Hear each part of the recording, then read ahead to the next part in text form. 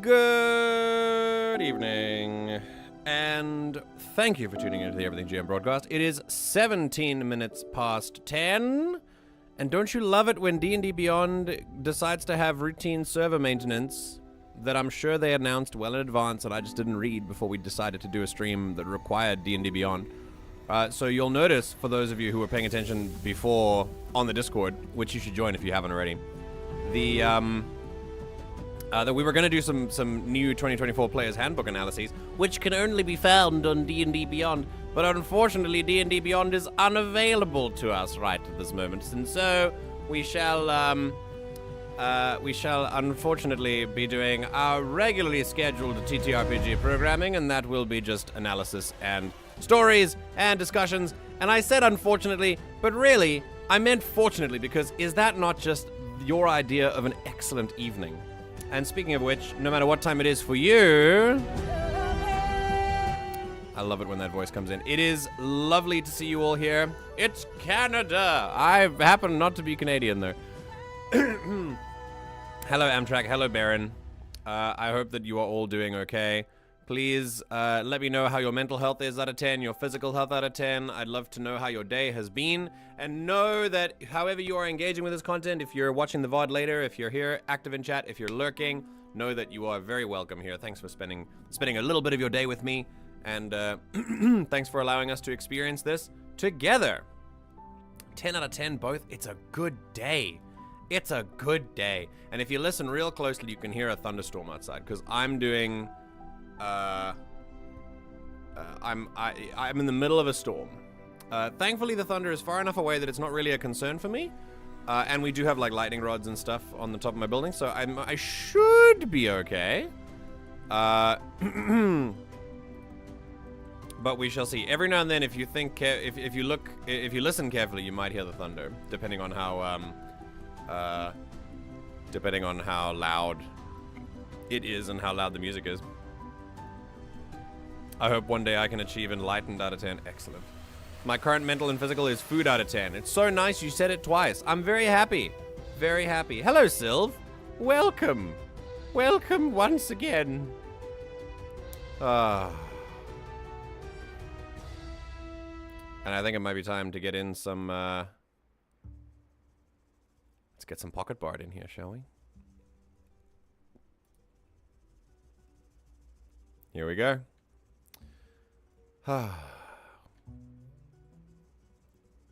For all those who are feeling... Oh, 3 times. Oh, damn. Wow, a real treat, Amtrak.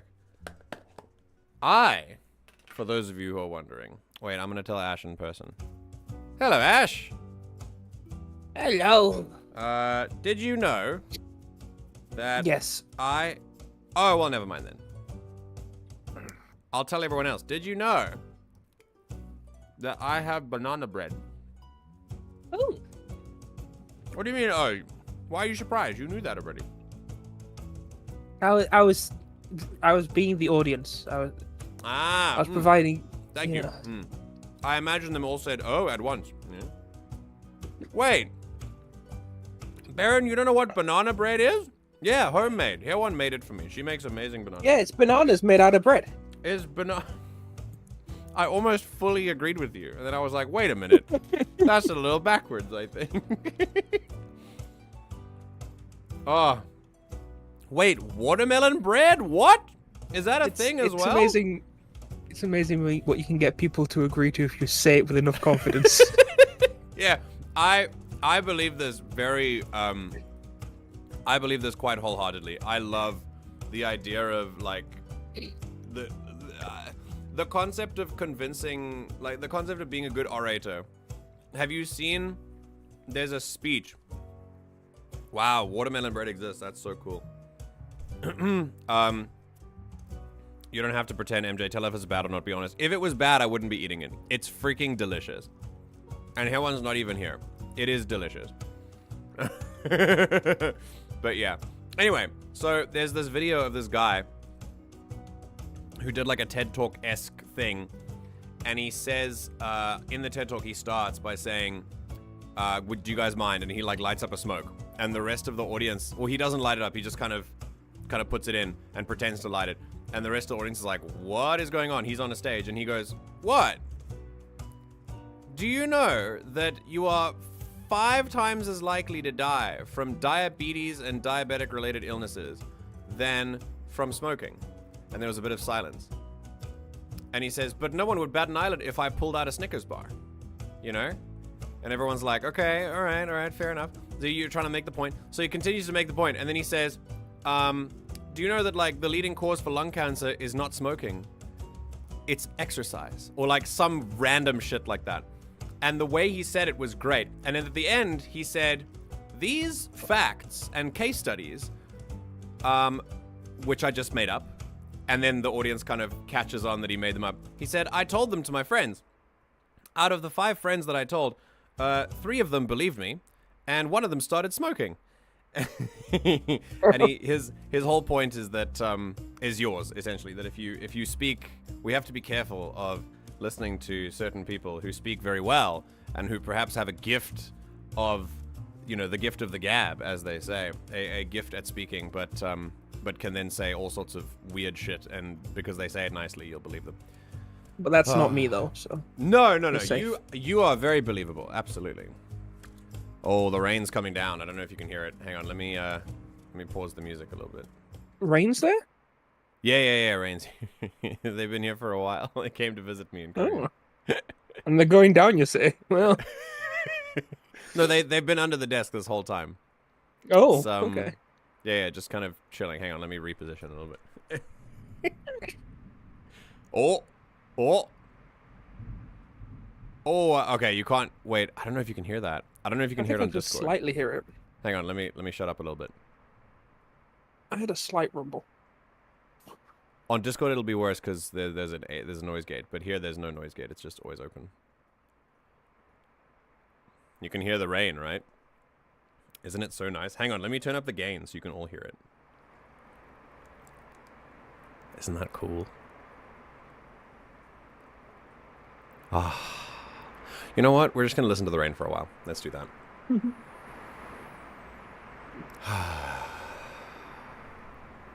No when, no want, no worry. You know, like all those meditative things do? I'm bad asleep. Oh my god. Oh, it's coming down really hard now.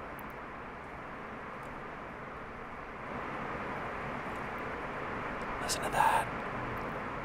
We're gonna wait for the next thunder and then we'll continue.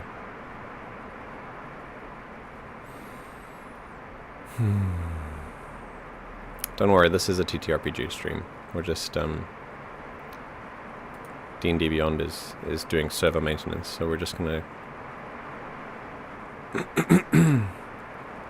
I sleep listening to such sounds? No, you don't, Baron. Did you know that the concentration, like, you know those videos that use rain to help you concentrate and sleep better? And they record the sounds of rain?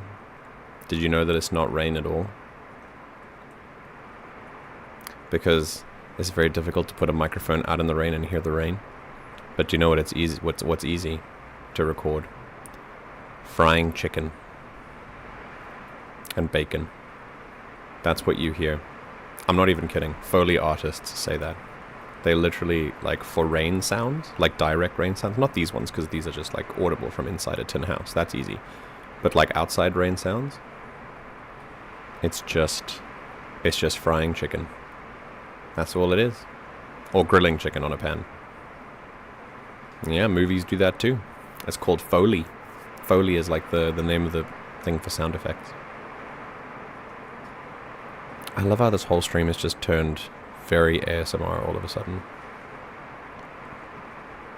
That's fine.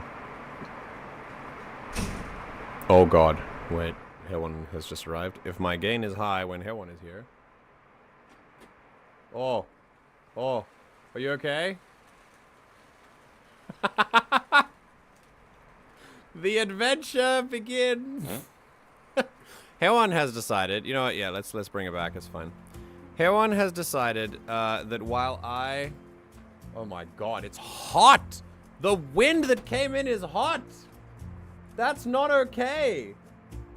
Oh, God. Anyway, so she comes in with this umbrella and chips and a beer. I assume it's a beer. Do you have a beer? Oh, there's no... Oh, it's a highball. It's Jack and whiskey, I think. Jack and ginger ale. Yeah, that sounds delicious, actually. And she is going to play Red Dead Redemption 2 on my Steam while I talk about tabletop. And to be honest, I feel like she's going to have a more entertaining time than me, but that'll be fine. So if you want to watch her stream, feel free. Chips and beer, the most Korean thing ever. Dude, you don't know how right you are, honestly. It's so true. Koreans do not drink without food. That's how it works.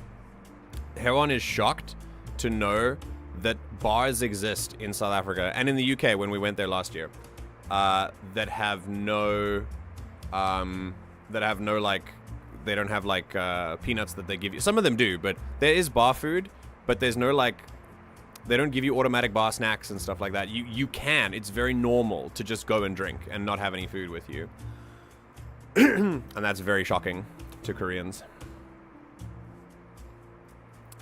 Well, that was cool. All right, let's do some D&D stuff. Well, some other stuff, considering D&D is still down for maintenance, I believe.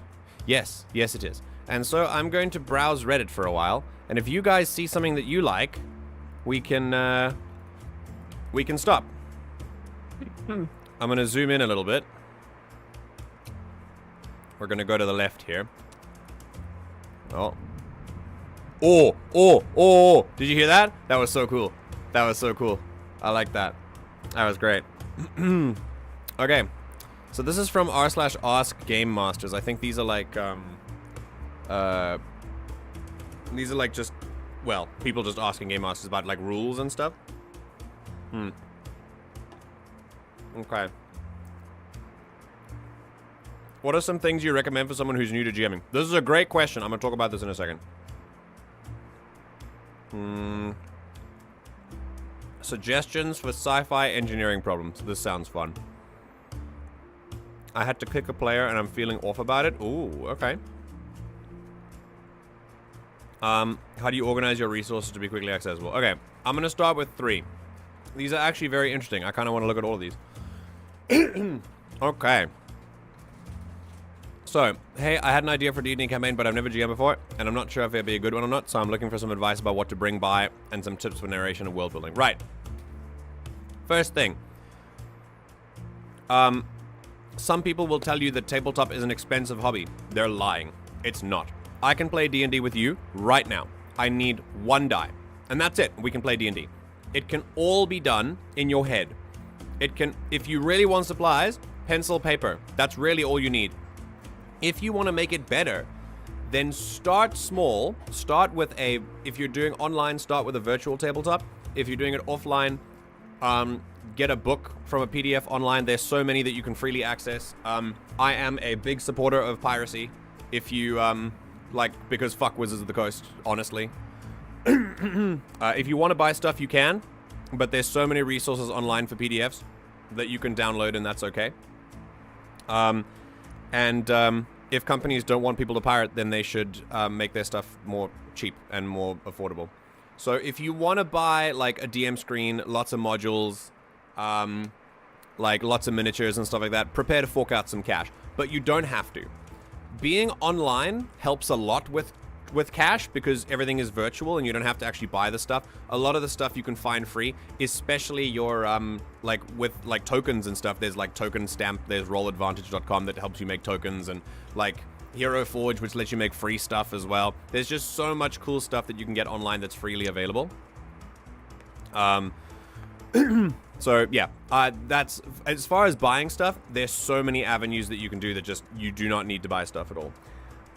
If you want to, though, that takes a little bit more time. So what I suggest you do, what I recommend you do with this, is you take,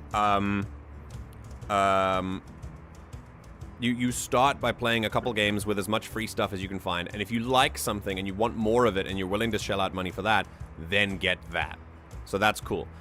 But in the absence of money, you can use other things, like just around your house, and just use your imagination. Remember, it's an imaginative game. It's a game that relies on your imagination. So using that, you can do the entire thing in what we call the theater of the mind, which is just in your head and in everyone else's head. It takes a lot of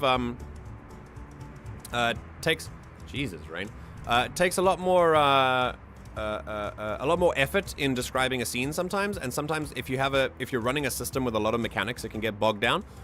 But theater of the mind can be amazing. Having said that, use a free virtual tabletop like Roll20, and or if you want to buy maybe one thing once, I think it's $50, get Foundry. Foundry is a game changer. And then use that on a tablet if you've got one. If you don't, then don't worry about any of this. But if you have a tablet, you can get Roll20 on the tablet and just have the tablet in the middle of the center of the table. Or you can put it on a TV and move your TV close to the table, so then you can just have a map open for your players whenever you want. There are things you can do that you don't have to spend money to play this, to engage in this hobby. So yeah, that's for the buying stuff. What to bring? As a GM, I would say, I'm going to be a little bit more cheesy, and bring a willingness to cooperate and to facilitate collaboration with others. That's my biggest piece of advice for any GM who wants to start GMing. Bring, the kind of attitude that you need to bring is the attitude of a teacher, someone who wants to kind of educate people and scaffold them so that they can work together a lot better.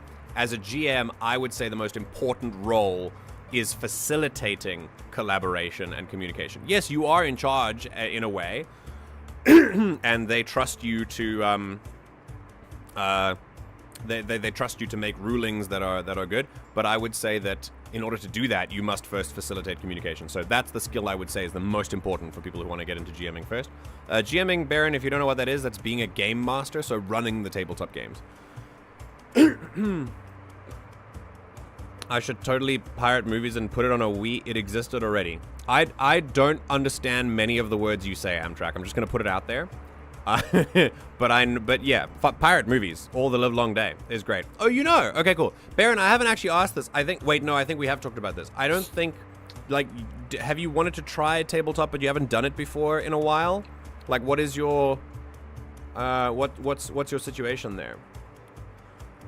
Also, Sylv is 100% correct. We used to use dice as character markers on battle maps for in-person D&D. Like, you literally can use anything. A lot of people do these amazing things. Instead of buying maps, they draw their own maps using grains of rice. Have you seen this method online, Ash? Have you seen, like, videos with this before? No. So you can... Jesus. So you can literally... Oh, hi, Alberg. Very good. I know a website that has pirated movies for some odd reason. Dude, there are lots. You can post them here. It's fine. I don't care. Oh, you played a lot of RPGs. Okay, cool. So this rice thing that people have is this incredible way, and it's free. All you need is just some paper. And, oh, you don't have your earbuds today? Feels bad. Am I coming through on a speaker now? Sure. Anyway, locking in. You get this piece of paper, like maybe A3, A2 size, so quite a big sheet. And then you take rice, just a bag of rice. And you just dump some on the paper until it's kind of made a cool shape. Then you spread the rice around a little bit, make sure it looks kind of messy, and then take a pencil and draw around the rice. Take the rice away, and you have a map. That's it. It's super cool. You can make some of the most amazing things with it. And what's cool about that is it's just a start, and then you can use geography and science to kind of, these are where the mountains must go, etc., etc. It is so cool. Alrighty. I learned a lot from watching your streams, though. That is the purpose. I'm very happy that you have learned a lot here. Unless you go past 1 a.m., this will be my only appearance. I apologize, Alferg. I will not be going past 1 a.m. today. Yes, Ash? We're supposed to be learning things here? I mean, you've learned everything there is to learn. So I don't think that it's okay if you're not learning anything, because you've learned everything, right? Yeah. Yeah, so it's okay. Yeah, we're good. Okay. In order to play Red Dead Redemption, Hewan requires a Rockstar account, and she needs mine.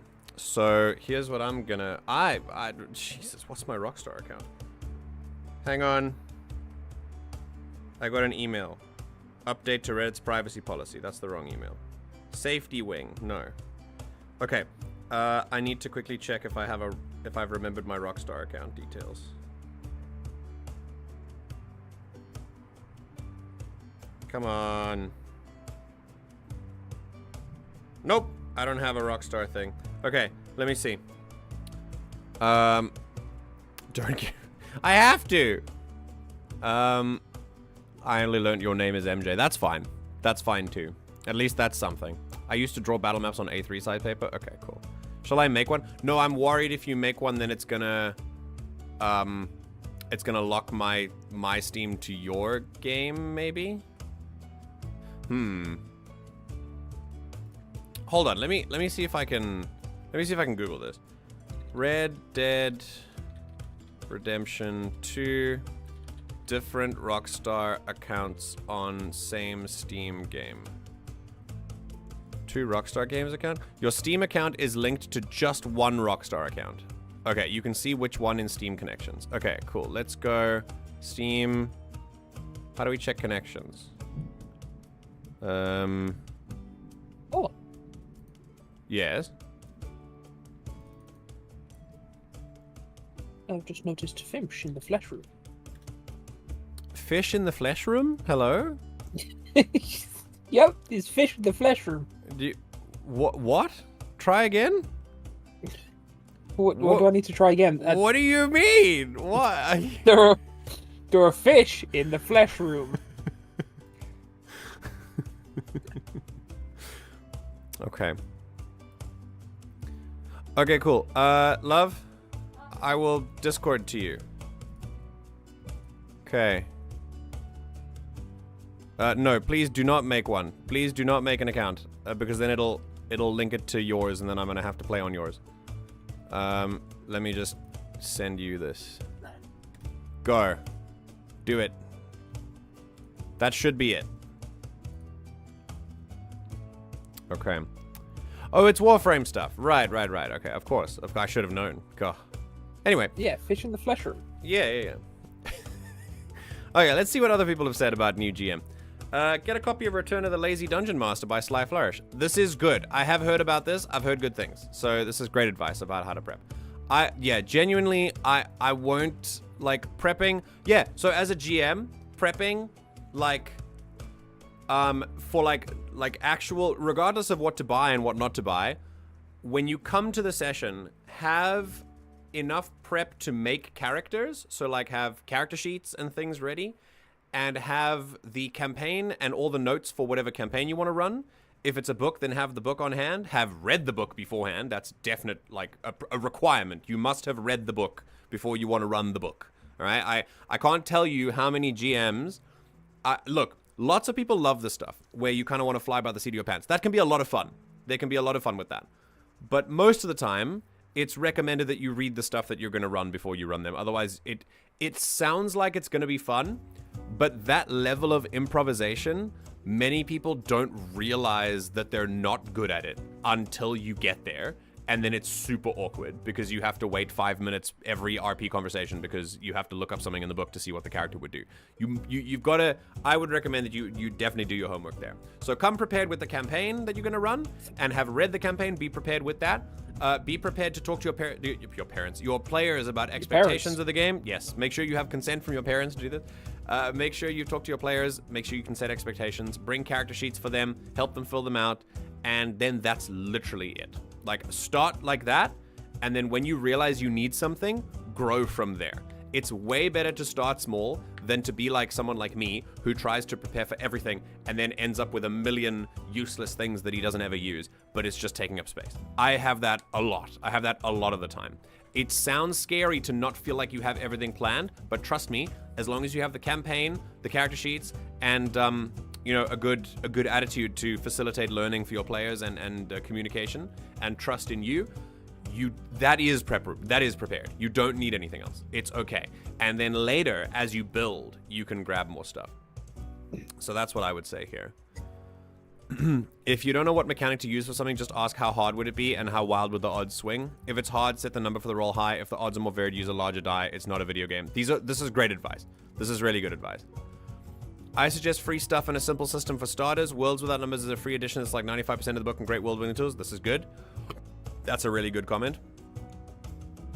Run something short and easy first. Also good. I recommend, if you're going to do D&D, then Lost Mines of Phandelver is a great starter. Like, there's a D&D starter kit that sets you up for Lost Mines of Phandelver. It's a level 1 to 5 adventure. It's very good. And that's it. Email not found or password invalid. Very, very weird. Okay, let me try and log into my Rockstar again. Okay, darling, I will log into Rockstar, and then I will give you the details when I log in. All right, let's see. Read the fucking book. Yeah, absolutely. Short but good. Messy. If you're doing D&D, they also sell starter kits with a 3-chapter module. Yeah, that's true. That's true as well. Okay, I'm gonna sign in here. Okay, cool. The email and password combination entered do not match any account. That's very weird. I'm gonna click forgot my password, and we're gonna set a new password. So, yeah, reset that password, baby. Okay, let's have a look. Go check my inbox. Why do I have to log in again? This is very irritating. Just auto log in, Gmail. I've also been flash banged. Okay, Rockstar Games. Reset the password. Copy the link and put it here. New password. I'm gonna make it the same password that I did before. Let's go there. Okay, it's that now.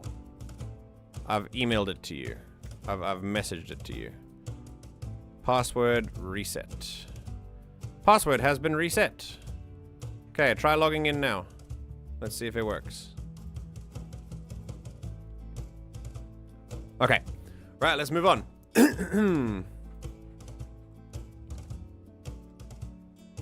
Verification code. Let's not move on. Does it set it to my email? Yeah. Okay. Here we go. 542293. None of you steal my Rockstar stuff, all right? Too late. Did it work? Okay. Everyone else, enjoy Red Dead Redemption. All right, let's move on. Can I move on? No. Am I safe? Okay, it's been a few seconds. We can move on. Sick. Alrighty. Suggestions for sci-fi engineering problems. I have, now as a Star Wars running game master, you're welcome, Baron. Enjoy my games. You can do something super cool. There is an entire PDF that I have for my Star Wars game, which gives you tech jargon. It's very, very funny. And yeah, I think this is really all I wanted to say about this. Off the dome, I can't really think of anything, but I guess what we would do is just take the tech jargon from that PDF and combine them and just say, like, the hydro fluid is feeding into the hyperfuel chamber and causing a chain reaction in the laser engine field, and then that's it. It sounds great. For Star Wars is I love sci-fi science. It depends on the universe that you're in. That I mean, me too, but it depends on the universe that you're in, like what terms that you use. So like, for example, Star Wars, I know the universe really well, so I can kind of make up tech jargon off the spot. Like, I can logically assume that if the ship is doing a certain thing, if it has a certain bit of damage, I can tell, the escape pod is slightly ajar, or the hyperdrive is leaking and is going to run out of fuel, and you got to get out of hyperspace before you crash, or Yeah, I don't know. So there's a floor panel loose and it's making a rattling noise, or there are lots of different things that you can have there. If you're talking about like specifically engineering campaigns, yeah, there are so many PDFs that can help you here. I have a PDF that also gives me an example of random ship problems, like random ship damage. So like the antenna bends and then you get that, or a gasket blows and floods a compartment with smoke, or things like that. So yeah, there's a lot of cool stuff that you can do there. The Star Trek RPG, hello Raz, comes with a dedicated 2D20, or was it even 3D20, Technobabble table. That's so sick.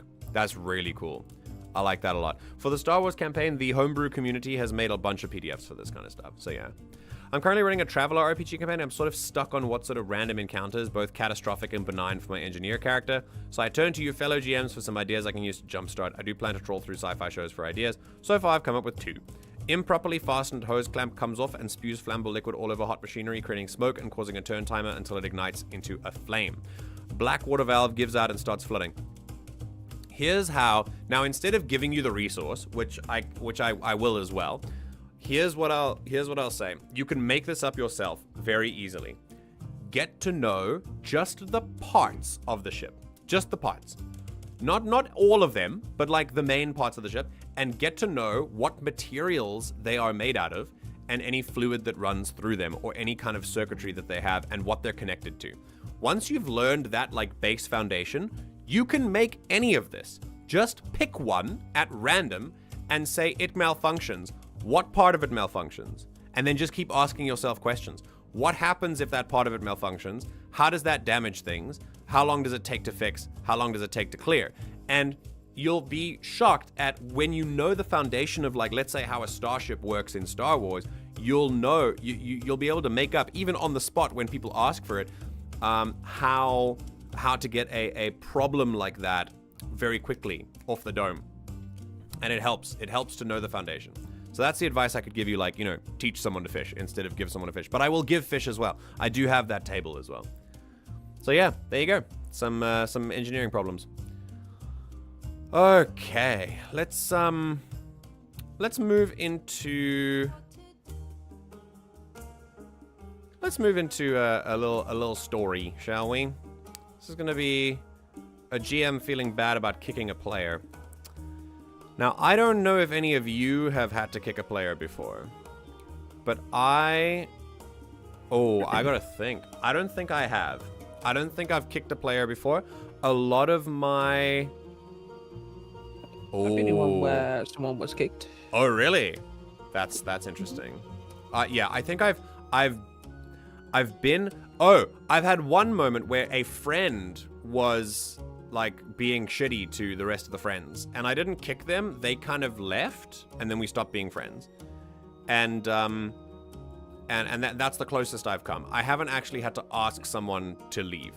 I've been kicked before. That was very hurtful. I was very hurt by that. I will talk about that in a second. I'm not like attached to it now, like I've let it go, but it was a very sad day. I was a little bit upset. I understand why it happened, and I don't hold anything against the GM, but I'll explain it in a second. Ash, you first. Goodbye, Alferg. What happened to you and your friend? Like, who got kicked and why? Well, not who. You don't have to name it. Well, it was a game... No, it was a game that Rob was running. Oh! And I think we've told you this before. I might have. You might have. The character basically went through, like... the person went through, like 3 different characters in as many sessions. Oh, no. Okay. And also, just... didn't show up to a bunch, because, like...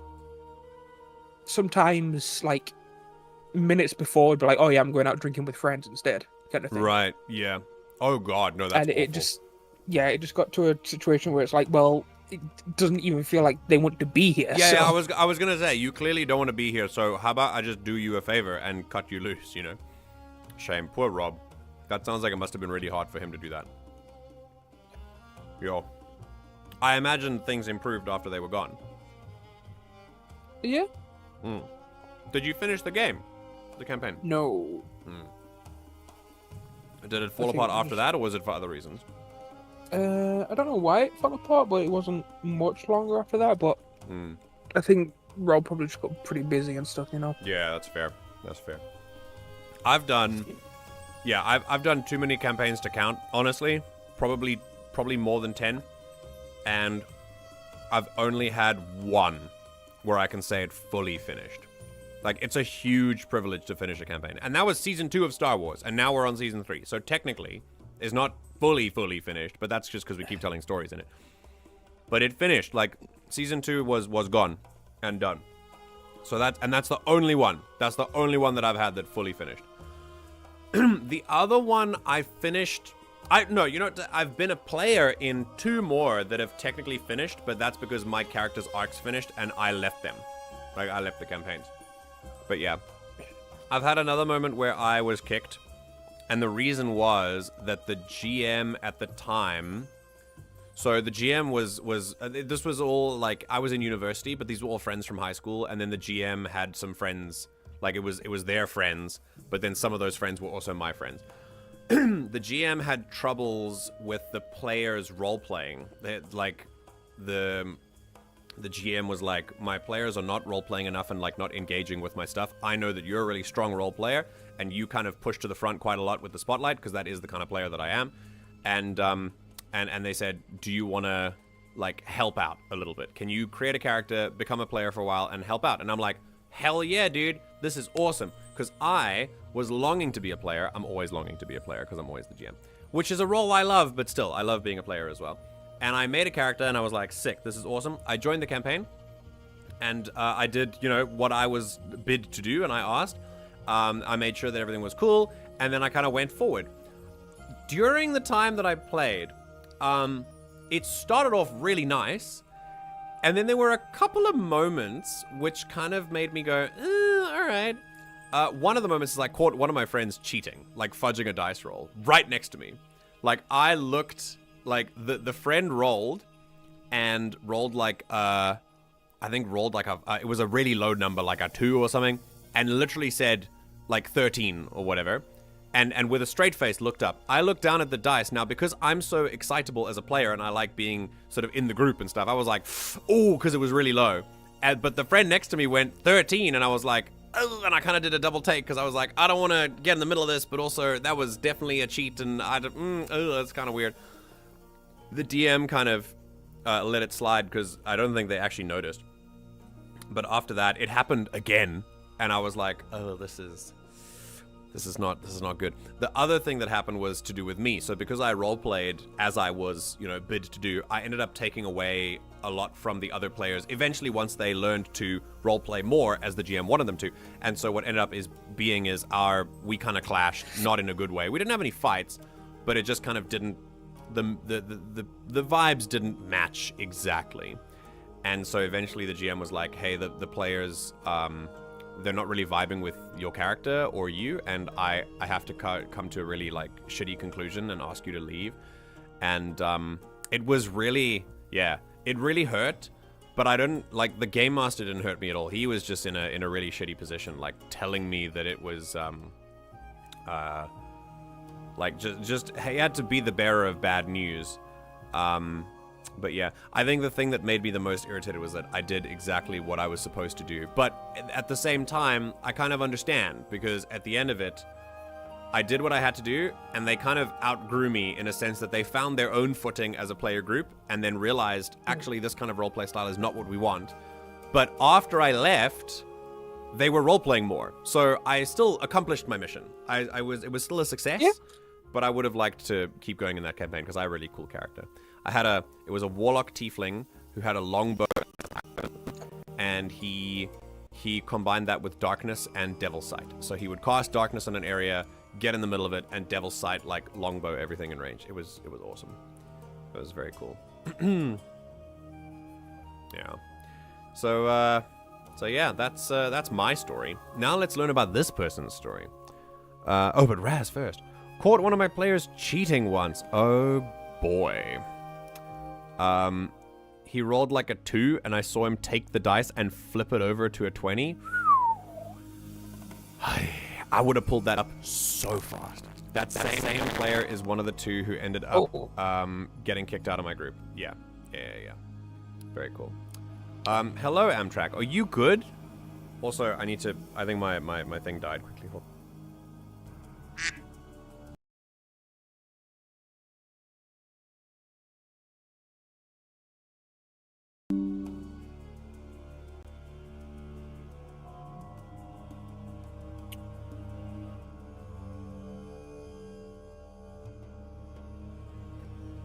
All right. Yeah, I would have pulled that up immediately, like literally immediately. So when your mic is rattling, it shouldn't be now. It should be okay. Are we good now? I think I'm okay now. Same person who Raz is talking about ran my first ever D&D game. Oh god, dude, yeah. People who cheat. I'm gonna put my hand up. I'm gonna put my hand up and say I used to do it. I used to fudge my dice rolls. Not all the time, but I did it a couple of times when I first started. Yeah, I think we all have. I'm not gonna try and like project. So if you yeah, go on. Not like egregiously like, oh, if I roll like a 2, like, oh, it's an 18, you know, it's like, if that was just like 1 or 2 numbers higher, you know. Listen, at that point you might as well. So what used to happen is I used to do it in small increments, and then I was like, hang on, I'm cheating. I might as well go the whole way, and it wasn't. Yeah. Now I'm not going to project onto everyone. That's how you turn to the dark side, MJ. I Macbethed myself. Yeah. As long as I'm not going to project like my own self onto you guys and say that everyone else has probably cheated once in their life, but because I don't know you, but I feel like many people have, and like in the moment, especially like high tension areas, and I've cheated before, especially in the beginning of my career, and as I grew as a player and as a GM, especially as a GM, I realized after I saw that maybe some of my players might be fudging their rolls. I saw that and I was like, I don't like that. That's not good. And then I realized, hang on, I was that person, or I may be that person. And I started growing out of that, and I was like, yeah, I don't do it now. So now I have kind of reframed my relationship with the dice. My relationship with the dice now is like way more open. I'm way more cool with just letting the dice fall where they may. And I'm also very open about I'm not going to let the dice roll if I want the story to move a certain direction and everyone is happy with that. So if things are moving in a certain direction and I don't think a dice roll would be good here, then I just forego it. I don't pretend to roll very high. I just say you don't need to roll here because this is awesome and I want it to succeed. And that's fine. I mean, yeah, roll a call, right? Yeah, absolutely. So and sometimes the dice are wrong, you know? So that's fine. But when it comes to like when I was before, the reason that I did it at the time was that I had a pretty bad relationship with the dice, which stemmed from a pretty bad relationship with the concept of failure. And I think that's what most cheaters, I'm pretty comfortable in saying that I think most people who cheat at role-playing games have a problem with the idea of failure because they see it as like a personal thing.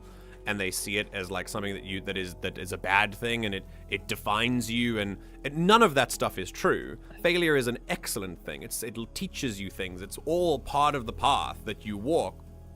It is inextricable from daily life, and I would argue is actually essential. You must fail in order to learn how to succeed in the future and to teach others how not to fail in the same ways that you did.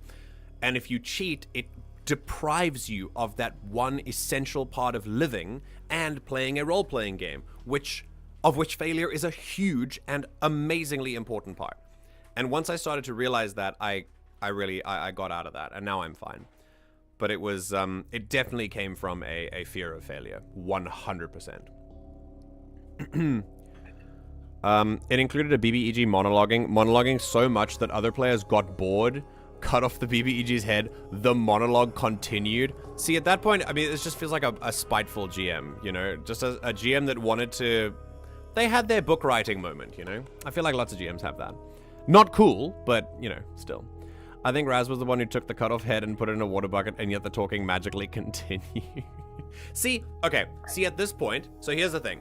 If players, I'm gonna stop you guys. I know that this was like your first ever D&D game, but this is how I advise these situations. Do not be afraid. When you're uncomfortable and you think it's weird, take it above the table and go, hi, this is weird. Like, I don't know what we're doing here. It's okay. It's not metagaming. It's okay.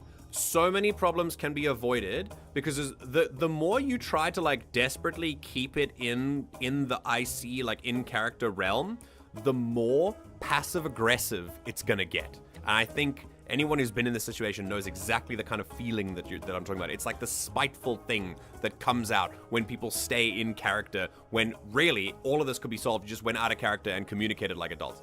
I'm not saying you were wrong. Definitely the GM was wrong for like doing this thing. But I think in the future, and advice for people who are in this situation that I think is good, is, because it's advice I use for myself, that if something comes up, don't let your irritation with something be the thing that happens in game. If you're irritated and you can't separate that, take it away, go above table and go, I'm irritated, and then you can talk about it.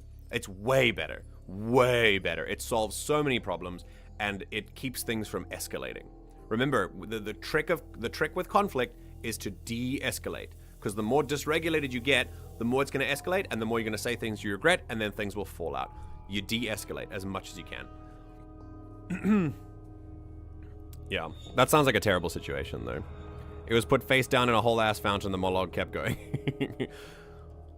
I used to roll dice, check the number, and then turn the dice to what the total would be with bonuses and stuff. Oh no! I was kindly told to not do that, and so I stopped touching my dice after rolling. Yeah, one of the things you can do is just kind of put both hands up and just read it immediately. So what I did, trying to get myself out of that cheating mindset in the beginning, was just literally, as soon as the dice come up on a number, just say the number without thinking.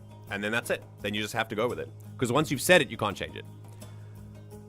In WoW RP, I used to play a dancer and monk. If we had stats, she would have had stupid high dex, yet always on rolls for balancing, I'd fall. It was just a curse, but funny. You have told me about this. That sounds very funny. I see another Florida Man reincarnation video. Cool. Enjoy that. That same adventure had an NPC monologue so long one of the players said their characters is setting up their bedroll and taking a nap. That's excellent. That's so funny. So my most used sentence during events was usually gracefully and elegant, but, and then I'd come up with a have my character. Yeah, very cool. Very cool. AI GMs to the rescue. No, never, ever, never. Get me instead. I'll happily work. Yeah. Okay. Oh, you weren't doing it as a cheaty thing? Oh, I thought you were cheating. Okay, cool. You were doing it like because of math? Okay, that's fair. That's fair. All right, let's do this, shall we? I guess I have to read this story at some point. So I had to kick a player and I'm feeling off about it. I've been running D&D and Pathfinder games for a couple of years now. I have an in-person group I run that is great. The guys get me their schedules and character stuff on time. They read the adventure primers and the short blogs that I make after each session. Oh, incredible! I wish. And one of them even writes the story blog based on his diligent notes. We have one of those. They make running an in-person campaign as a father not just possible, but almost easy. I am blessed to have a player group that is invested, and has grown so invested that I also find that it's a lot easier. Especially like in our third year of the campaign, we're in that rhythm, but I was so proud of this last session specifically, that we're so comfortable with our own expectations, like shifting as long as they shift together in the right direction, that... No more than 6. People are so... Like, I would like to nominate Oliver for 1 extra character point for that. I already took that into account. The players are so cool with, they're so open about like suggesting something to change the rules and being like, hey, can we do this? Can I do that? Can we change it to this? And then they're cool with me doing it as well, which is really nice. You would think that after 3 years, you would receive more like backlash about trying to change things because like, oh, we've done it for 3 years, but no one has ever said that. And it's awesome. I love that. I think it's such a huge privilege that I feel open in like letting things be fluid. Yeah, so it's really cool. Anyway, alternatively, I've been running VTT games for a group of friends who were my friends before I started running games. These campaigns always ended up fizzling out because I couldn't get most of the players to use my scheduling sheet, or they send me updated sheets at the last minute. I like to make sure that they import into Foundry correctly and check over the digital sheet before we play, which ended up eating into game time for the people who were responsible and sent me stuff in a timely manner. Yeah, scheduling and like running after people, this is why, as a rule of thumb, I do this. Context matters. If you don't like running after people, you don't have to. But I ask that you maybe reframe it. Don't think of it as running after people. You meet people where they are. If you want a player to join your table and you know they're not good at that, you've got to ensure that there's some compromise. You've got to go to them and they can come to you. And there's got to be a little bit of both. And I think that way you can really help. Some players will come to you with lots of backstory ideas and stuff and you don't have to do any work. But a lot of them take a little bit more effort just because that's not a skill that they have at this point, and maybe they're working on it. But the point is that as a GM, you are there to facilitate skill growth as well. And so part of that means just kind of helping them a little bit. And that's okay. If you don't want to do that, that's fine. But then maybe considering picking a different player. I ended up deciding I wasn't going to run games for these folks anymore, which felt shitty for the 2 good players I had that respected my time and effort. Sometimes I get this feeling, and a lot of it can feel a little bit hurtful for this. Not all of it is a place of disrespect. Understanding intent versus impact is important. So even if someone doesn't intend to be mean, if the impact is that they're mean, that's still something that Chase should be held accountable for. But often I think a lot of empathy falls by the wayside here, especially with people who take some time bringing character sheets or bringing ideas and things like that. And that is mostly just because some people are not good at that stuff, and it's okay to help them be better at it. As long as there is some effort on their side as well to try and improve, then that's fine. That's totally okay. Well, one of my VTT players, Jay, has been having a rough go of it lately and asked if there were any one-shots coming up, etc. I was not planning on it because I've tried bringing new folks in and they almost universally create the same problems with the communication and respecting other people's time and effort. But since he seemed to be hard up and I've got a homebrew world I've been working on, I decided to try something new. A 2-member party focused around dueling versus multiple enemy combats, starting at level 2 with a class dedication, Pathfinder 2E for versatility. This is so cool. It's a really cool idea. I really like this. I invited C, as he had been less irritating as a player than some other, and he's one of my oldest friends. Okay, we've got J and we've got C. I really hoped a small group would make scheduling easier and less overwhelming for him. Yeah, not a bad idea. Small groups are great. I mean, there's a whole thing called D&D duets that exists, and that's just GM and it's just GM and player. I did that with Ollie once, and then me and Ollie did that for one time, and then we stayed in the same world, and I did something for Ollie and Rob, and then later I brought Ash in, and we were like a little trio. That was a lot of fun. It was great. I talk about that campaign all the time.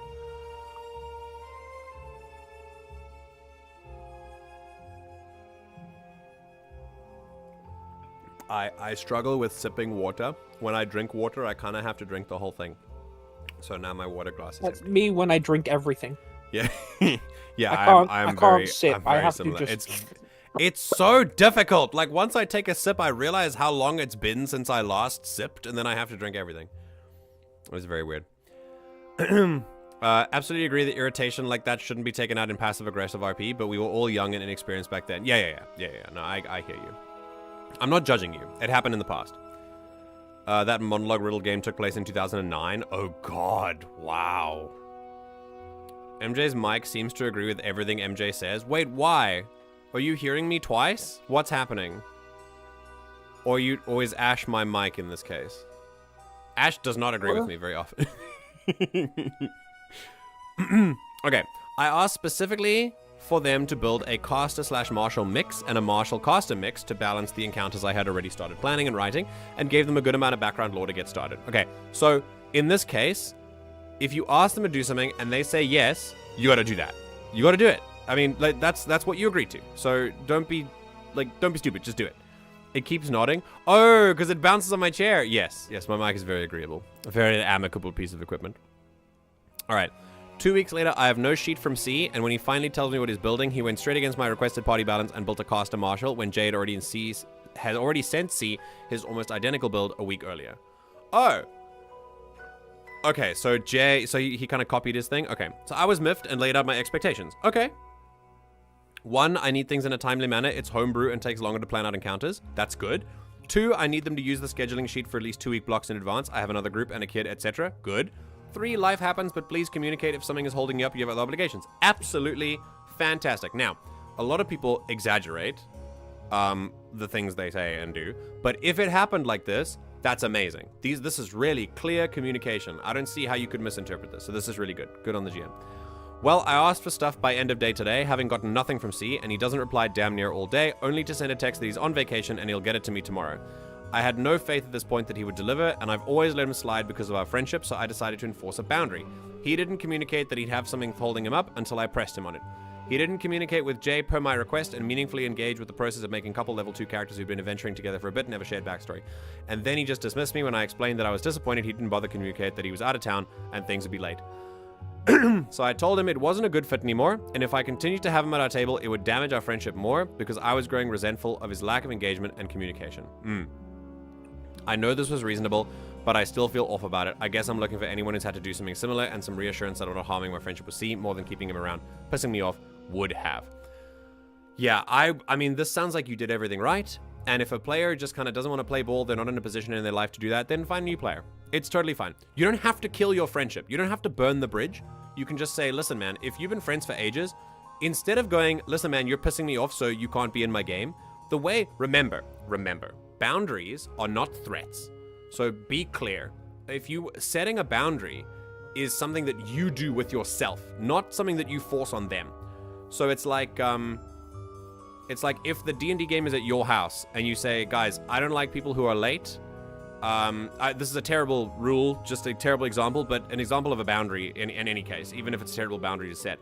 You say, I don't like people who are late, so if you're late, the door's locked, so you can't come in. That's a boundary, because it's something that it's a physical boundary, but it's also something you can do. So it's something you do that protects whatever you want to do. Now, of course, you should definitely be more empathetic about people who are late, but still, when it comes to something like this, I think this is a very reasonable thing to do. The way that I would go about it is, if it was an old friend, I would say, listen, man, I am working really hard for this, and I just want you to know that I feel like I wouldn't make the friend feel like the thing that's like pissing me off. It'd be more like, I can see that you're not in a position to commit as much as you want to, and I require a higher commitment than I think you're ready to give right now.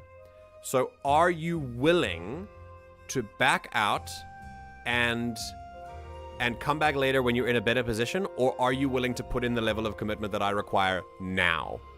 And then see what they say. And if they say, yeah, I'm just really in a bad space, then come back later. Address the topic later. And you don't have to have burned a bridge with your friend. But there are ways you can communicate about it. Other than that, that's a pretty good one. But there are other ways you can use that keep you from burning that bridge. So, yeah. Very cool. These are long comments. But yes, this person is completely correct. Friends don't always make up a good table. Just because someone is your friend, I have learned this lesson multiple times. I had to learn it multiple times. Just because someone is your friend does not mean they're a good fit for your table. Sometimes you can be very good friends with someone and you just don't gel in tabletop, and that's okay. Many friends are friends for different reasons. Some people are friends because they share an interest of a certain video game, or like they have a different, like they share interest with another hobby that isn't tabletop. But when it comes to tabletop, they're just terrible together. That's okay. Friends don't have to be good at everything together. There are many friends that are there for different reasons. I would be toast if being late was the reason to boot me. Public transit has not been kind to me several times in a bloody row now. Yeah, I have no issue with late coming, as long as you know that we'll start without you. That's fine. So I think it happens like I like to wait for people. I'm fine with that, but I also like to I like to give what's the word? I like to give credit to those who could show up on time for that moment. And then if you're late, just know that we'll just start without you and kind of fill you in when you get there. And if you really have a problem and you'd like to start when you're there, and you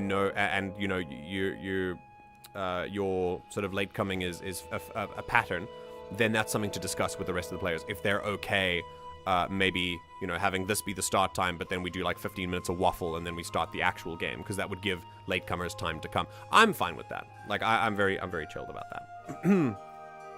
And I think that people who are very strict about that, I know people who are very strict about it, and it's a little frustrating sometimes. Because it does feel like a little bit of projection, because they may be hard on themselves for being like against being late. And so when other people are late, they kind of give them the same criticism that they would give themselves if they were late. And so that I think it comes from like an internal place. I do always send a message that I'm going to be late yet again due to buses not following the schedule at all. Yeah, that's fair. That's fair. And I wouldn't hold it against you at all. Usually I don't have a problem filling a table from the local RPG community, especially with Pathfinder 2. Have you tried asking Jay if they know anyone? Yeah, you could just reach out, honestly. You can find some really cool stuff. Yeah. Okay. Cool. Let's see what else we've got. So, let's do some RPG horror stories. I destroyed a plot arc by accident. Ooh, this sounds fun. Homophobic player quits. Oh, great. D&D Beyond is back, by the way. Cool. All right, we're going to read one more and then we'll go back to D&D Beyond. Sick. Okay. Thank you for that. I wouldn't have checked. All right, I destroyed a plot arc. Checking in the background. Ah, you're a great co-host. Thank you. Let me see. We're back. Okay, cool. Awesome. Awesome.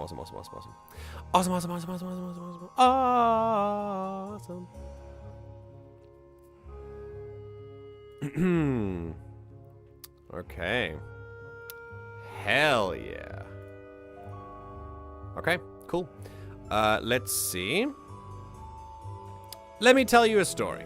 A story where I have no excuse. I accidentally derailed a plot arc in the recent campaign I was in, solely through my stubbornness and stupidity. So before it begins, I'd like you to know that, accident or not, the villain is me. Sorry. Okay, well, fair enough. Anyway, the background for this story is this. Me and my friends are currently running a JJK-themed campaign. This is Jujutsu Kaisen, the anime. All our characters are aspiring students at this academy. All of us have what's known as a cursed technique. Not too sure what it's supposed to be in the manga/anime, but what's important is that when the campaign began, we were introduced to a teacher character whose whole ability was that he could summon increasingly strong dragons to defend himself. He's basically supposed to be a mentor figure. He's even explicitly supposed to be the strongest sorcerer, which is a Jujutsu Kaisen magic user, in the country, and is there to advance the plot. Don't worry, he's not a DMPC. Okay, cool. So far, this is fine. So far, I mean, good background, and I think, by the way, yeah, curse technique is like, as far as I know, I think Jujutsu Kaisen is about, and I know this only from voice acting auditions I've done, learning the lines and kind of piecing to the context. I think Jujutsu Kaisen is based on, like, learning how to defend yourself against curses. And then, like, sometimes people use curses to defeat curses, and it gets, like, a little bit mixed up like that. Yeah. So very interesting. Okay, let's meet the cast. Monk. Me, I'm more or less the reason this story happened. Cleric, the healer. He's got a ridiculous amount of cursed energy. How everyone uses their technique, you're allowed to have more than 20 of it. Fighter, a guy whose ability is to randomly select an ability that he's seen in action and use it for himself. That's pretty cool. Teacher, mentor character with immense power. And druid, a lady whose whole shtick is that she can turn objects into living things, like plants and animals. Cool. And DM. Daniel, if you're reading this, I'm sorry. Aww. This sounds very cute. Okay, so the story begins where the session did, with all of our characters waking up to begin their mission, which was to fight some low-level cursed spirits, basically the manifestation of bad memories of an area, and we do so. Meeting them in a warehouse, a number of people roll poorly, including me. I almost kill myself with my own attacks on multiple occasions. The dice bot was dulling out an abnormally high amount of nat ones. After killing them, though, we found ourselves surrounded by two powerful sorcerers. One can hit you harder at the cost of taking on some of the damage for himself, and the other just being a very good archer. Me and Cleric are intimidated by them, and I attempt to run away, though fail spectacularly. However, the sorcerer whose technique was punching people damaged himself too much, and he decided to retreat. You all tell me... yeah, I mean, listen, the dice sometimes are not good. Sounds like our game on Sunday. Like 3 days ago, 2 days ago. 2 days ago, our session, we have a wild die as part of our system. If the wild die comes up as a 1, it's like a complication, and it's not an auto fail, but it makes it doesn't feel good, and it makes the die roll lower. And a 6 explodes, and then you roll again, and you can get some crazy high rolls with a wild die 6. Last session, everyone got at least 5 1s each in their rolls, and it was a combat session as well, so there was lots of opportunity. And I think every third roll on average must have been a wild die 6, and then I rolled it again. Like, it was insane. It was insane. Definitely, dice were in my favor. They still won, but, you know, it's fine. That's just because they're broken. So, it was at this moment that I realized that these sorcerers are actually pretty squishy, and I thought they were way more dangerous than they actually were. I play my characters to be pretty stubborn when he's wrong, so I decide to give chase along with Cleric and Fighter. Fighter uses his curse technique to mimic a dead PC's ability to swarm the retreating mooks with bugs, cool, but we get deterred with a smoke bomb, and we lose them for a minute. However, with the help of Cleric, I roll a very high perception check and see them duck into a random sewer. When we arrive, we find a massive wall of cursed energy has been erected by the archer. Erected. He never used cursed energy. Clever of the DM. However, Cleric has a ton of cursed energy. As mentioned, you're allowed to have more than 20 cursed energy at a time, so after expending 19 cursed energy, the wall is destroyed. Okay, I don't understand any of this, but cool. Plot moving forward. Druid joins the session and turns the manhole cover into a tortoise. Incredible. So that Cleric couldn't enter. My reasoning being that this was a personal gripe and I didn't want Cleric to get caught in the crossfire. Okay, fair enough. Druid was on board and had just joined and thus wouldn't be vulnerable in the oncoming combat, which would require quite a bit of cursed energy. Little did I know that apparently these mooks lived at the BBEG of this particular arc's base. DM, not knowing what to do, decides the mooks had covered their escape with several smoke bombs, the path diverged in 3 directions, and seeing as we were in a sewer, there was no way for the smoke to clear out, so obviously we'd need a way to find them. At first, I was just going to split up, but then I had a better idea. I had Druid turn some of my belongings into red hounds, incredible. Previously in the fight with the mooks, I'd managed to get one of them with my glaive, so blood was on it. I gave the bloodhounds the mook's scent, and they managed to find out where they were. That's incredible. That's so cool. If the BBEG does not want the big bad guy to be found in this moment, it is totally okay to go above ground and say, listen guys, I've been trying to get you away from this for a reason. I'm just letting you know above table, this is dangerous. Or if you want to keep it in character, try and give signs and point out things that are like, don't go in here, like turn back. And then if they still don't and you still want to preserve the plot, go up to them and say, listen dudes, I'm gonna take you behind the curtain for a second. The BBEG for this arc is behind here. Like, he's here in the sewers. So do you want to tackle this now, or do you want to go back later? And then work together. Work on a way that your characters would turn around. Maybe they feel an omen of bad news coming or whatever. Like, you don't have to treat it as some sacred, uncrossable line. That border between in character and out of character is only there for information being transferred between the two. But insofar as discussing how the story moves, don't be afraid to take it above table. It's really, really important, and it can save a lot of issues for you down the line. Or just have that lair be an outpost and quietly relocate the BBG's actual lair elsewhere. Yes, that works too. Of course, that works as well. I've had to actually do that before in the Star Wars game. I won't tell you where. This was the part really? where the yeah, you found something you weren't supposed to, so I moved it. Mm-hmm. This was the part where the DM, out of concern for the fact that my level 3 monk was about to try and fight someone that we were supposed to fight at level 10, tells me out of game that this is where he lives. Huh? Oh. I argue my monk wouldn't know this, so he'd end up walking to his demise. However, the cleric manages to move the tortoise that used to be a manhole covering and tells me that there's someone really dangerous down there. Okay, he could detect it using his high amount of cursed energy and a feature we all got at 3rd level. My monk listens and instead decides to call up Teacher to attack this incredibly dangerous demon fellow who lives in the sewers. Nothing stopped me from doing this so begrudgingly. The DM had him fight the BBEG of the Ark. The BBEG, mind you, who we were supposed to fight like 3 months from now. Ultimately, the BBEG of the Ark is killed, and the teacher is so horribly wounded that his max HP has been permanently decreased. This was after a city-destroying fight that almost killed the local population. The DM has told me that this kind of ruined the arc and had in mind. He's going to spend the next little bit making a backup plan. Next session is explicitly a downtime session because my stubbornness and stupidity has apparently destroyed an entire plot arc. All in all, it's kind of crazy how much had to go right for every step in that plan to work. If one of those checks would have failed, this entire thing wouldn't have happened. But yeah, that's my story. This poor player, I totally understand the feeling, but it's okay. This is what tabletop is. There are multiple things that didn't happen that I think should have happened to avoid this. Lots of things. Firstly, the DM should have, if the DM didn't want to relocate the BBEG to like preserve their plot, then they should have gone above table and told you, listen, this is the BBEG. I have plans with this. Please turn around.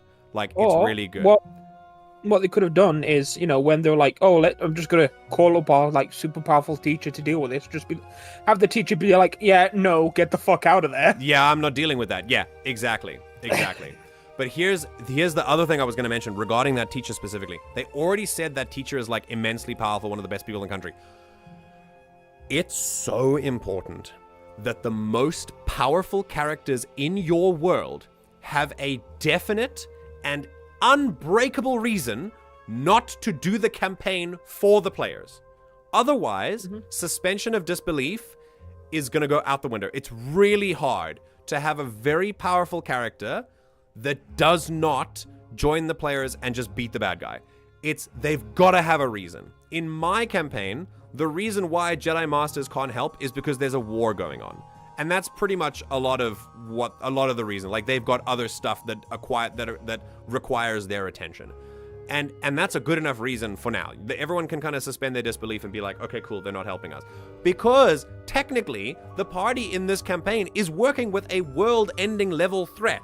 Like a galactic level threat that Jedi Masters would be around to try and stop. But I don't want them to, because obviously the party needs to do that thing. Like, that's their job. So there's a war on, which there is anyway, but it's really good that there's a war on, because that means the Jedi Masters are currently occupied fighting a war.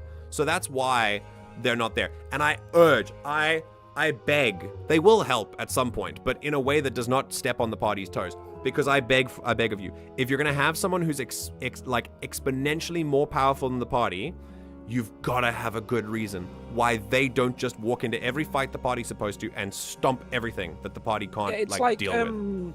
Because it can really ruin things.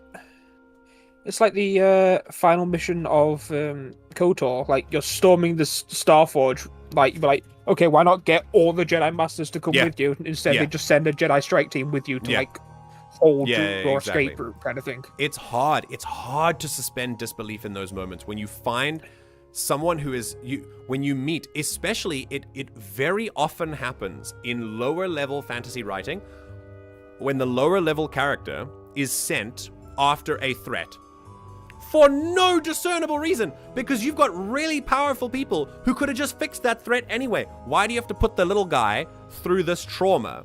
And then it's like, oh, but it's your test and blah, blah, blah, blah. It's like, no, you do it, right? If it's clearly something you didn't expect, then you go fucking fix it. It's really hard to suspend disbelief in that sense.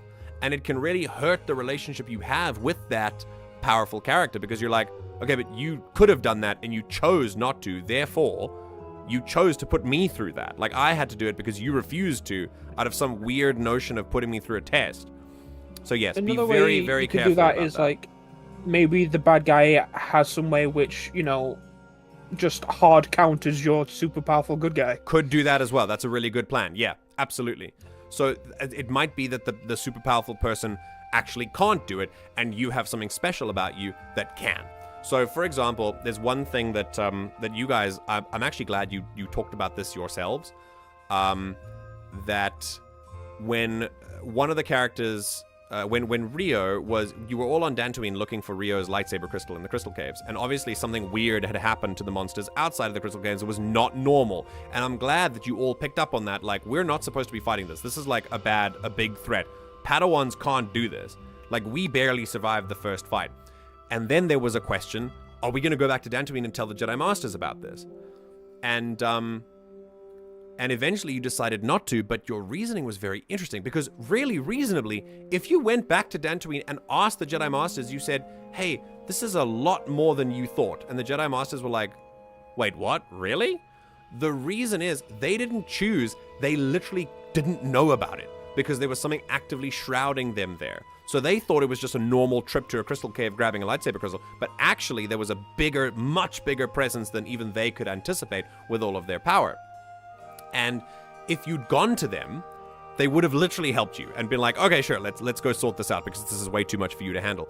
But something happened I thought was really interesting. Many of the party members were like, no, actually, if we go back, that may not be enough time and we could cause further issues.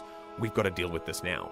And I really like that. I thought that was a really good exercise of keeping the plot moving forward. And then you found out later that the Jedi Masters didn't actually know about it. So it didn't feel like well, you just sent me to fight something for no reason when you could have just done it. So yeah, it was cool. So that's happened in our campaign as well.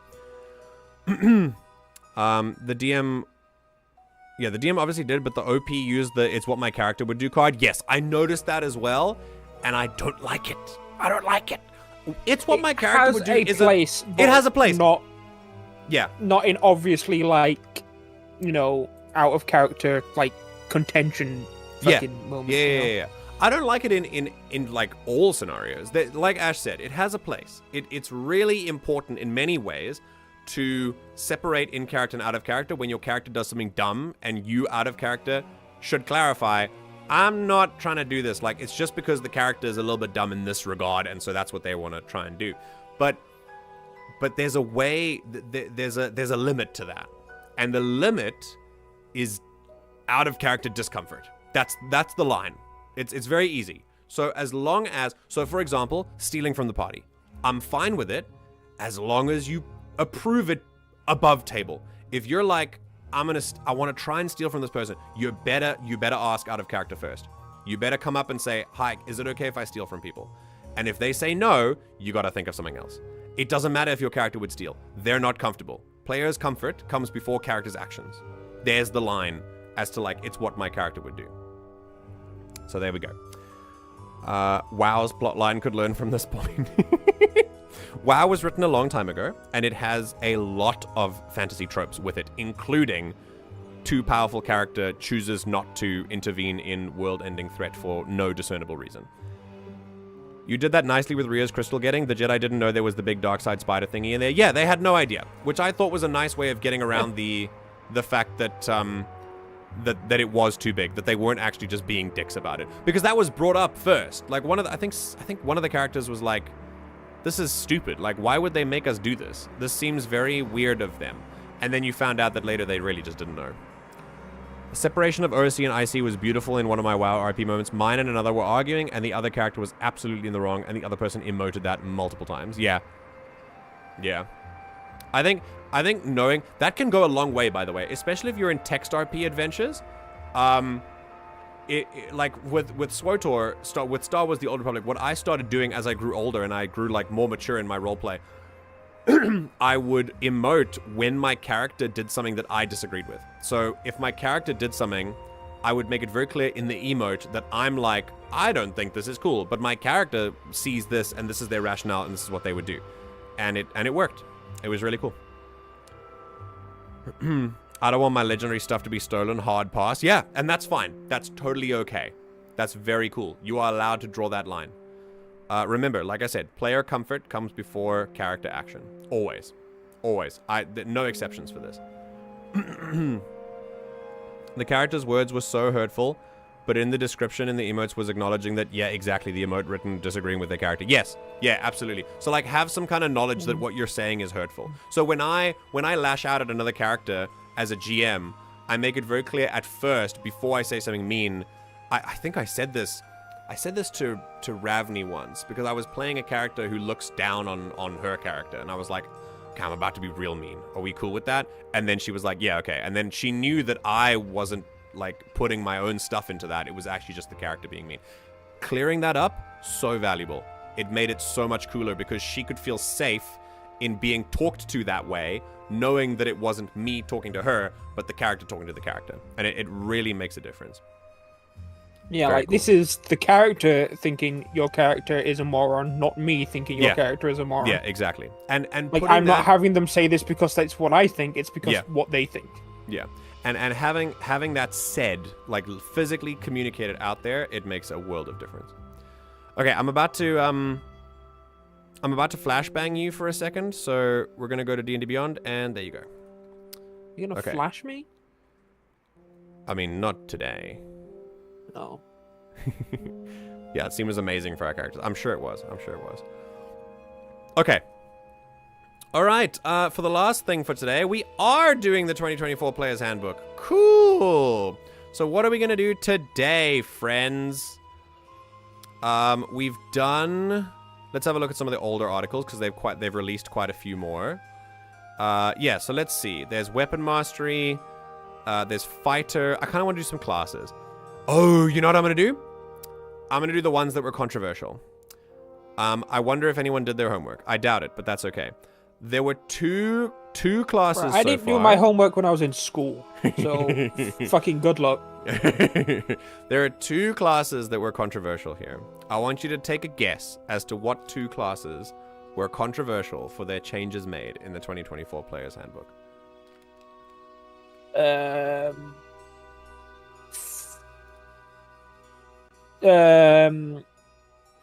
I'll give you a hint for the first one. The first one is a gimme. It's an easy one because it's always been an issue.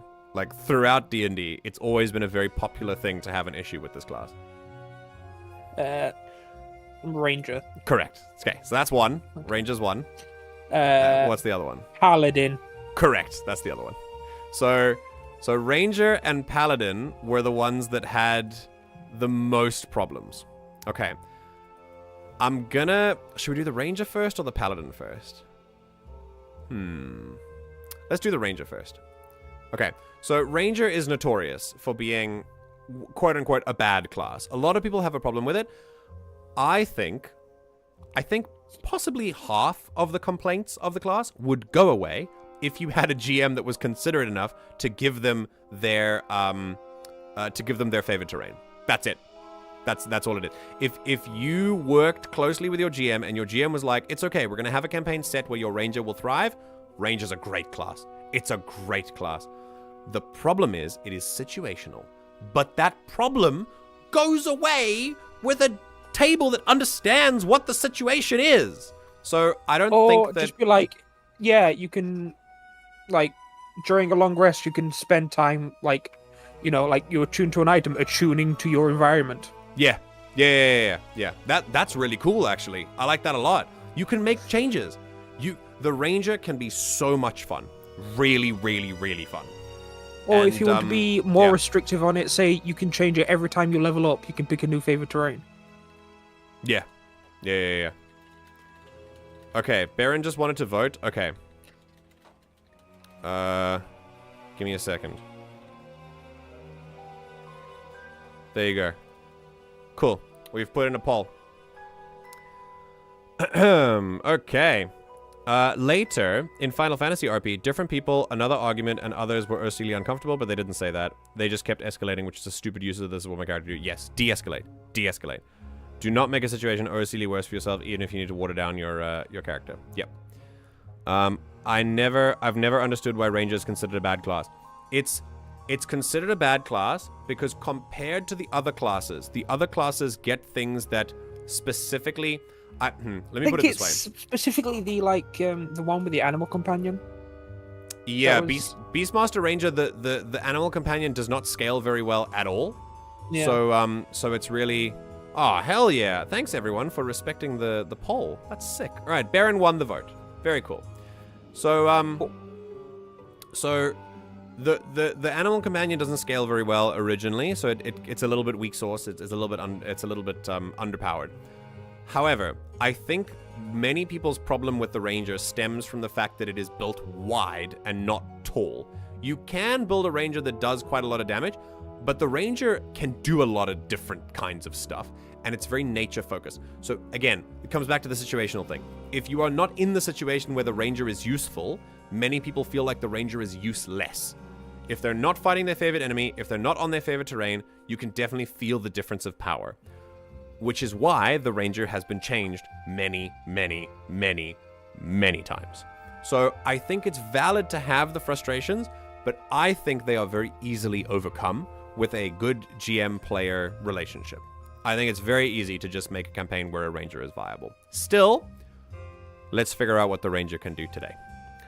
So apparently this was controversial because people said that...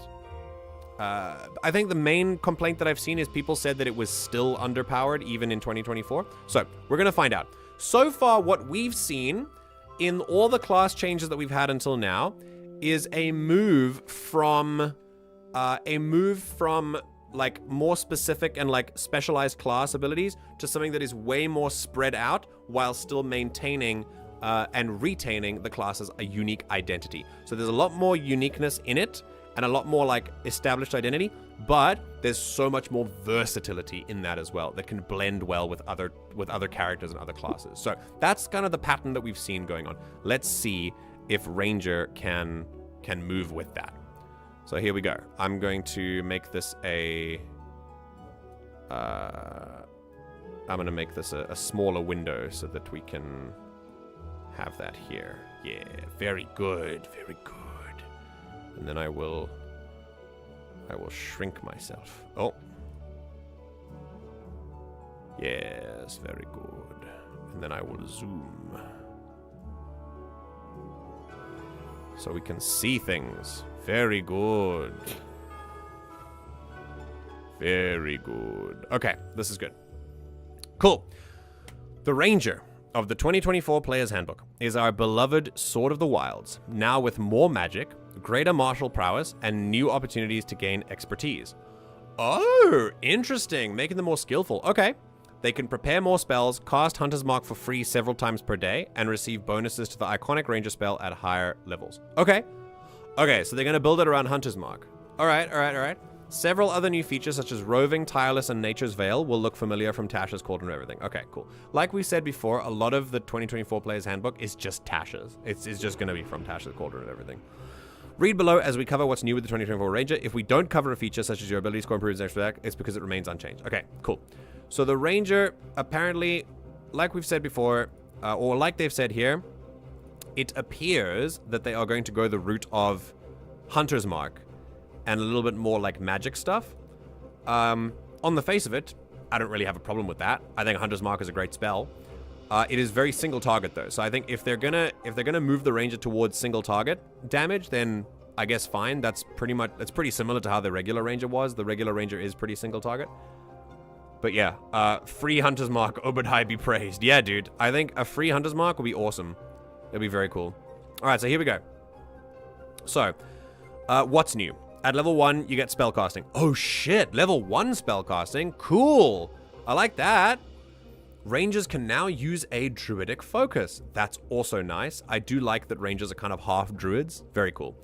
Rangers can prepare more spells now than they could learn before, and they also switch out 1 prepared spell per day. Okay, nice. This is very similar to the original. It's very similar to the newer like variants of the Ranger and the newer variants of all classes that you can like switch out prepared spells. All right, favorite enemy. Oh shit. Okay, so they're keeping favorite enemy. You always have. Oh, but it's slightly different. Oh shit. Okay. You always have the Hunter's Mark spell prepared. Huh.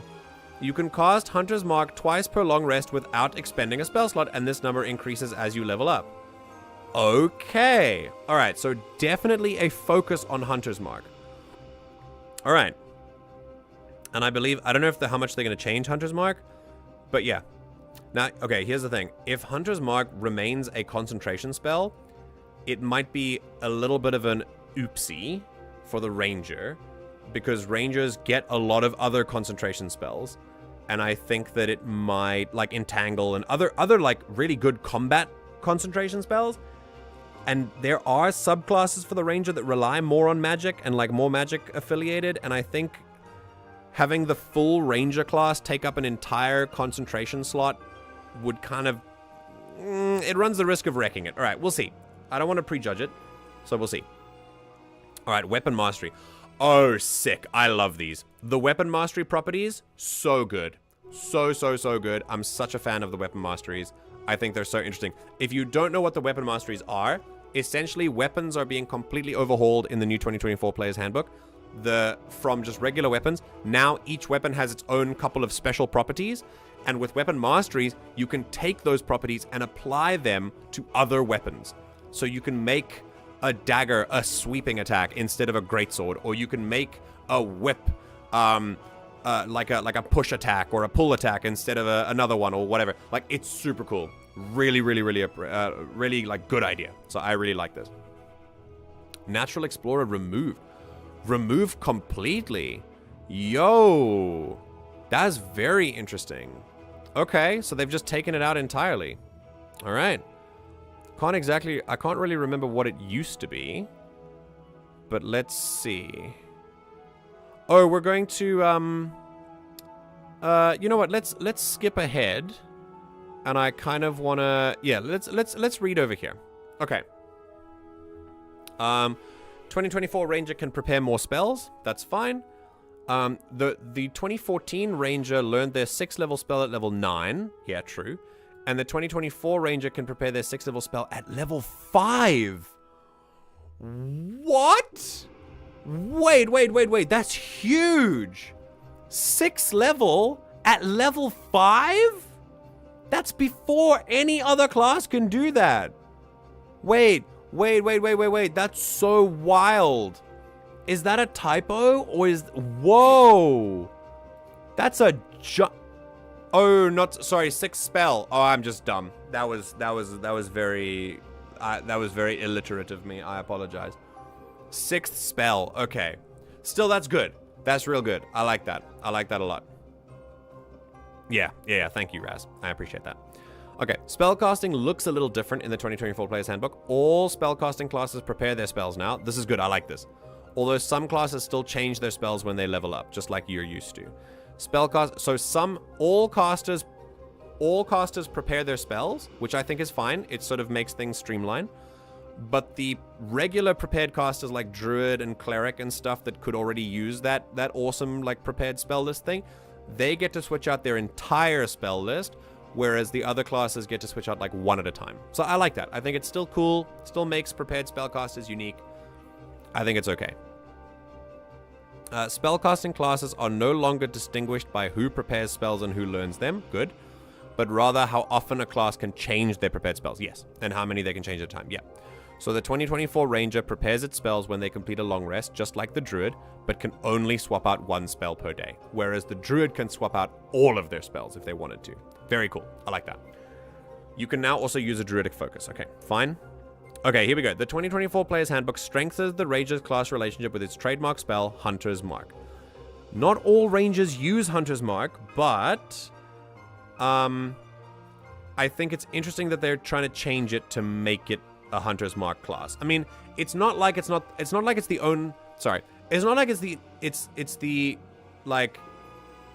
only class with a focus like this. Like Rogues get sneak attack, Paladins have smite, now Rangers have Hunter's Mark. Like, this is cool. I don't see necessarily a problem with this.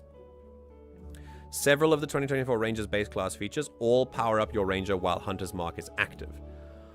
Okay, so they are then saying you kind of have to build a Ranger around Hunter's Mark. Okay.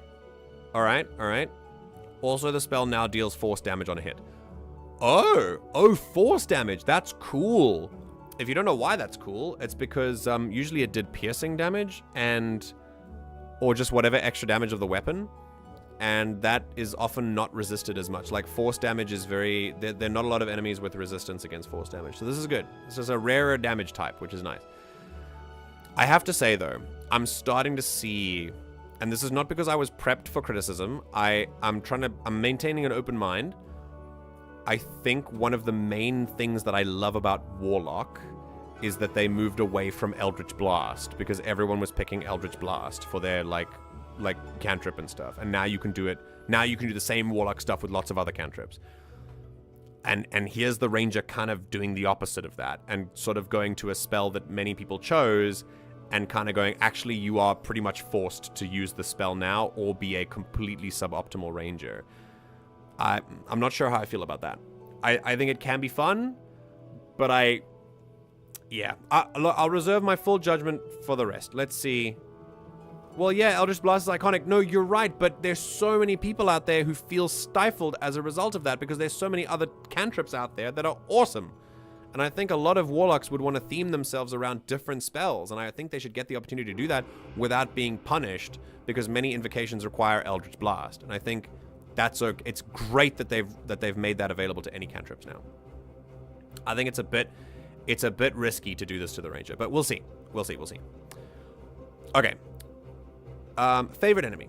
Favorite enemy seen some significant changes. This feature no longer focuses on tracking and recalling information about certain types or learning their language, though you can learn 2 languages with the Deft Explorer feature below. Okay, we'll read that instead. We'll read that later. Instead, you can now cast Hunter's Mark twice per long rest without expending a spell slot, and you always have it prepared. This will make it much easier to keep up with the barbarians, fighters, and paladins in damage output without having to spend your precious spell slots to do it. Okay? I see the rationale. I think bringing up the damage when most people's complaint about the ranger was that the damage it did was underpowered. Fine. That's fine. And I think casting it for free is pretty good. I did really enjoy the tracking thing. Like, favorite enemy and recalling information, super cool. I love that it's almost one of the only classes that can do something that is probably one of my favorite things to do in a role-playing game, to learn things about the people that you're fighting and the creatures that you're facing. Learning information about them is just so valuable. I'm sad to see favorite enemy go, but obviously they're focusing on Hunter's Mark, so we'll see. I really liked this. I enjoyed having it here, so I'm sad that it's gone. With the new spellcasting feature, you could already prepare more spells than before. With the new favorite enemy, you also prepare the ranger's trademark spell for free.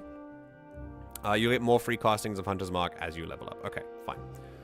Weapon mastery, that's fine. We've done weapon mastery before. I'm going to look down there. Right, Natural Explorer. Natural Explorer is not a feature of the 2024 Ranger.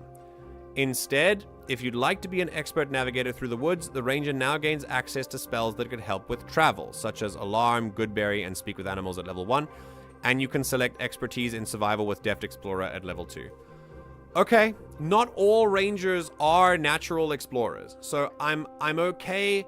This represents a move towards greater versatility with spells, and that helps build your Ranger. But then why are they doing the Hunter's Mark thing? Like, why is it so specific in one area and then they're branching out for versatility in other areas? Okay. I can see what they're trying to do. I think they're trying to give the Ranger base better damage, and then everything else is just kind of up to you. Okay, cool. And however you feel about that is up to you. So far, I'm going to keep going. I'm not ready to give a final verdict yet. Deft Explorer. Deft Explorer and its benefits have been broken out into their own features. Now, a level 2 feature, this new Ranger's Deft Explorer grants you expertise in 1 skill, plus proficiency in 2 languages. A little more versatility? Okay. It's not unique to the Ranger, though. It's just more versatility, which I think is kind of alright. Like, it's cool. It doesn't feel very Ranger flavored, though. It just feels like just a general, like a little mini jack of all trades kind of thing. Like a little background, an extra background in level 2. Yeah. Okay, cool. Then fighting style. Fighting style functions largely the same as before. They're now a type of feat, however, so when you get access to the fighting style feature, you can select a feat with the fighting style feature as a prerequisite. Oh, okay. That's fine. The biggest change here is that the optional class feature Druidic Warrior is now available to all Rangers. Okay. If your Ranger is more magically focused, you can choose Druidic Warrior to learn 2 Druid cantrips instead of selecting a fighting style feat. Okay, cool. You also are no longer limited to archery, defense, dueling, and 2-weapon fighting, so now your Ranger can grab a shield and focus on protecting their allies in the front lines if they want. I like this. This is good. Giving Rangers something other than I am an elf with 2 short swords and a short bow. Like, I am Legolas. Yes, I really like, because remember, Legolas is not a Ranger. Aragorn is a Ranger. They literally call him a Ranger. Like, maybe, you know what, maybe Legolas is a different kind of Ranger, but still, I feel like Legolas multiclassed in Fighter, just a little bit. Aragorn is a Ranger. Like, he's literally the definition of a Ranger, and I think people forget that, because people think of him more as a warrior. But he is a Ranger, and I think that it's cool to think of a different way about, like, a different kind of fighting style for Rangers is really nice. So yeah, very cool. Very cool. Not all rangers are Legolas. All right, then we got ranger subclasses. We've got 4. We've got Beastmaster, Fey Wanderer, Gloomstalker, and Hunter. Okay, seems fine. I don't think I've ever seen a ranger using a shortbow. It's been longbows as far as the eye can see. Oh, it's always longbows. No, I know, because they're like the only class that starts with a longbow. And also the damage and range is just better. Yeah. So why wouldn't you? I didn't think of longbow when I was making the joke. That's why. But yeah, I think as a result, shortbow should actually get its own little benefit over longbow, maybe, because it's just a straight upgrade, really. There's nothing like, it's just better in every way. It's better. So I wonder. Although no, I don't think. Ooh, I think there was one thing that was bad about the longbow. Like the shortbow was slightly faster or something. Like you could. No, it's Oh, the longbow's a heavy weapon. The longbow, or doesn't it? Yeah. Is it not a heavy weapon anymore? No, Wait. I don't think it is. There was something different. Let me quickly check. D&D 5e weapons. Let's see. So a short bow. Oh, well, I mean, one is simple and one is martial, so that's one thing. Yeah. It's two-handed, it's ammunition, 1d6 piercing, 8320 range. The longbow... Oh, it is heavy. It's a heavy weapon. Yeah. So the only thing that's different, it even weighs the same? What the hell? That's wild. Well, I mean, draw strength. But, I mean, in real life, you can get short bows with a vastly heavier draw strength than yeah, 100%. 100%. Yeah, it's... The only thing about the longbow is that it's a heavy weapon. And I think specifically heavy weapons is that small creatures have disadvantage on attack rolls with heavy weapons. So technically, a gnome... Oh, and gnomes aren't small. They're medium anyway. Okay, so if you were a small creature, you couldn't use a longbow properly. I think that's a little bit, like... It's a little bit weird. I think the short bow should have something, like, cool about it then, if you're going to have that. But yeah, anyway. Maybe you could do an extra attack as a bonus action, but for like lesser damage. Yeah, that would be pretty cool. Yeah. All right. So there are now 4 subclasses for every class, which is another big misstep, I think, because where are all the wizard subclasses? Why are there only 4? Why is there no necromancer? It's very weird. I think for most classes it's okay to have 4, but for wizard there are 7 or 8 schools of magic. Just have 1 for each. Like, why not? Very weird. Anyway. I think that's a corporate decision because they want to sell more stuff later. But here we have the 4 ranger subclasses. Beastmaster. The Beastmaster signature feature, Primal Companion, looks very similar to the optional feature from Tactical and everything. However, most of its stats now scale with your Wisdom modifier instead of your Proficiency bonus. Okay. It won't grow as fast, but it'll probably be higher earlier. With exceptional training, whenever you command your companion, it can take the dash, disengage, dodge, or help action using its bonus action. That's nice. I like that. I like animal companions using a bonus action. And lastly, Bestial Fury shares some of the benefits of Hunter's Mark with your primal companion once per turn. I like that. I like that as well. So like sharing a Hunter's Mark with your companion, very cool. Okay, seems fine. That first ability is just kind of like, it's earlier, it's better earlier, but then it'll fall off later. So it's just kind of 6 of one, half a dozen of the other. But the rest of the stuff is pretty cool. Okay, Fey Wanderer. The Fey Wanderer is almost entirely unchanged from its appearance in TCE. At level 9, Summon Fey is always prepared instead of Dispel Magic. Interesting. But Dispel Magic now appears on the Ranger spell list, meaning any Ranger can prepare it. That's not bad. I like that. I like Dispel Magic on the Ranger spell list. Okay, Gloomstalker. Excuse me. The Gloomstalker saw some moderate tweaks. Instead of an extra attack on the first round, bless you, that deals additional damage, the Gloomstalker's Dread Ambusher now allows them to add extra damage to a hit a few times per day. Ah, because it was the first round of combat, so they could only do it...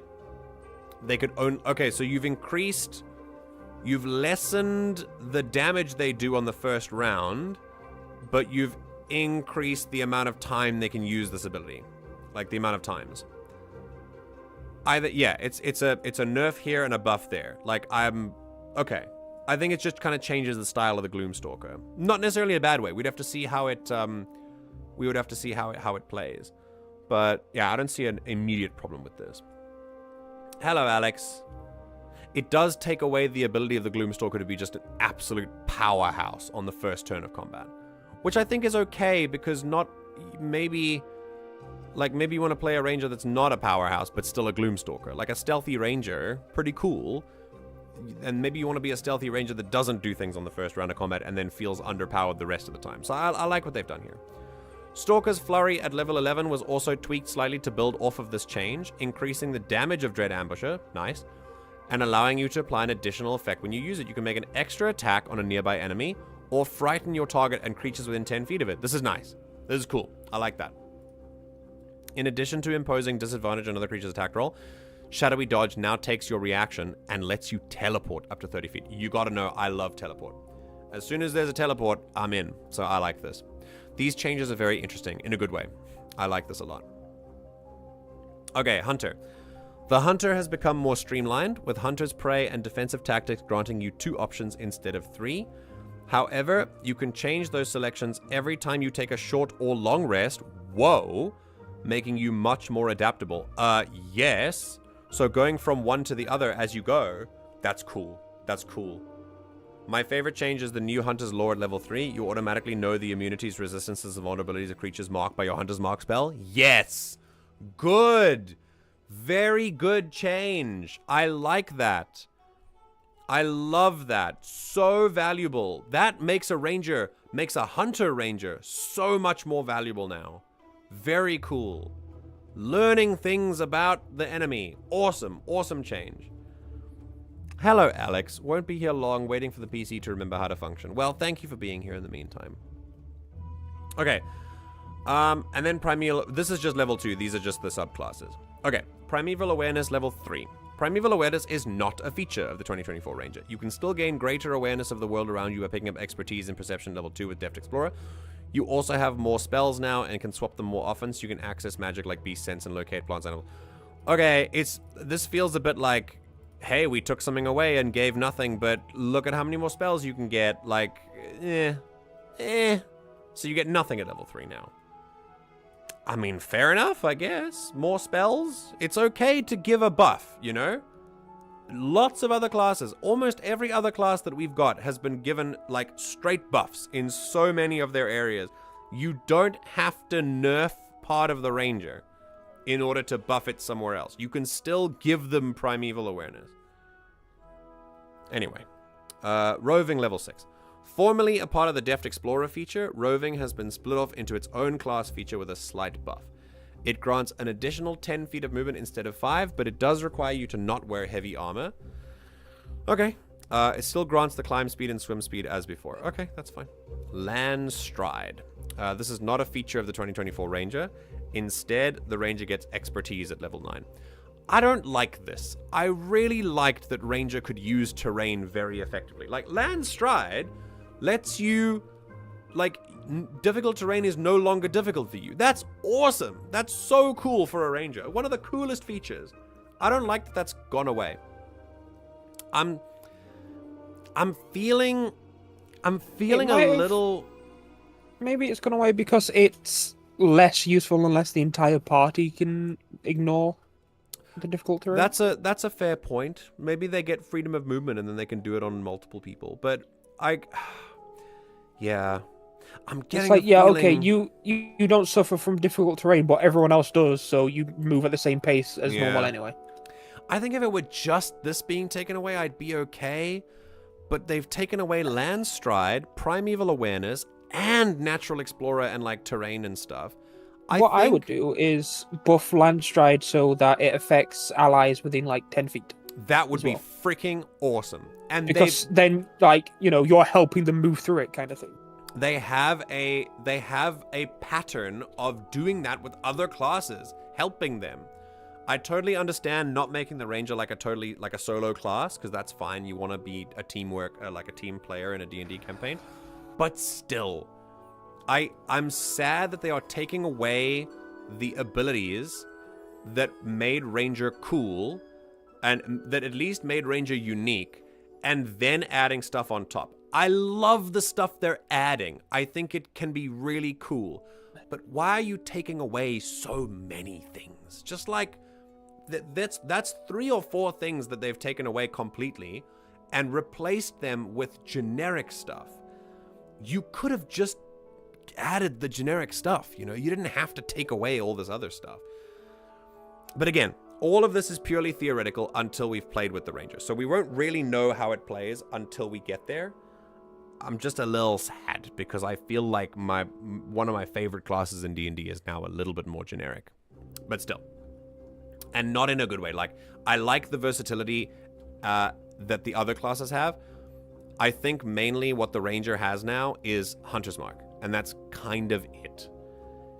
And I feel like it could use more identity. This is, yeah, I'm going to give out my whole general thing now before I forget about it. My general vibe with this so far is that it feels it's got such good things added to it, but for some reason they felt like taking away so much stuff. And whereas so many other classes feel like they maintain an identity while still being versatile, I feel like adding the Hunter's Mark to the Ranger and then taking away everything else that was unique about it gives too much of a gives like almost too much of a too narrow of an identity, and then makes everything generic. It doesn't feel like versatility as much as it feels like genericness, because it's got expertise, but you know, rogues and bards and lots of other classes can do that. It's got more spells, but half the other classes can do that. Other than Hunter's Mark, there's not much else the Ranger has going for it right now, unless you do the subclasses, and the subclasses are really good. I like the changes they've done there. But the base class must also have some good stuff with it. So yeah, I'm still, like I said, I'm still loving the stuff they add. But they didn't have to take away as much stuff as they have now.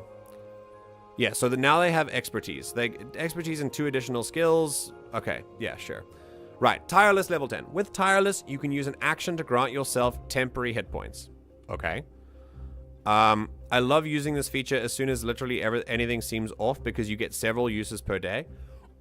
And the temporary hit points don't fade until you complete a long rest. But that's what all temporary hit points do. Don't try and sell this to me, alright? I see what you're doing. As soon as I hear a weird noise, I'm drawing my scimitar and using Tireless. I get it, alright? You want me to like it. But I already like temporary hit points, but it depends on how many you get and stuff. Anyway, this feature is nearly identical to its appearance in Tasha's Cauldron of Anything. Everything, except now the number of uses is tied to your wisdom modifier, not your proficiency bonus. They've done this a lot. They've definitely done this a lot. And I think it's okay. Like I said before, in the first bit, it grows quicker and then it kind of tapers off. But also, it expects you to up your wisdom. And many people might not want to do that. But proficiency goes up no matter what happens. So I don't know. I feel like this is a bit of a limiter. Anyway, as an aside, I like this tweak. Let us decide, writer, please. The power represents your connection to primal forces, and so does your spellcasting ability model. Like, we get it. I get that you like these changes, and you're allowed to like them. But let me make my opinion, please. Tireless also allows you to reduce your exhaustion by 1 level when you take a short rest. Okay, cool. I like that. Okay, hide in plain sight. This is not a feature of the 2024. Instead, the Ranger gets Tireless at level 10. Ugh. Another one. Another one. I'm getting a little bit more irritated. Hey, Tiger. Welcome. We're doing D&D stuff.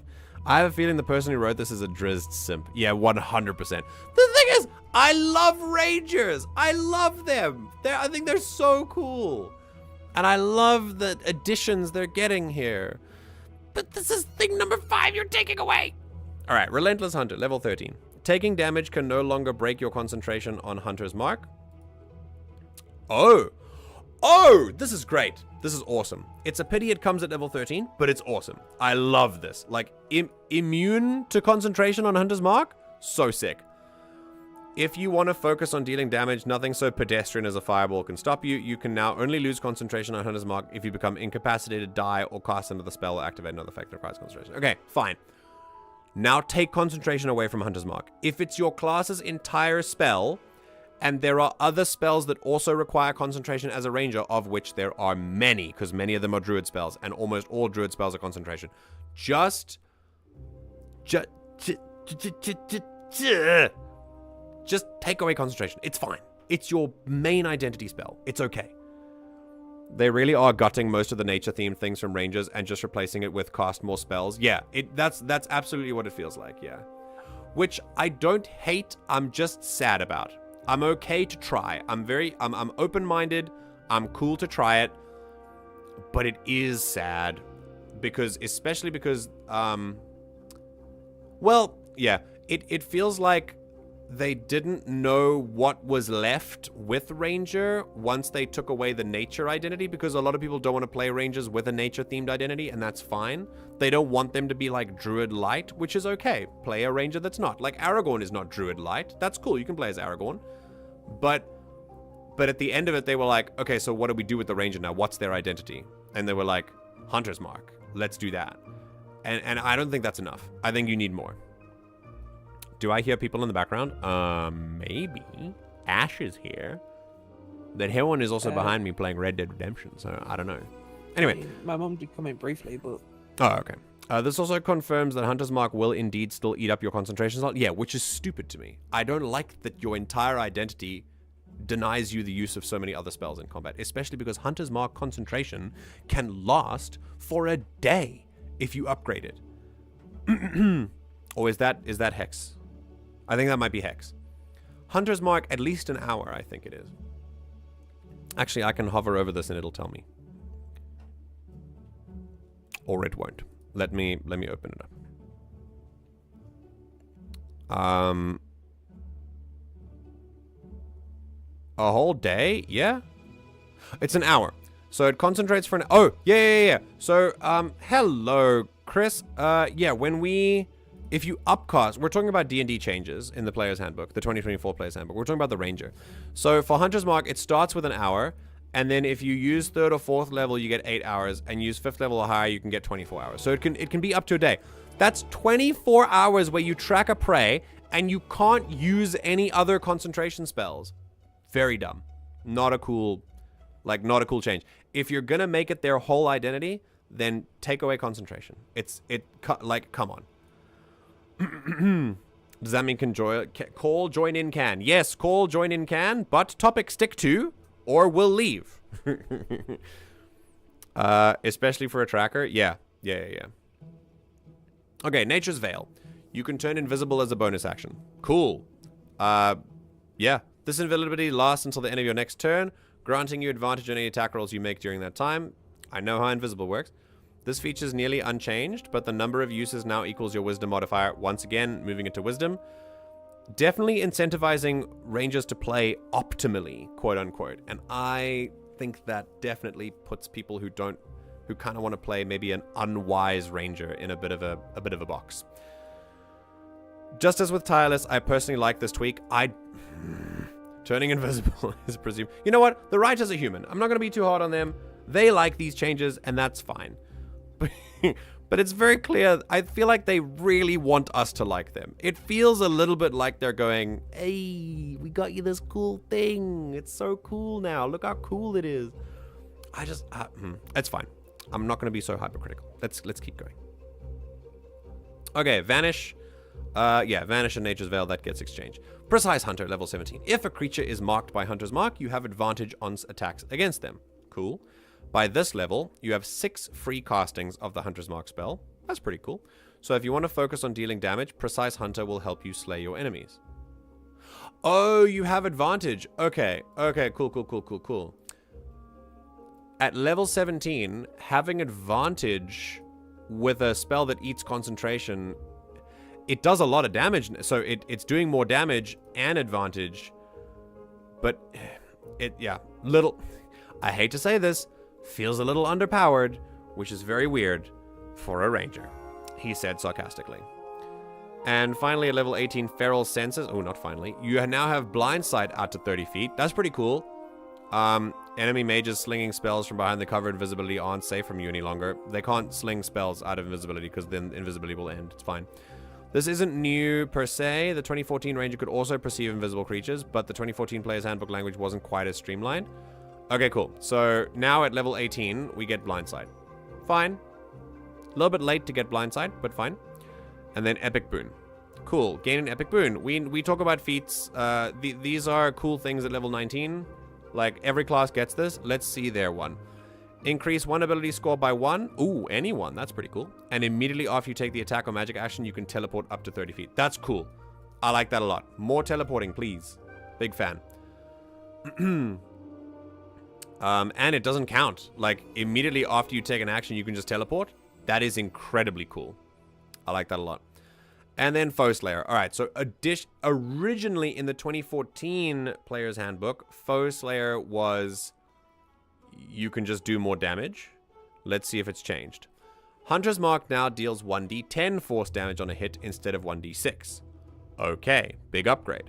Between favorite enemy giving you free casting of the spell, Relentless Hunter protecting your concentration from being broken, and Precise Hunter giving you advantage, the level 20 Ranger is now a Master Combatant. Only against one person. And it's still only 1d10. Like, I know it's on every attack and they get extra attack. That's fine. But level... I'm not going to be too bothered about level 20 because almost no one is going to get there. But I will just say it feels a little bit... It feels a little bit like the original. Like, it's cool. I think this should come earlier. If you're going to make the entire identity Hunter's Mark, have this come earlier. Give it more upgrades earlier, not just free uses. Okay. All right, so Ranger. I get the controversy. I get the problems people have with it. I think some of the concerns are very valid. I think many people find it a little bit too easy to jump on the bandwagon with this kind of stuff. Lots of people will just see that other people are mad about it and be like, yeah, and now I'm mad about it too, and they don't really read about it and see what they find, what they disagree with. Now that I have done that, I can see why people have issues with it.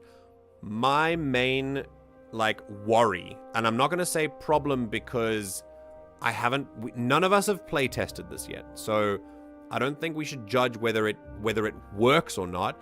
I think we should judge what our fears are. I worry that the Ranger has lost part of its identity without a sufficient replacement for it. I think Hunter's Mark is awesome. I don't think they've done enough with it. Considering how many buffs the other classes get, I think if you want to take away the strict nature part of a Ranger, then don't have the main Ranger art be very nature focused and then take away all of their Ranger buffs, nature buffs. It feels too much like a nerf. If you agree that the Ranger was underpowered in 2014, then you can just leave their powers where they are and then give them more stuff. It's okay. Because then their stuff will stay situational if you want them to, or you can change them as well. And then you can add more Hunter's Mark stuff. I think it's okay to just... You don't have to take stuff away if you want to add stuff. The Warlock got stuff. The Bard got stuff. The Druid got stuff. I mean, the Druid did get a bit of a nerf with its wild shape as well, but it also got a buff somewhere else with the same wild shape, so it's not the same thing. I think it needed more if you were going to take away that much of what made a Ranger. It needs more in the Hunter's Mark category. In my opinion, Hunter's Mark should not take up concentration for a Ranger. It should be one of their own things. The 1d10 damage should come earlier, and the advantage should come earlier as well. And then it would be a lot better just off that. If you just did those changes, it would be a lot better in my opinion. But again, we'll have to see how it playtests. When the book comes out, we'll have to see how it works. But for now, I'm very sad about some of the takeaways. But I'm very excited. I want to end on a positive note because I do love some of these changes. I'm very excited about the Hunter's Mark buffs because even though they do come a little bit slowly, I do like that they're there. I like the Ranger is more skilled at things. I like that there's more generic applicability to them in a game that doesn't make people argue that they're too situational because they have many generic general abilities now. I like they get more spells. I like they get more expertise skills and stuff. So there is something there's a lot of stuff to like about this. So yeah, I'm excited to see how it plays. When gameplay stream? I don't know. Mostly when Star Wars Outlaws comes out in like freaking 9 days from now. 10 days. It comes out in the beginning of next month, and then it will consume the stream. So, yeah. Meanwhile, Fighter still swings like 5 times per attack action at level 20, mulching anything and everything within reach. Yes, exactly. Which is what kind of... Yeah, what worries me about the Ranger now is that the Hunter's Mark is not enough to keep up with other martial classes, but the generic stuff is not enough to keep up with the other skilled classes. So the Ranger is still just going to kind of feel like an in-between class. Which I guess I could work with, but I just want the Ranger to feel like it shines with things. Right now, I feel like it could shine with tracking people, especially the Hunter. So it could still shine in some aspects, but I think Jack of all trades is going to be what the Ranger does from now on. I think it's going to become the Jack of all trades class. So not necessarily underpowered, but it's not going to be able to outclass the other classes. So it won't be able to do magic as well as a druid. It won't be able to fight as well as a fighter. It won't be able to stealth as well as a rogue. And it won't be able to, like, frickin', what's it? Like, outskill a bard. Like, a bard will still win in that. So yeah, I think it'll just be like the mid. Not mid in a bad way, but like the middling class. Are there any larger changes to rogues? Yes. In fact, I was going to talk about Paladin, and then maybe we can do Rogue after that. Let's try that. Okay, so that was Ranger. I want to have a look at Paladin. So let's look at Paladin, and then we'll look at Rogue after that, so that 5/8 can be satisfied. Bard, Sorcerer, Bard, Monk... Warlock, Ranger, Wizard. Before we go on to Paladin... here's Rogue. Before we go on to Paladin, I'm going to be right back and get some water, so give me a moment, please, because if you can hear, my voice is slowly going.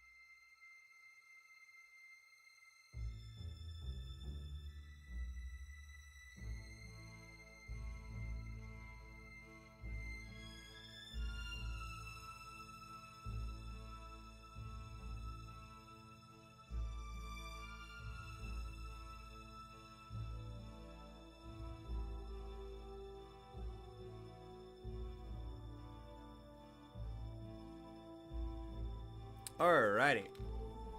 Let's get back in. So, 2024 Paladin. What's new?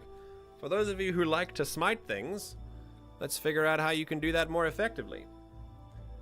Alright. Ever the stalwart warrior of divine power, the Paladin returns in the 2024 Player's Handbook. Unlike the Artificer, which is also very sad, with a new yet still familiar arsenal at their disposal. Lay on Hands and their signature smite feature appear once more, but with a new look and refined wording alongside new features such as Faithful Steed and Weapon Mastery. Oh, and you can now smite with your fists. Oh god. Oh my god. A fist-fighting paladin? Jesus. Yo, Monk Paladin? Oh my god. Fist smites? Dude, give... June. Okay, sick. Immediately so cool. Can you imagine? Not even just punching people. Can you, like, a chokehold? Like, imagine a choke slam with a smite. That'd be insane. Or like just putting a hand on someone's shoulder and just going, it's gonna be okay. I assume it still has to be an attack, not just touching them. Well, part of the attack, but you could flavor it to be a touch. Like, that's so sick. Fisting with the power of Jesus. Thanks, 5-8. Always glad to have you here. All right. Also, weapon mastery for Paladin makes sense. Faithful Steed is interesting. Does that summon a horse? Does Faithful Steed, like, summon a mount? Biting Smite? Yeah, you could bite! Yeah! Praised be St. Pugilisticus, patron saint of the Order of Fisticuffs. Yes, thank you, Rans. Okay. Here we go. I'm not going to do any of this now. We're going to go here. Oh, dude, the art again. Lay on Hands. Formerly an action to use, the Paladin's Lay on Hands now only requires a bonus action. Incredible. Incredible. Granting the class more versatility with options on their turn. This is a theme you'll see throughout the class, as many features have been changed from an action to a bonus action. Okay. I like that. More bonus actions, please. That'd be great. Additionally, Lay on Hands can remove the poisoned condition and can now be used on constructs and undead? Whoa! Okay. So far, that's a super big buff. We like super big buffs. Good. Very good. And as a bonus action, that's great. Okay, spellcasting. A big change from the 2014 Paladin is that the spellcasting feature is now accessible from level 1, with the number of spells you can prepare now a fixed number listed in the Paladin table. This opens up a lot more options for level 1 Paladins, especially given the new and improved smite spells. Okay. Okay, sick, yeah. So spellcasting from level 1. Fine. Weapon mastery, good. Cool. Fighting style, they're now feats. So any class can choose them. That's fine. Feats. Indeed, feat. Paladin Smite. Okay. Let's read how they changed Smite.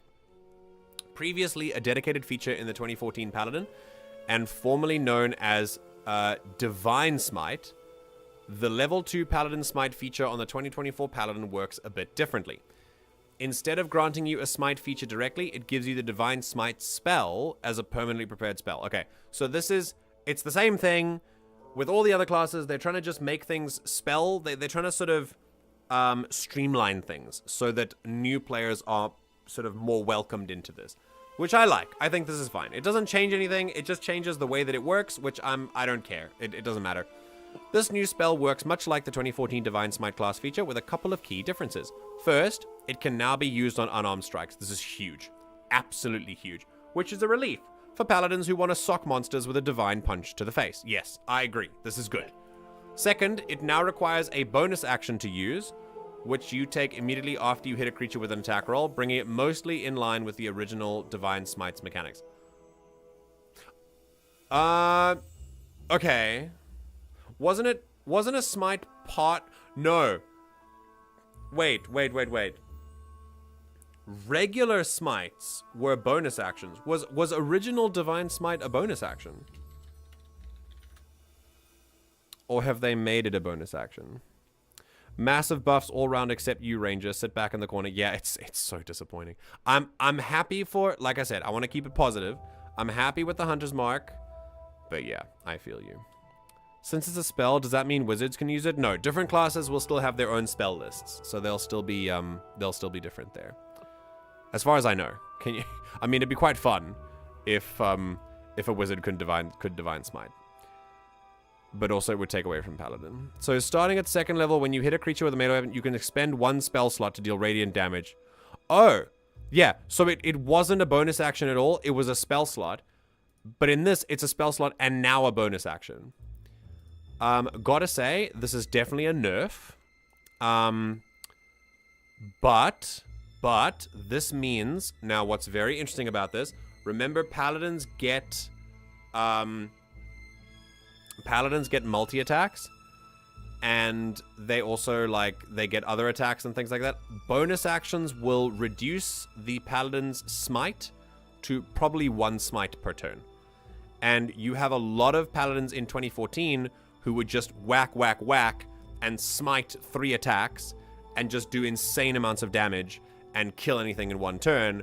and that very quickly outburst DPS'd pretty much an entire party if you had a well-equipped paladin who knew what they were doing and who rolled higher for damage. I'm okay with this. I can hear a lot of people who main paladins who might not be happy about this, but I think it's okay.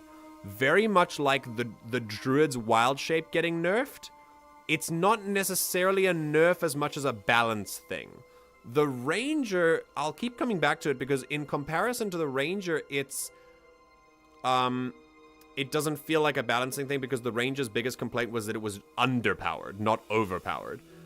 The paladins and druids have always been considered overpowered in terms of burst DPS if they smite everything, and overpowered in terms of tankiness if you just wild shape because you get an extra health bar. Bringing those in line to everything else, I'm okay with. I'm fine with kind of a little bit of a nerf on the Divine Smite. Especially with the big bonus that you can now punch people with it. I think that's good.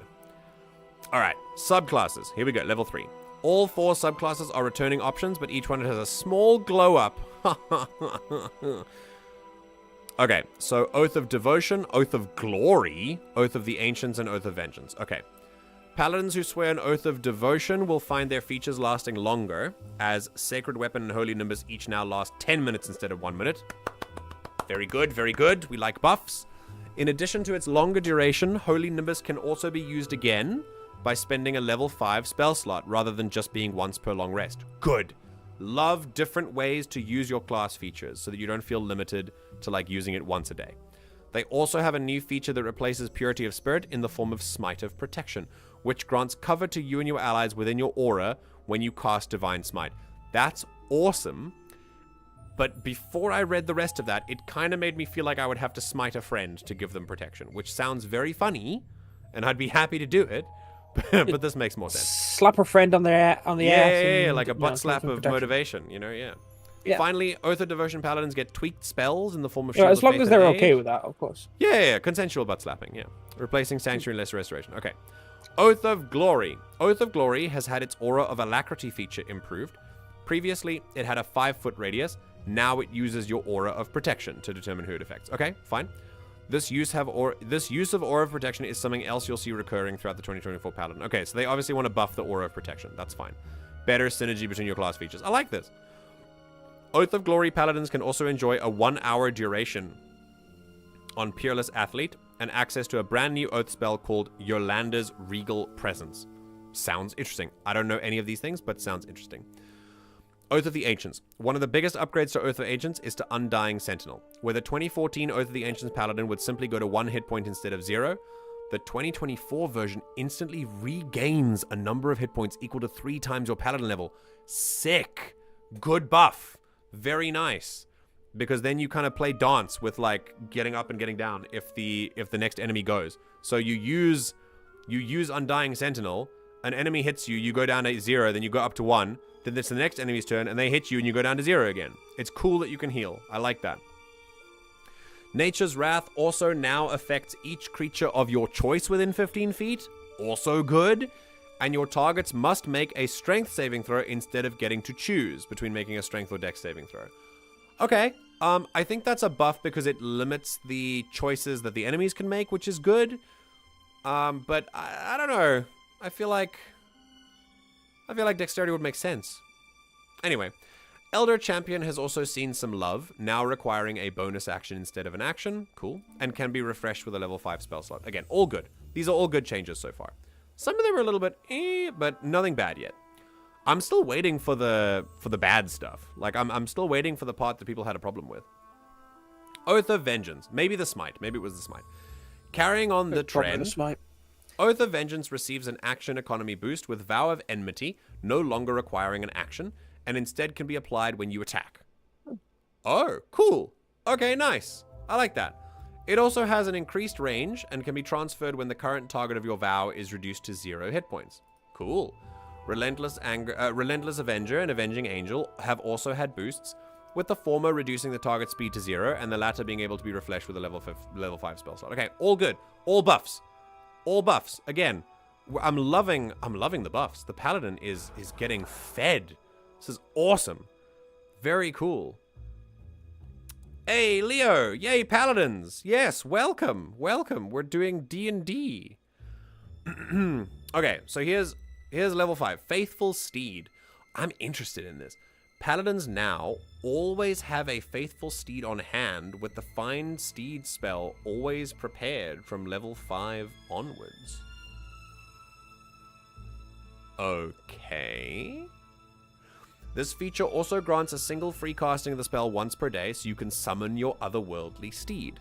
That's right, your mount has an upgrade too, with a brand new bespoke stat block for the 2024 Find Steed spell. The otherworldly steed is much better suited for combat, and can even regain hit points whenever you receive magical healing. I think it's very clear what identity they want the paladin to go with. They kind of want them to ride something into combat. Like the new paladin, they clearly... I mean, this is level 5. This is going to be your bread and butter. If you can do Find Steed once a day, this is going to let you basically have a horse. But it doesn't have to be a horse. You can have it be like a little dragon thing or whatever. Okay, listen. I'm going to say this could have amazing potential. But at the same time, I kind of see... If this is the point where people had a problem, I can kind of see why. It does feel like the game is then forcing paladins to play someone with a mount. When I've never done that. Like, I've played paladins before. I know I'm just one person, so this is very anecdotal. But I don't know if using a mount is a very popular choice for a paladin. Is it popular enough that they would want to make it like a core identity of the class? I don't know. I think literally only one. I've only seen the spell Find Steed in my entire life observing D&D being used once, and it was by one of my friends. It wasn't even during like an online actual play. So I'm finding this a very interesting change, and I'm not so sure about it. However, staying positive, I still see that within this, if you are going to make a paladin now a mounted combatant, I think it could be a lot of fun. There's a lot of stuff you can do with this. I just don't know if everyone who wants to play a holy warrior is going to also want a horse. Like, I don't know if anyone is going to want that. I don't know if everyone is going to want that. And having it be a core part of the class is going to be interesting because there's no other divine warrior class, because cleric is like a divine priest class, not a warrior. They can be a warrior with a subclass, but maybe Faithful Steed would have been better suited as a subclass feature, like making a mounted paladin combatant, like fighter. See, I can't help but feel that maybe this was just some like influence that World of Warcraft is having over like the D&D devs, because paladins in World of Warcraft can summon their own horse. Yeah, okay. No, paladins specifically can summon their own horse, like as an ability. Yeah, maybe that's a bit of World of Warcraft, but also, as Raz says, it could be an influence from 3.5 or from 3.5th edition. I haven't used a paladin with a mount during combat. Yeah, me neither. And none of the people that I know have used a mount during combat. You usually use the spell Find Steed to get around, like to travel. I find it interesting, not exciting, but interesting. I think that's a good way of putting it. I think, look, I'm going to be honest. I think I'm excited for the creative ways that people could use this, because this is going to be really fun. Because it doesn't have to be a horse. They just say steed. So you could summon a little wingless dragon, walrus, like I said, or a bear, or a walrus, or a... it could be so cool. Like, there could be such giant creative house options cat here. Yeah, or a cat, or like a wolf, or like an elk, a stag. Oh, a stag. Very cool. Very cool for a paladin. Pug.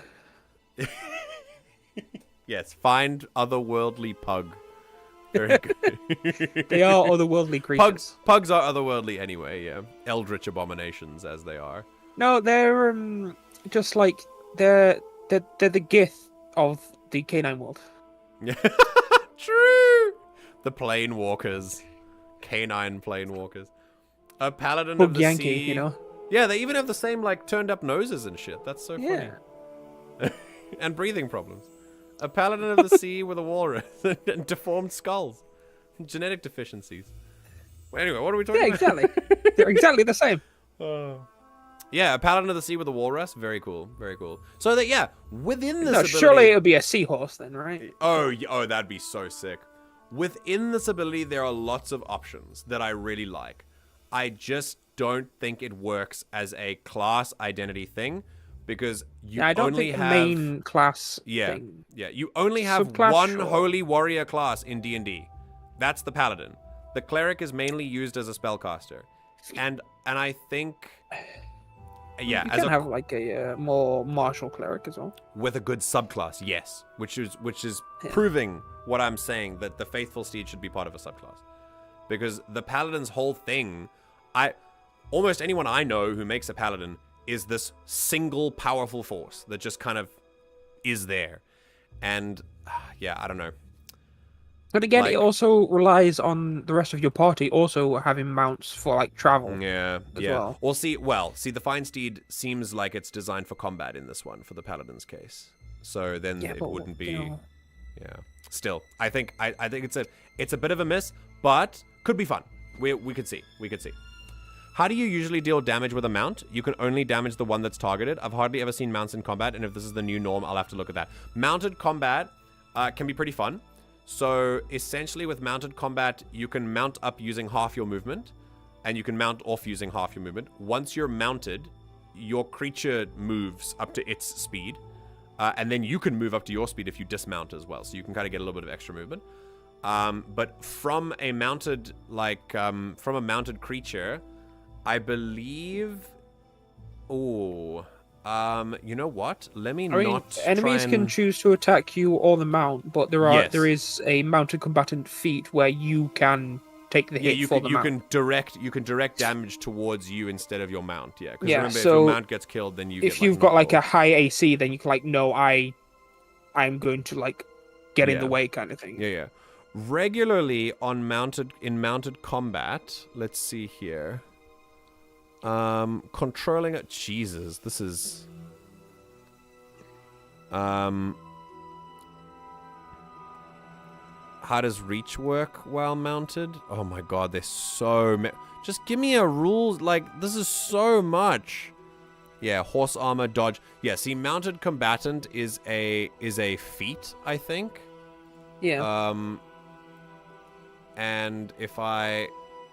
Yeah, let me see here. Yeah, mounted combatant as a feat. You're a dangerous foe to face while mounted. See, I don't want the paladin to be required to get this feat to be, like, more viable in combat. It just Yeah, it because it feels feels like off. if you're... Yeah. Very weird. You're, Anyway. like, building the main, like, class around having a mount, then that's going to be like a required feat. You're gonna really want to have mounted combatant, because otherwise it's gonna be weird. Yeah, very weird choice. Anyway, while you're mounted, you have advantage on melee attack rolls against any unmounted creature. You can force an attack target at your mount to target you instead. And if your mount is subject to effect that allows it to make a dex saving throw to take only half damage, it takes no damage. So you can give your mount evasion, which is cool. So this is a very strong feat for mounted combatants. Very, very good. So what we used to do, I think Ash, you were in this campaign as well, in a campaign where we had a druid and a fighter, and the druid would turn into a giant panther. The fighter would mount up and then have the mounted combatant feat. And then you would just... You just be this incredible tag team. It was really cool. It worked really, really well. I think the main thing about your mount is that it gets to attack with its own actions as well.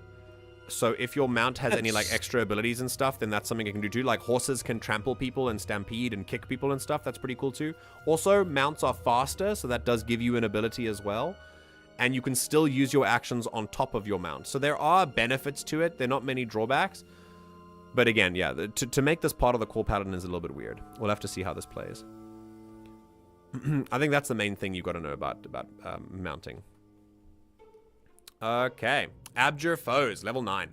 This new paladin feature allows you to spend your channel divinity to target a number of creatures equal to charisma modifier and force them to make a wisdom saving throw. On a failed save, they're frightened, and they're limited to only moving, taking an action, or a bonus action on their turn. Very powerful way to control the battlefield, so if your idea of a paladin features a control aspect, 2024 version has you covered. It's alright. It's okay. It's not, I mean, it's not like mind-blowing, but seems fun. It is a cool control spell at level 9. A little bit late to have something like this because most creatures are resistant to frightened, especially by the later levels, but we'll see. All right, Restoring Touch. Another new feature for the 2024 Paladin. Restoring Touch gives you an alternate use for your Lay on Hands points. Oh, cool.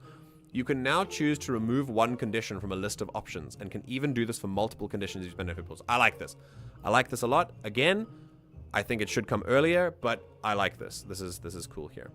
Okay, Epic Boon. This is the... Let's see the Paladin's Epic Boon. Increase one of your ability scores by 1, and you gain True Sight for 60 feet. Okay, cool. That's fine. I like True Sight. And then... Wait, there's no capstone for level 20? Whoa. Is that because it comes from the subclass? Maybe the capstone comes from the subclass. Could be. Okay, if it does, then I don't know what the capstone ability is. But there you go. Okay, Paladins. It's okay. No, you know what? I'm gonna say I don't like rating things out of 10. I'm intrigued. I'm excited about most of the new things. I'm kind of I am decidedly not over or underwhelmed necessarily by the Find Steed. I'm more sufficiently whelmed. I'm just whelmed. Yeah, that's what I was gonna say. I'm decidedly whelmed by the Find Steed. Not under or over, just whelmed. Yeah, I don't think it's great, but I don't think it's terrible. Again, I think my worry is that it will push a lot of new players away from playing Paladin because they feel like they're gonna have to have a steed, and that's a little bit unfortunate. But I really love the way they've worked Divine Smite. I think having it as an unarmed is going to be awesome. And yeah, I do think there's going to be some great options for Find Steed though. Like, can you imagine just generic Paladin, mount up on your horse, grab a lance, and go Divine Smite people while traveling at 60 feet per round on a horse? That's cool as fuck. Yeah. That'd be so exciting. Like, clothesline people with your arm because you can do Divine Smite with your fists now. Like, that's awesome. Kick someone, like, while you're in the saddle. Yeah, exactly. Yeah, it's so cool. So I like that option. I think there's lots of cool stuff you can do with it. But yeah, same thing like we said always. I don't think it belongs in the core Paladin. Still, fun stuff. Hello. Okay. Hello. 5-8. Yep, I joined in just for the rogue. You're honestly. just in time. You're just in time. Here we are. We are here for the rogue. All right, so lastly for this tabletop stream, thank you everyone for sticking around for this long. It's been super nice having you. Let's talk about what the rogue has had change. Give me a second while I change the music a little bit. Okay, here we go. 2014 Rogue versus 2024 Rogue versus 2014 Rogue. What's new? The Rogue remains a cunning, hard-hitting sneak in the 2024 Player's Handbook, with sneak attack remaining a staple and still offering the same damage and progression as its 2014 counterpart, okay? But the class now gains new ways to spend sneak attack damage die, access to weapon mastery, and updated subclasses, notably the Assassin and Thief. Okay, cool. So I haven't read the full Rogue yet, but what I imagine, what I've heard from others is that it gets more versatility, which I enjoy for a Rogue. I do really like that a lot of... See, sneak attack is just like direct damage, which I think is okay, but I do think a lot of people don't necessarily want to just be a burst DPS class when they play a rogue. A lot of people want to lean into the thief and like stealing aspect and things like that, like the non-combat aspects of being a rogue, which are quite fun. So I think if they're changing sneak attack like that, then I think that could be pretty cool. But we'll see.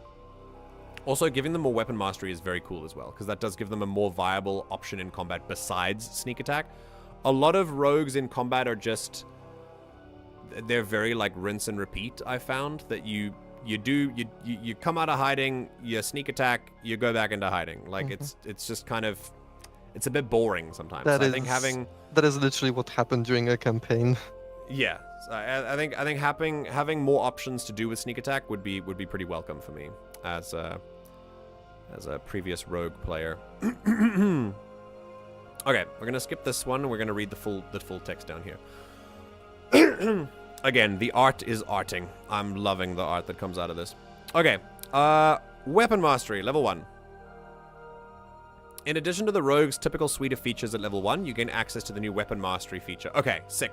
So, you get 2 Weapon Masteries.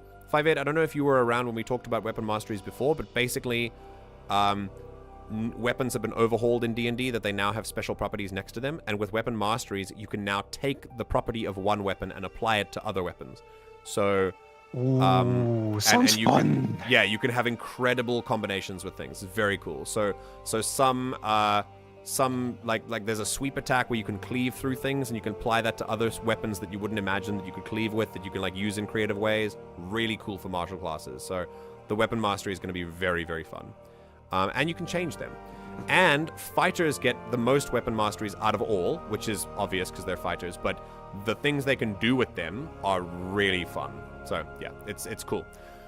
I'm a big fan of the Weapon Masteries. Actually, yeah, Chris seems very hyped by this as well. So let me show you what it's about. Okay, so let's say, as an example of how mastery properties work, let's look at mastery properties for 2 iconic rogue weapons, the dagger and the short bow. So, basically, you get to choose 2 weapons you're proficient with and for which you want access to their mastery properties. And essentially what you get to do is that, so let's say the dagger's mastery property is Nick, and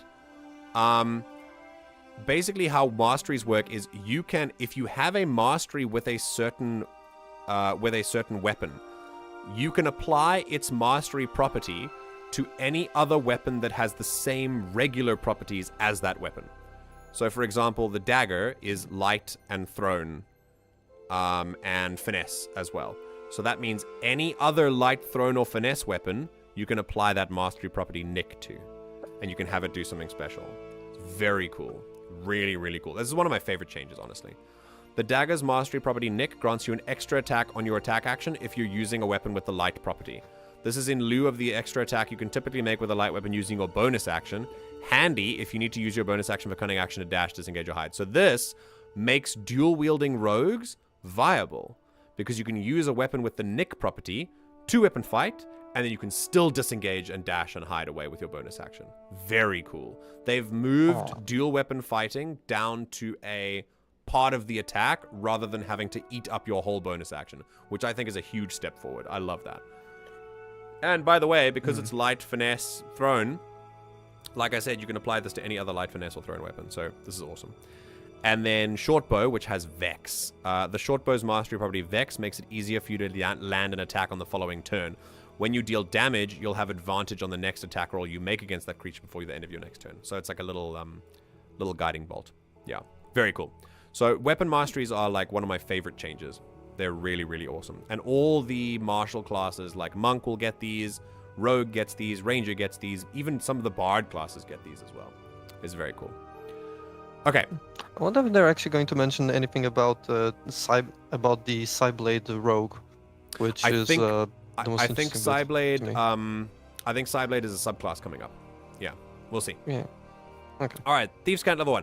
Rogues are famous for learning Thieves' Cant, a unique kind of language that allows you to speak and understand codes, but your time spent in the underground world means you've likely crossed paths and worked with all manner of people and creatures. To reflect this, the Thieves' Cant feature not only grants you Thieves' Cant, but an additional language proficiency. A buff. Ooh. We like buffs. Cool. There's a standard buff. Okay, Rogue subclass. But you can no longer do sneak attacks. Yeah. Oh, sorry, no, this is Rogue, not Ranger. I'm so impressed with all this art. It's so cool. All right, Rogue. Sorry, I didn't clock that you said that, and I was like, yeah, okay. All right, I get it now. All right, so there's Arcane Trickster, Assassin, Soul Knife, and Thief. I think the Psyblade is now the Soul Knife, so... Oh yeah, it was called the Soul Knife, I just brain farted. Yeah. Oh no, that's fine. All right, here we go. Arcane Trickster, magically inclined rogues can now swap out a cantrip each time they level up. Sick. So cool. Love that. Finally. Versatile Trickster has also been changed so that when you use the trip option of Cunning Strike, we'll read about that later, you can target an additional creature within 5 feet of your mage hand. Ah, sick. So basically when you try and trip people with your class feature, your mage hand can help you and trip another creature. That's awesome. I like that a lot. Letting your mage hand help you in combat instead of just kind of like picking locks. Then that's like its only thing. All right, Assassin. You can now more easily trigger Assassinate and Death Strike. What? Cool. An Pardon? assassinate deals extra damage equal to your rogue level instead of turning a hit into a critical hit. Oh, okay. Interesting. Okay. It's a the Lord giveth and the Lord taketh away. Like, you can do it more often, but it does less. This feels very much like the Yeah, okay. something else we did. Oh god, I think we did it. I think it was the Ranger. Was it the Ranger that did this? Where you can do something more often, but it does less? It was, hang on, I'll find it. I'm irritated. I want to find out about this. It wasn't Hunter's Mark. Hunter's Mark you get to do lots of. I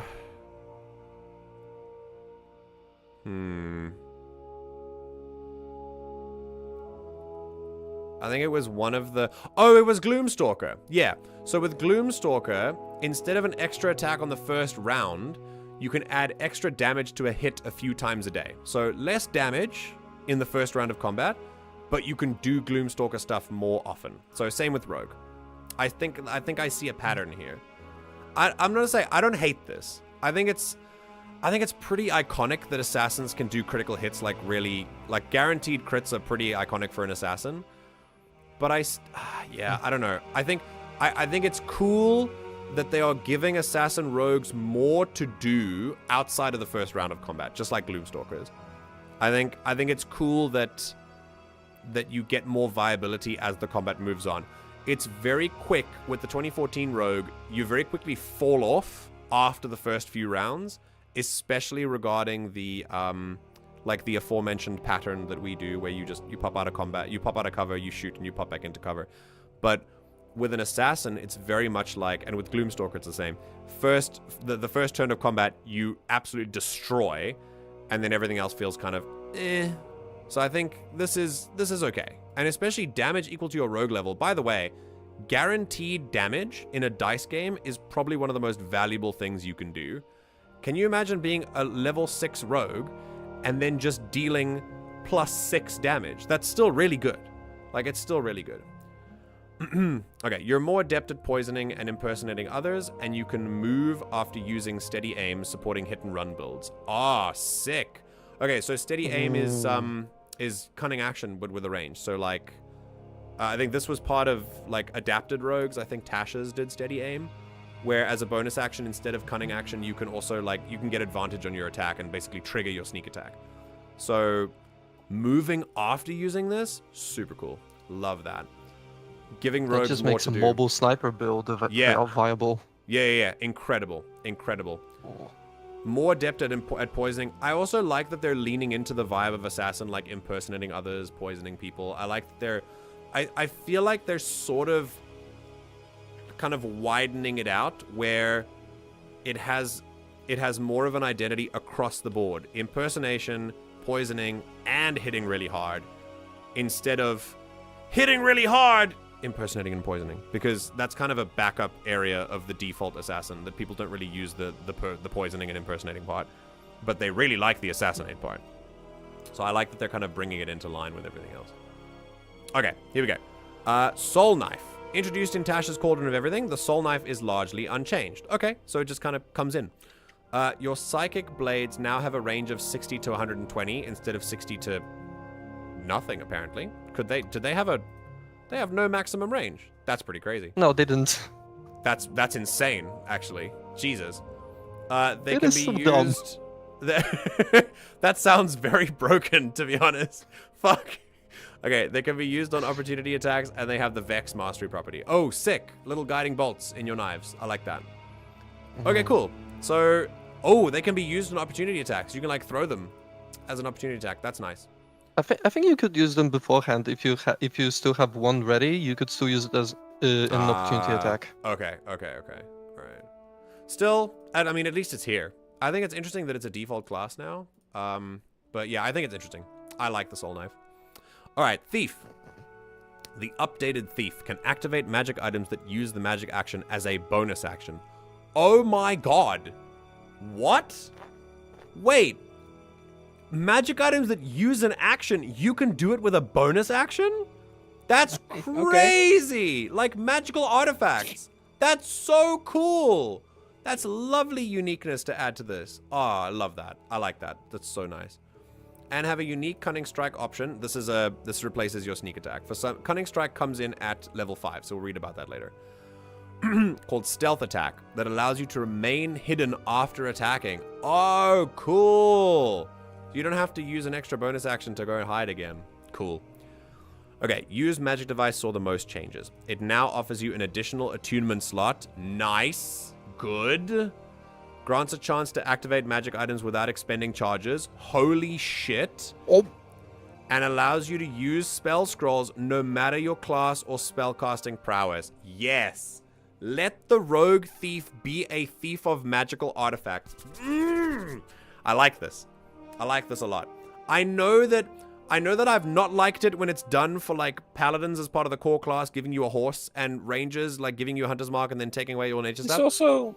But this is a subclass. This is what it's supposed to do. It's supposed to really specialize. I like that some rogues want to be thieves that maybe don't want to go after magical artifacts, but I think it's okay that it's a subclass, that it's specifically now a thief that wants like magical artifacts, especially in a D&D that's the campaign. thing. They're Normally, probably going to be like, magical artifacts.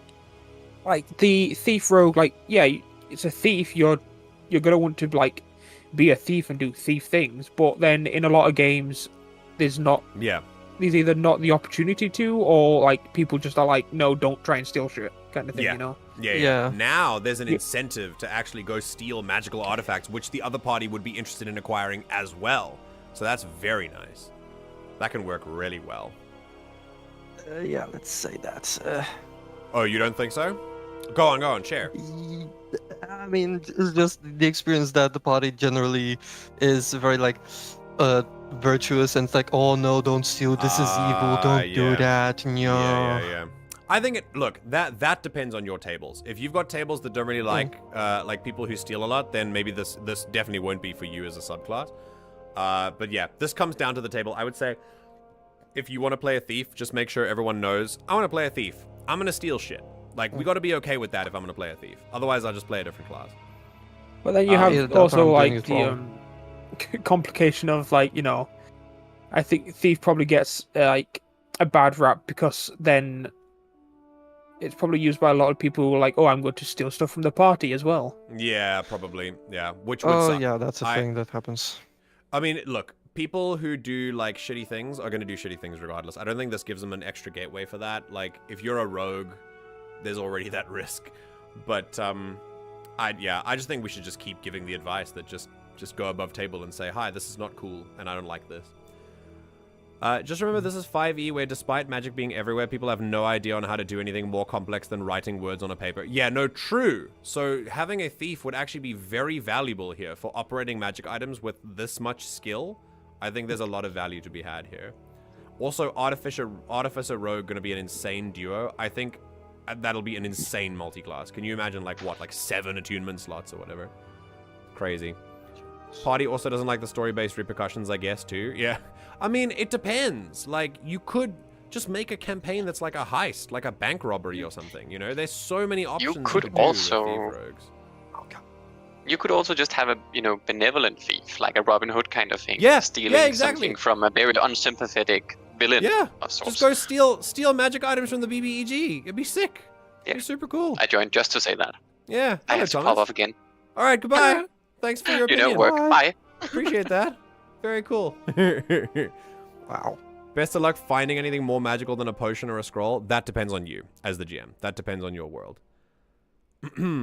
So yeah, I would make sure my players were fully aware before they made things of how rare or how common the things they're going for are. Magic items are definitely one of them. I mean, it's very important to communicate that beforehand. The thing also did specify that they are better at using scrolls as well, so, you know. Yeah, exactly. So scrolls would be good. Okay. All right, let's do steady aim. So it was introduced in Tasha's Cauldron as an optional class feature that gives the rogue a reliable way to gain advantage trigger sneak attack. In the 2024 Player's Handbook, it is now a standard feature. Cool. Like that. Right. Cunning Strike level 5. Okay, here we go. This is going to be... I'll leave you guys to give your opinions before I give mine. Before I tell you what I think about it. So, the most exciting new tool in the Rogue's kit is Cunning Strike. It offers you new ways of utilizing sneak attack to cripple enemies or just safely maneuver around the battlefield. When you deal sneak attack damage, you can choose to forego one or more sneak attack damage die to add a cunning strike effect to your attack. The DC of your cunning strike effect scales off your dexterity. Huge, in my opinion. That's big. I really like that. At level 5, you'll choose up to one of the following cunning strike options when you land a sneak attack. Poison, trip, or withdraw. Each of them cost 1 of your sneak attack dice. And by level 5, I believe you're already dealing like, 3d6, 4d6 extra sneak attack damage? Let's say 3d6. 3. Okay, we'll say 3. So each of these, I think you can only do 1 at a time.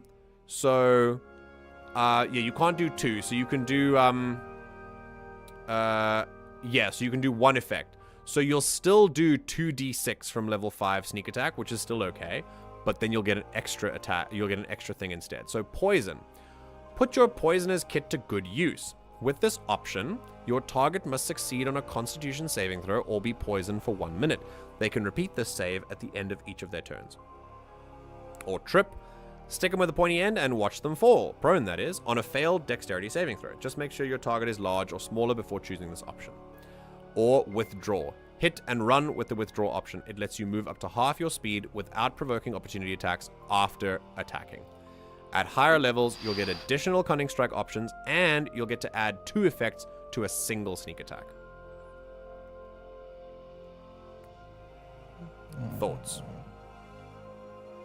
I mean, I like the idea. The withdraw, like, it sounds really, really useful, though.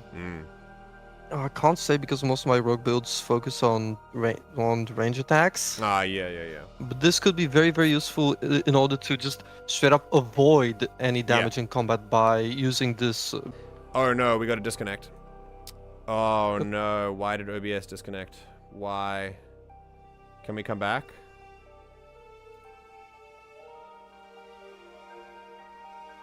There's going to be a bit of a skip test. Reconnection successful. Frickin' hopefully. Okay, we'll wait. How are things? I'm gonna keep going until we come back. Stream looks fine. Okay, we got a bit of a disconnect, but we should be okay. I think this is my laptop telling me that it needs to sleep for a while. So I'm gonna end the stream soon. We're almost at the end. Okay, stream keeps on going. Here we go. Okay, I wasn't gonna I didn't want to skew your opinion with mine. That's why I held off until the end. I think this is fantastic.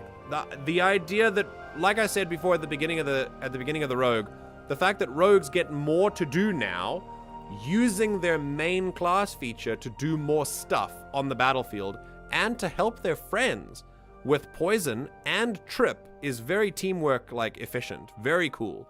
Like trip someone, use a rogue, high dexterity. You're probably going first in combat if you're doing initiative turn order.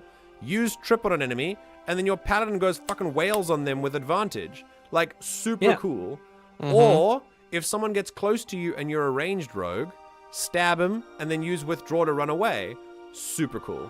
I really, really like all of these. I think this is such a creative option to add to the rogue, and it's going to give them so much more versatility. Once again, in line with the theme of all these changes, which seems to be versatility.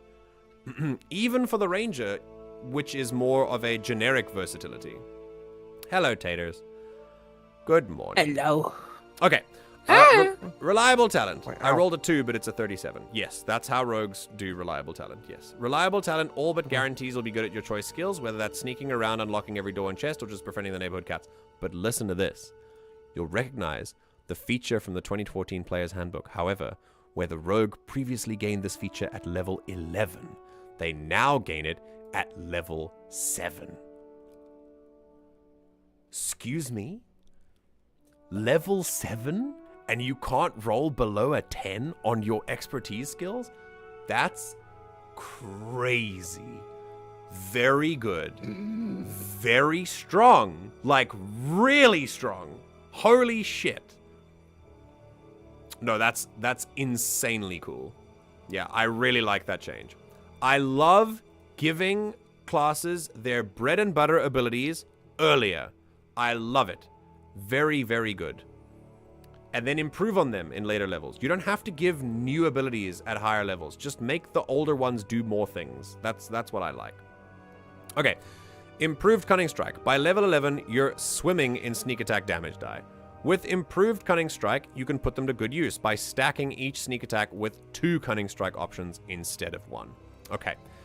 And then at Devious Strikes expands the rogue's arsenal of Cunning Strike options with a host of nasty, read awesome, effects.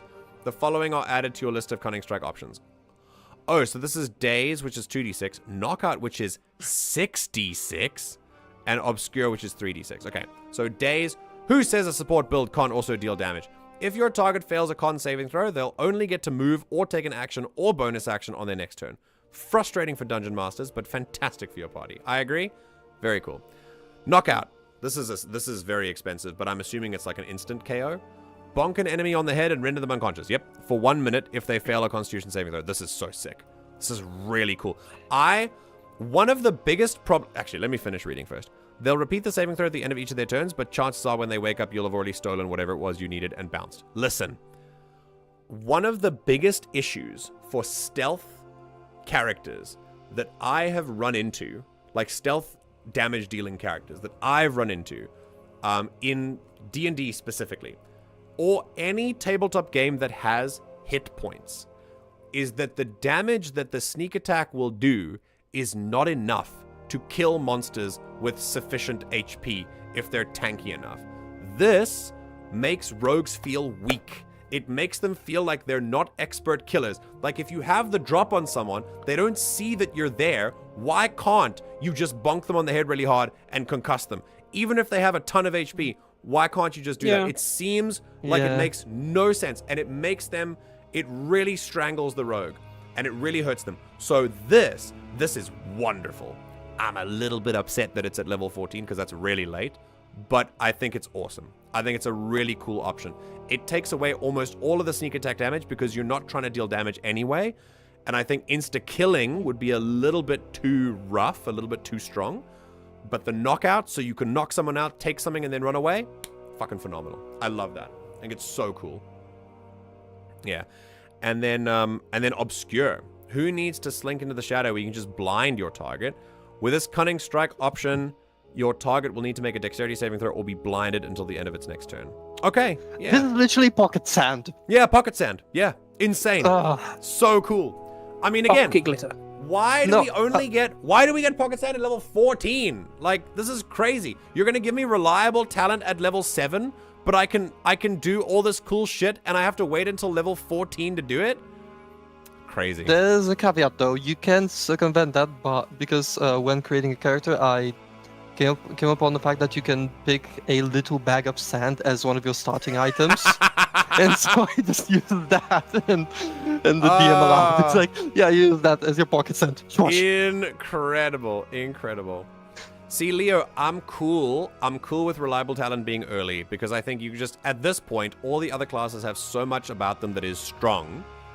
Like you should have seen, we did Warlock earlier. Warlock has such cool stuff available to it now. Bard is so cool. Druid has seen a ton of interesting changes.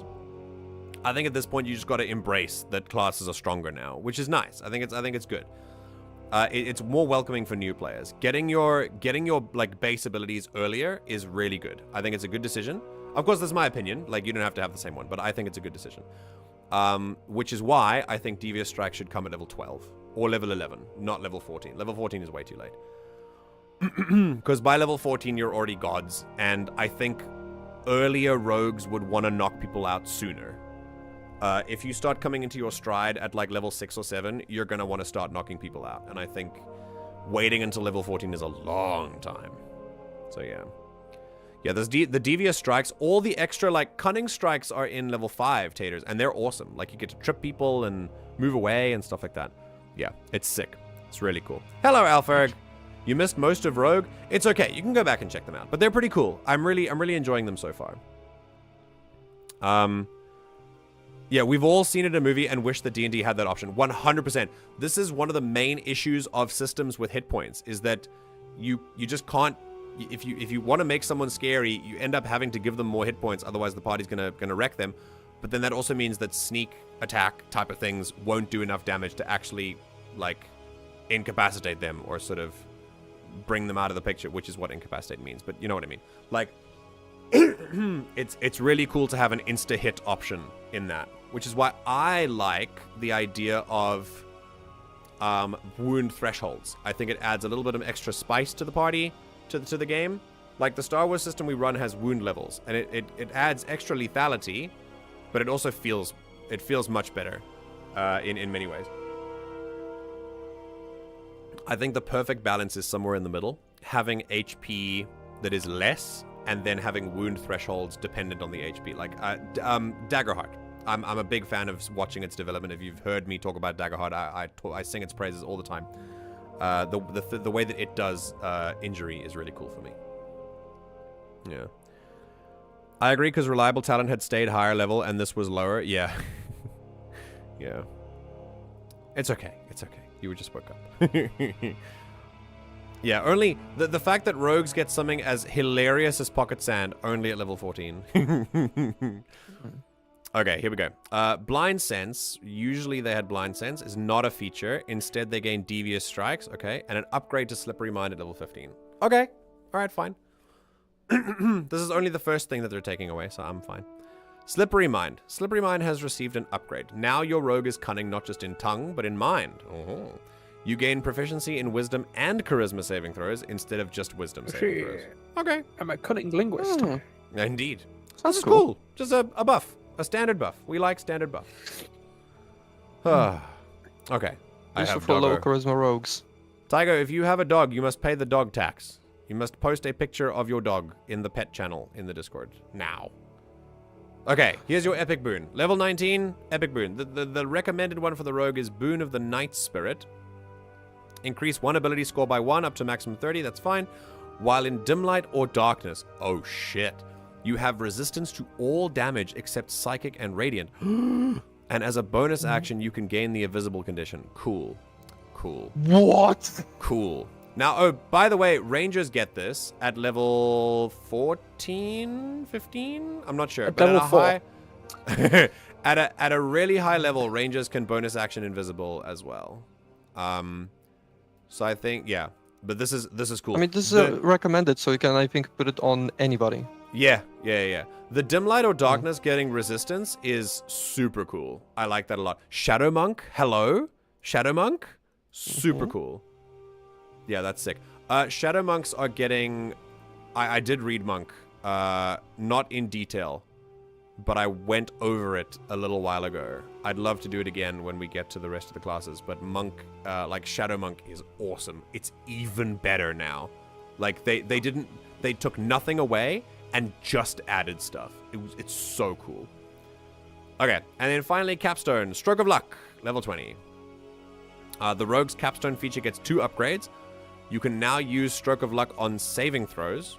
Wait, what is original Stroke of Luck?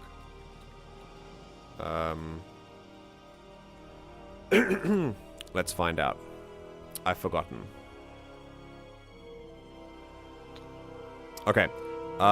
Original Stroke of Luck says, at 20th level, you have an uncanny knack for succeeding when you need to. If your attack misses a target within range, you can turn the miss into a hit. Or, if you fail an ability check, you can treat the d20 roll as a 20. Yo.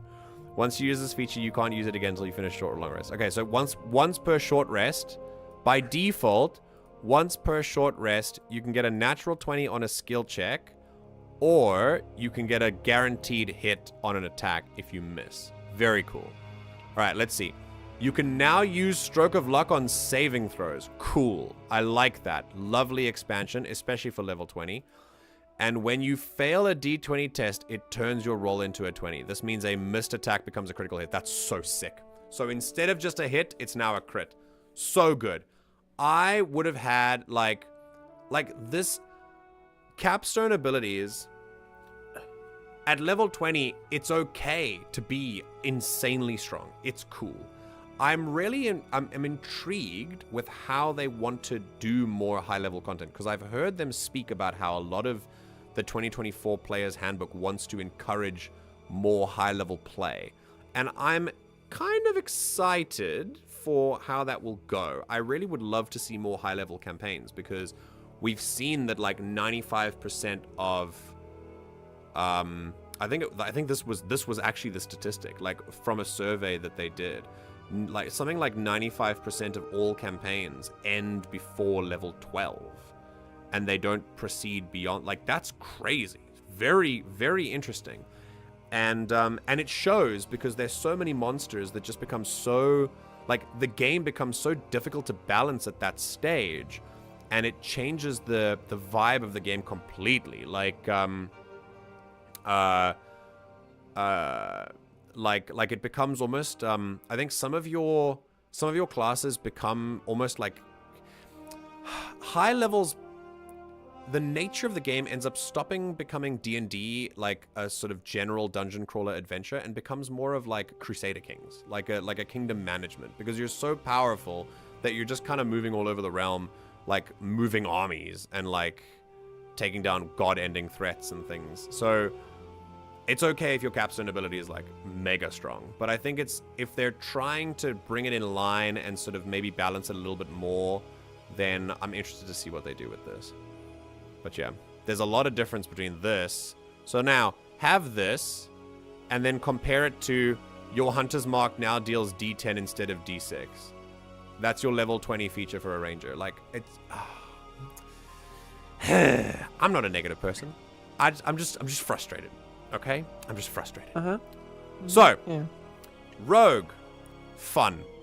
Big fan of the changes here. I love that they, at least with Rogue, they are sticking to the versatility and still maintaining a very clear identity for the class. So the rogue still gets sneak attack, reliable talent, all the cool things that make rogues cool, and they get more stuff on top of that. Very cool. With the ranger, you go to, well, with everything else we've looked at today, we've looked at three things. We've looked at rogue, paladin, and ranger today. And at the end of all of this, I think... yeah, Rogue has probably the most versatility and sticks with the same theme of 2024. Ranger is... it sticks with it, but in a much more generic way that is a little bit disappointing for me. So it's got... it's got, like... it's got more of an identity with Hunter's Mark, but it doesn't improve it enough to be awesome for me. And the rest of the stuff they take away that used to be special about the Ranger is not replaced by anything other than just Hunter's Mark is special now, and they've got so much generic stuff. So again, my conclusion with the Ranger, in a neutral way, not in a bad way, because I think it can be fun, is that the Ranger is going to become the jack-of-all-trades class. The class that can do everything pretty well, but nothing insanely well. And I think if you're prepared for that... There's a role for that. But that kind of tracks from the like Aragorn sense of the ranger. Yeah, like, when I said So when I said Aragorn is a ranger, like, yeah, this makes sense for him. So I think in that case, maybe they have brought it in line a little bit with what they want the ranger to be, more of a generic class that you can make your own through the roleplay. I do wish they still had a bit more of their tracking abilities, like their natural stuff, which they've completely taken away. But I think it can work. I still have hope for it. Like I said, it's just a worry, but it's not an expectation because the class hasn't come out yet, so we still have to playtest it. But I think, yeah, I think it still has some potential, and I'm excited to see how it'll work. Like I said, it's not going to excel more than any other class, but it's also not going to suck at anything, which I like as well. I like having a clean slate that is good at everything to work from, and then kind of bring up your specializations from there. And it also means that rangers are going to be a pretty reliable part of the party, because they're not going to suck at anything. So that's really cool. Yeah. So there is something cool to be said about the ranger. It's just a little too, compared to the other classes that we've seen, they have so much more identity-based versatility. The ranger has more generic versatility, and then Hunter's Mark on top of that. Okay, and then finally the paladin is kind of both. They've gone in a very weird direction with the paladin because they've made a core level 5 feature summon horse, which I think is okay. Again, it's kind of a worry because I think it's going to push away players who don't really want to play with Summon Horse. Because no one that I know who played a Paladin played one that had a mount. But I think at the same time, again, it has potential. It's a very weird direction, but that doesn't mean that it can't be good. I think we can have some interesting combinations, like what kind of steed you could summon. Like we said earlier, a Paladin of the Sea could summon a seahorse mount. That sounds cool as hell. Oh, Oath of Ancients Paladin summoning like a stag as a steed, you know? A stag steed? Like just some majestic so forest heart, you know? So good. So good. So there are some really like cool fucking options. Thranduil. Yes! Yeah, exactly. Riding this giant elk around. It'd be awesome. It'd be very cool. Yes. Also, the Paladin is seeing some huge buffs. A lot of the subclasses are moving around its aura of protection instead of just like within 5 feet, which is nice. But mostly, I think the most impressive buff that the Paladin got was that Divine Strikes can be used with unarmed strikes now. Divine Smites. So now you can punch people with smites, which is freaking awesome. And as I said, I'm okay with the nerf that it got. The nerf that Divine Smite got was it uses a bonus action now. So I think instead of eating a bonus action, they could just say once per turn. Because I know what they were trying to do, and they were trying to limit the Paladin from doing like 200 burst damage on 3 smites at level 4. Because that's what lots of Paladins tend to do, because they just throw all their smites into the big bad and then he dies in 1 hit. And I'm like, eh. So I'm cool with them sort of bringing it in line and not making them shine too much.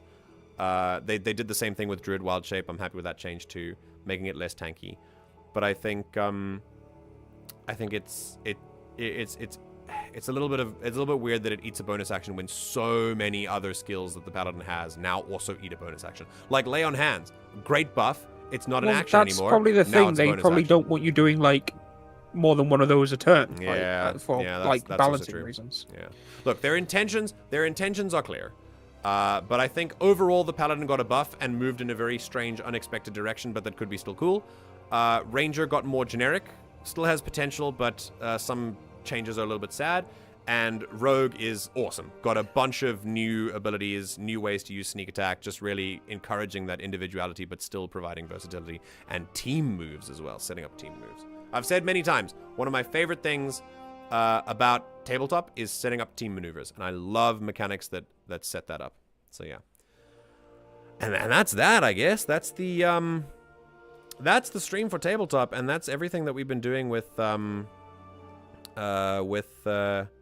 2024 Players Handbook. I'm very happy that we could get back to it, that D&D Beyond actually came online. We're not quite done yet. We still have to go through Monk. So I think next time we do tabletop, I'm gonna try and go through Monk and some other classes that we've missed. Fighter as well. I think Fighter could be cool to go through too. So yeah. Also, now I can catch up on chat. I was in the zone, but now I can check. My facilitator didn't understand what I was trying to tell them and didn't want to listen when I tried correcting something related to said problem. Can't say much more. I need to go back. Okay. Good luck, Alpha. That does sound very frustrating. Yeah. The dog tax. Okay. The dog tax has been paid. Paco is your dog? That's a great name for a dog. Okay. Oh, so cute. He does look mad at you. He definitely does. Oh, that's very funny. Okay. Yeah, this was fun. Oh. Thanks for turning up, Leo. It was super cool to have you here. And thanks for everyone. Leo, all of your inputs were very nice, as usual. Yeah. They obviously think slightly better spellcasting will compensate for all the loss of flavor. I do like the idea that rangers get more spells and like more variety of spells as well. So that's cool. Yeah, Lay on Hands, the bonus action is pretty big, yeah, for sure. Ranger has often been noted as the least liked class. Yeah, that's what we were talking about. So I wonder if they try to fix that by making a jack of all trades. I think their intention was to make it more liked. And some sad things have happened as a result, but maybe those things are necessary for the Ranger to get like a clean slate. And then maybe they can build on the next one in the 2034 Players Handbook. I don't know. But with with new subclasses. Yeah, or with more subclasses, yes. I have noted, I think my favorite thing about the Ranger is the subclasses. The subclass buffs are very impressive. I really like the subclasses. So that's really cool. The other thing Oh, we haven't done Wizard either. So yeah, we got Monk, Fighter, and Wizard still to do, I think. So yeah, we'll get to do those. He's not getting a bone. He mad. Why is he not getting a bone? Why are you not giving him a bone? Just give him a bone. They've said this will be the last major update. Yes, I think they're done. There's not going to be a 2034 major 2034 Players Handbook. This is going to be it until D&D dies. So we just got to be happy with this, I'm afraid. I mean, I genuinely doesn't mean they're not going to update it, but when they might give new additions. Yeah, they might be new updates. Oh no, Taters, they will definitely still milk you for cash. Like, you will still have to pay more money for expansions and updates and more classes and things, but they won't have a new player's handbook. Like Hasbro is gonna Hasbro, you know, and Wizards of the Coast is not the best company. I am saying I like all these changes as someone who likes D&D. But I don't play D&D right now. I just like looking at it and talking about this stuff because I like using what the most popular tabletop system is doing in order to apply that to, you know, general concepts of fairness and game balance and, you know, buffs and nerfs and other updates that we can do to things. He's pissing on the new grass. No, hello, kitty. Hi. Tax. Immediate. No. I'm the tax collector. Tax is theft, Please? so no. Please? Tax No. is theft. I'll be damned if anyone's stealing my cat. I'm not sure I like D&D. I feel that. I think look, I like D&D. I like other stuff better though. I think D&D has I think D&D has a really good place in the world, but I think unfortunately it really has benefited too much from its monopoly status. And I think other systems are so good. They do so much for the tabletop world and they really deserve a chance to shine. There's so many others. They do things so much differently from what Dungeons and Dragons 5th edition does now with the 2024 Players Handbook, what it will do. And I love that. I love that variety.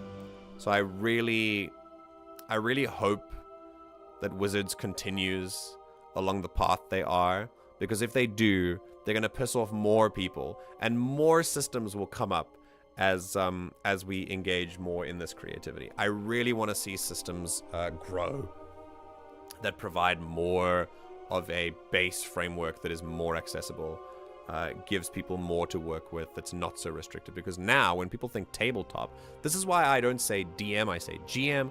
I don't say D&D unless I'm specifically talking about D&D. Because I want to reframe. I want to make sure that when I talk about tabletop, I'm talking about all tabletop. I don't want D&D to have this much power over the community and over the Wizards industry. of the Coast, not like people saying DM it unless they're talking about D&D? I think so. I think so. But it doesn't matter. It's become that. Like, everyone talks about DM even if you are a game master. And I really prefer the term GM as well. I think it's really important to really... Yeah, I don't want to give Wizards free advertising, unless I'm specifically talking about their system. They really don't deserve it. So yeah, I do like talking about D&D, but I really hope that other systems in the future get a chance to shine as well. I still think there's a place for it, though. There's some really nice stuff about it. It's got some good charm. It's way more robust than you think it is. I think a lot of people who look at D&D for its shortcomings really haven't read the full DM's guide. There's a lot of stuff in there that addresses many of the gripes people have with D&D, with variant rules and stuff, including, by the way, an entire random dungeon generator. Like in the DMG, there's a whole dungeon generator that you can use multiple times. Is really cool. And there's a lot of cool stuff in there that I think people miss. Because mostly D&D has benefited from so much fame that a lot of people come up and they're like, yeah, I play D&D, and they just skimmed over the basic rules. They didn't really go into the nitty-gritty of it, because that's really all you need to play good D&D. But then when the pitfalls start happening, they're like, oh, well, it's D&D's fault. But actually, a lot of the time, the Dungeon Master's Guide does provide for some more stuff. You just haven't seen it. which doesn't necessarily mean the system is good or bad or that you are good or bad. Maybe it is time to move to a new system. But all I'm saying is that there is a place for D&D, and I think it does have a lot more. It does have a lot to offer. It's just not the be all and end all. Nothing is. Something I just thought of. Yeah. Is well, first of all, perhaps this is why Daggerheart exists, because Right. A new system to challenge Wizards of the Coast. Yeah. But the fact that it's also made by like the Critical Role cast and obviously other people, not just them, not just a Critical Role thing, but Well, it's their company that's making it. Well, yeah, but I think because of the whole controversy stuff that happened a while back, I think they actually, they actually fell out with Wizards of the Coast, because I don't recall any recent like D&D Beyond D&D Beyond sponsorships or anything. Yeah, D&D Beyond doesn't sponsor them anymore, and I think what was very interesting was it wasn't just Daggerheart. About like I want to say 6 that I heard of other actual play streams broke away from D&D and announced that they were making new systems in the wake of that giant Wizards fallout that we had earlier this year with or like last year sometime. Remember with the open gaming license, the OGL like bullshit that they tried to pull, where they tried to basically just like monetize and own everything that all the third-party publishers were doing. And in the wake of that, so many other actual play tabletop like gamers, like they immediately, like as a complete reaction, just went, yeah, we're making our own system as well. That's how Daggerheart came out. That was the birth of it. So I definitely think it had something to do with how Critical Role at the time of the giant fallout with Wizards was still under contract with D&D Beyond. So they were still sponsored by them, so they couldn't say anything. But then they did really say a very diplomatic statement about it. Yes. Yeah, I read that, yeah. And when they announced they were making Daggerheart, everyone was like, okay, we know why. Like, we know what the truth is. And then after that, I think they've stopped being sponsored by D&D Beyond now. So, yeah. Yeah, super cool. So I'm very excited for Daggerheart and to see how it happens. It's still in beta. A lot of changelogs have been coming lately, but yeah, very, very interesting. I have a strange love-hate relationship with D&D, but as I found out 5e compatible systems, I went to those instead. Yeah, like Mass Effect 5e, Star Wars 5e, like Elder Scrolls 5e. There's so many cool like 5e compatible systems that are not D&D that can help you as well. Yeah. I even found I once found a PDF of like stuff for bringing the world of The Witcher into 5e. That's so sick. I like that. And every single monster was at least challenge rating 1, by the way. Scary. Every single one was scary. At least challenge rating 1. Scary but accurate. Which is kind of appropriate because no, it's accurate. Yeah, that's definitely accurate. I remember The Witcher 3. That makes me want to go back and play. Man, that game was fun. Sure. Yeah, it's fucking amazing game. The D20, using a D20 is such an iconic way of playing tabletop that I don't think it will ever go out of style. But it doesn't have to be D&D. Like, D&D doesn't own the D20, you know? They just own the way that you use it. You can use a D20 in lots of different ways. Daggerheart uses a D20. The GM rolls with D20s. But I think, yeah, it's a nice, interesting way of using things. But there are other dice. There are other like dice types you can use as well. But yeah, using a D20 to tell stories is a pretty iconic way of doing it. I think whatever story you tell outside of D&D is going to be valid. Speaking of like stupid fucking like monopolies and wanting to restrict everything, fucking Warner Brothers with their like Nemesis system, like fucking copyright thing. It's still not done anything. What was that? The Nemesis system from like Shadow of Mordor. Oh, they try to copy that game. Sorry, when you went Warner Brothers, I forgot that they actually. Yeah, made Warner games. Brothers own the series, own the games, and they copyrighted the Nemesis system. No, they've done it. Oh, they successfully. did. Oh shit. Yeah. Okay. So Oh. no one else can have the Nemesis system in their games, but they've not done anything with it. They've just sat on it, Yeah, that's what they do. and That's they're not what making it a companies do. third like Shadow of game. So Yep. it's like, Yep. why? Just Why? Because monopolies exist conceptually. Like, as monopoly equals power, and sometimes. But they're not like even doing anything with it. So it's not like they're even profiting it off like having that monopoly on it. But no one else is, which is kind of still a win for the corporation, which is just shitty. Like, it's completely shitty. And erodes our trust in the concept of copyright. As it should, by the way, because most copyright law is used to protect corporations, not to protect little guys.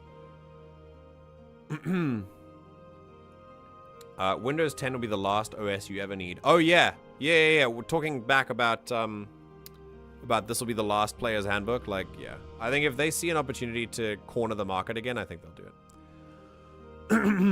The things we've won is now people are going to diversify their experience to TTRPG. I noticed that in the wake of that giant Wizards of the Coast drama, you saw so many people like openly announce how much they loved other systems. And I think that created a resurgence in love for systems that weren't D&D. And I think that's a great thing.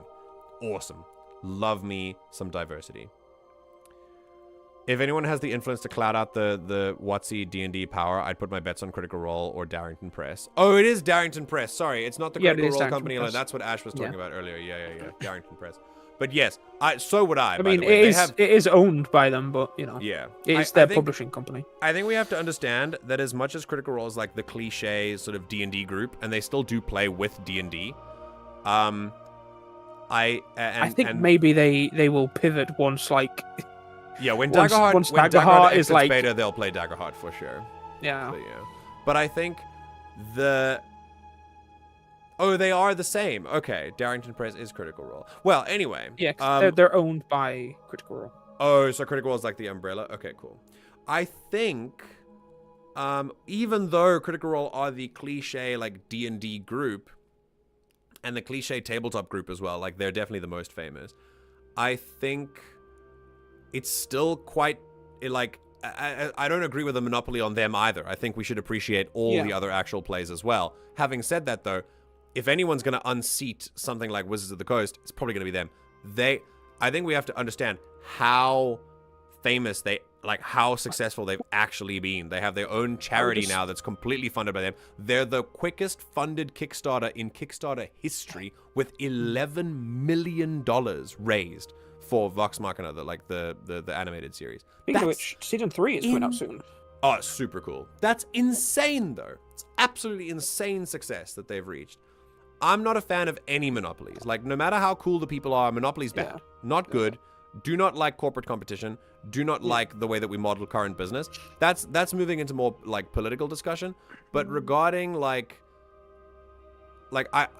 just really like seeing the people succeed, which is really cool. Yeah. And it's seeing them see that much success is awesome. If people want another, like, you know, D&D group to watch, Tales of Adventurous is very amusing. Tales of Adventures is hilarious, dude. Ah! It's so good! There's a gorilla? And also, I think there's gonna be a gorilla in the woods. Is it a charcoal gorilla or a propane gorilla? If you haven't seen Legends of Adventures, it's so funny. I've seen more clips than I've seen actual episodes, but the clips themselves are just hilarious. I've watched a few episodes and they are great. Oh, really? Yeah, so good. Yeah. There's a couple of actual plays that I'm looking at the moment that are pretty cool. But I can't remember their freaking names. I auditioned for one to be a part of one called Unbalanced Encounters. So if I get it, I'll let you know, and then you'll be able to hear me in an actual play soon. So that'll be pretty exciting. I get to know that in like halfway through the next month. So we've still got about a month to wait. So unfortunately, we're going to wait a while longer, but I'm very excited for that. Not a paid actual play, just a fun thing. But I'm really a lot, like, it's like 200 submissions. So I'm chances are I'm not going to get in, but I'm really excited to try. You know, I'm glad that I tried. So yeah.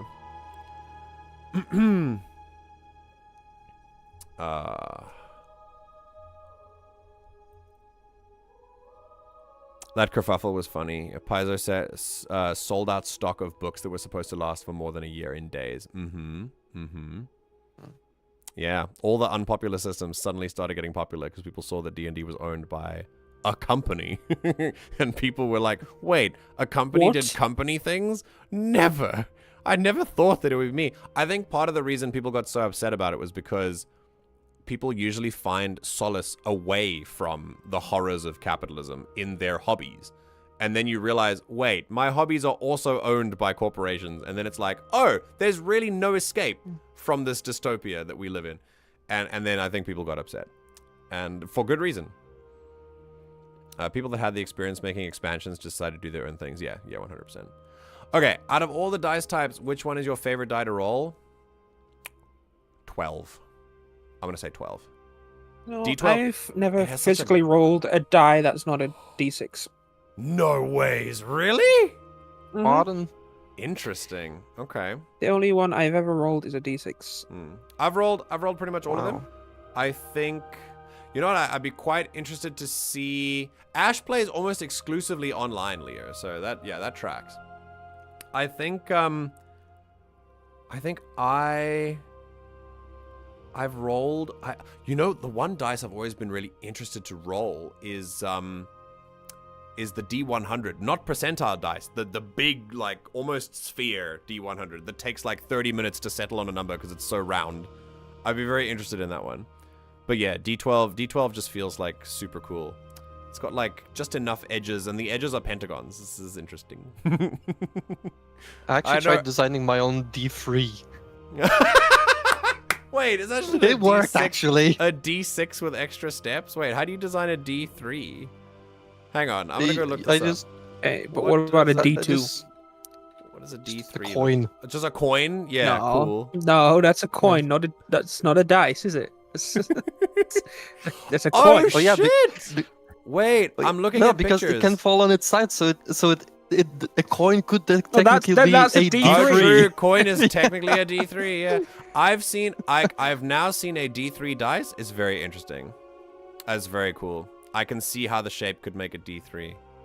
It looks, it's more rounded, but that's very cool. Yeah, I like that. I'm not sure which one you're looking at because I made my own. Oh, show me a Nomad. So, yeah.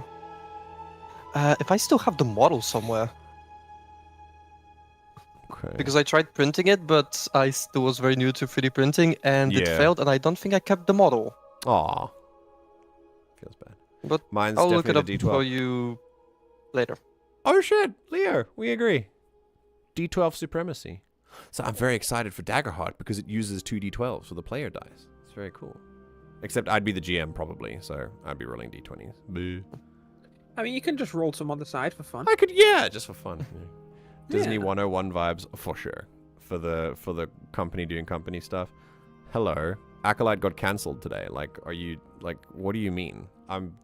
I'm livid about that. By the way, Did you see the meme I put in memes?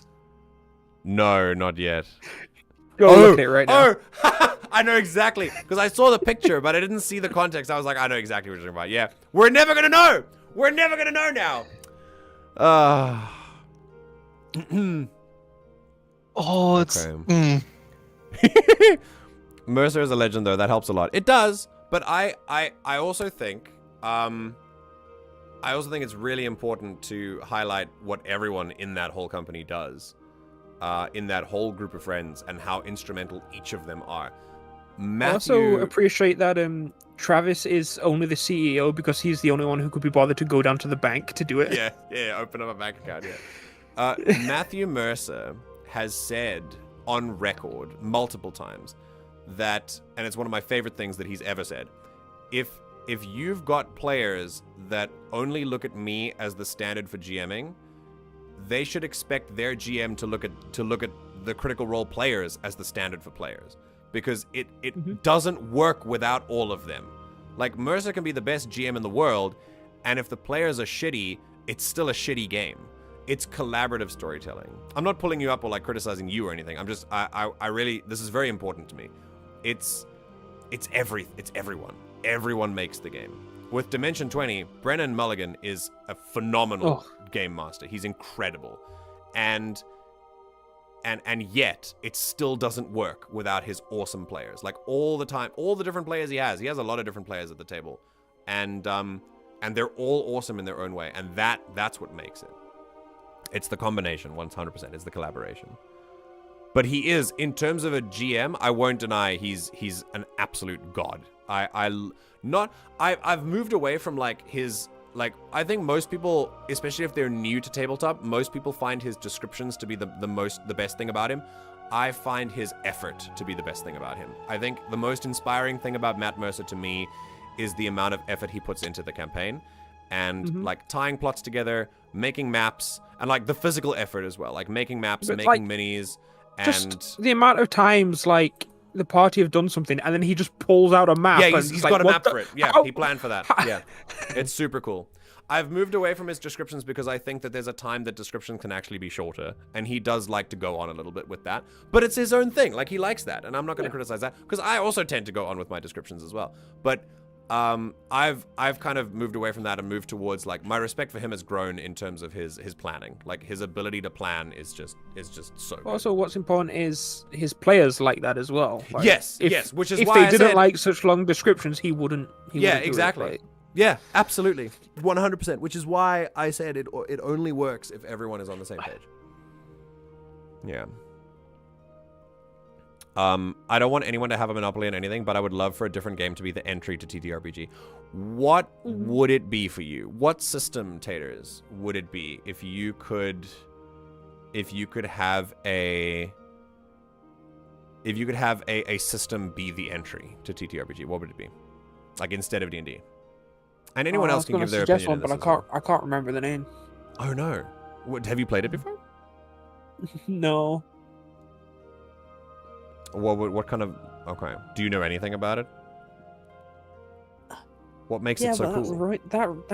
No, it just ruins the whole bit if I describe it. So now I'm gonna leave you wondering. All right, fine. Menace. I own like 45 sets of polyhedral dice. I don't own any dice here. All my dice are in South Africa, and even then, I've only got like 4 sets. So, yeah, I enjoyed a little bit of dice. I've never been a collector, mainly because I feel my wallet cry too much. I know that other people still do, and then, you know, that's fine. Like, spend your money. Like, it's fine. I'm not going to tell you how to spend your money. But for me, I've never... It's been a bit sad, because when I look at people's, like, Funko Pop collection, I'm like, damn, that looks cool. Like, it'd be so cool if I could collect that. And then I feel too bad, because I look at the price of one Funko Pop, and I'm like, oh my god, how do you have 100 of them? Like, that's insane. Well, they didn't buy all 100 at once. I know, but still, yeah. Crowdfunding with friends. That's also true, yeah. I have difficulty collecting things. A doggo running in the house. It's because of the bone. She gave him the bone. So, update. I lost the model, but I'm gonna recreate it right now. Oh, okay, cool. I'm very intrigued to see your D3. Wouldn't a longish triangular prism be a D3? Yeah, kind of. It has to be rounded at the end, though. So that's kind of that's the one I was not necessarily. looking at. It can just be like two prisms with rounded sides stuck together. That's also true. Yeah, it could be. Yeah. It's actually what I'm gonna make in a second. I love his monster sounds. It's phenomenal. It's so good. Wow.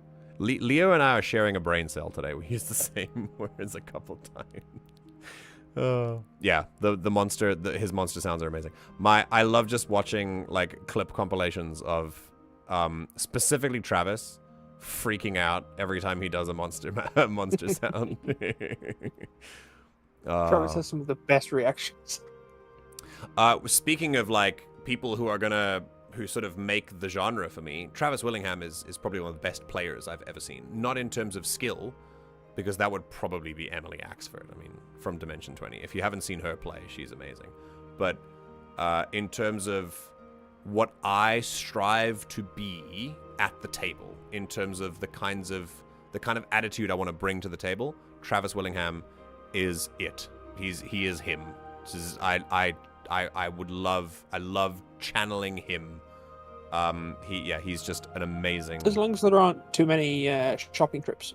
Yeah, but the thing is, even when there are, he communicates his frustration in a way that doesn't make anyone else feel bad about it, and that's what makes him so good about it. Yeah, he is just an incredible player. He is so considerate, so giving and generous to the other players. It really makes it feel like it's a collaboration when he's there. It's wonderful. Oh, it's raining again. There are many huge moments in Critical Role when Matt says nothing and the story twists and turns and moves forward. Yeah. If you're not willing to be that player, you won't ever have a GM like Matt Mercer. Yeah, 100%. 100%, yeah. And even then, you shouldn't try, which is the big point at the end of the game. I think the point of Matt saying that is stop expecting us. We are not you. Like, we are different humans. Everyone has a different experience. Don't expect anything. You should set your own expectations as a table. And don't try to be this player or that player or whatever. I tell people this all the time. I think it's some of the most important advice. But for tabletop, as a window to yourself, don't try to be other people. Like, there's only one of you, and you don't know if no one is trying to be you. So then who's going to be you? Don't try to be other people, especially at the table of a tabletop game. Try to be you. Just be the player that you are, and be the GM that you are. And if that works, then that's going to be amazing. Yeah, also they are professionals, Raz, 100%. I don't know any systems well enough, but I'm saying that Daggerheart might have the influence to take the seat from WOTC. Okay. Could do. In which case, I would fight it, because I don't like monopolies. But still, I want to try it out. I collected for years. I haven't now because I don't play IRL, but I love to take photos of them as well. What, the dice? Yeah. Dice, I mean, there's some beautiful sets out there as well. Listen, dudes, I'm going to end. It's like 2 in the morning. I can't keep talking to you for all night. Even though it's fun, just can't do it. I got my first set this year. Cool! What color? What's the color set and stuff?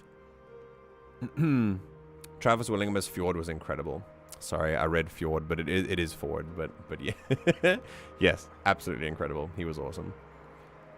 Yeah, and like I said, Raz, you are right. They are professional actors, which I think a lot of people should understand. If their GM is giving their all, or if your players are giving their all, you should definitely praise them for that. Definitely, because understand this person is doing it just for fun, like just because they want to. And it's not, they're not getting paid.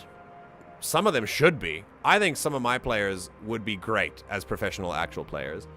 And yeah, I've been trying to break into, like, once my voice acting thing is kind of settled, if I get a few parts, I would love to try and break into the professional GMing world as well, if I have enough, if I don't have, like, too much on my plate anyway. But yeah, even then, like, knowing that, like, professionalism is not the standard, I think we should probably try and reframe that. Like, making money should not be the end all of, like, your hobby. It shouldn't be, like, the pinnacle. The pinnacle is your enjoyment. If you enjoy your hobby, you've peaked, all right? That's it. You don't have to constantly think about, should I be making money from this? Could I be exploiting this a little bit better? Get exploitation out of your head for hobbies, right? Enjoy them. Have fun with them. But still, even, like, thinking about that, yeah, praise your players. Praise your GM all the time, as much as you can. It's very appreciated.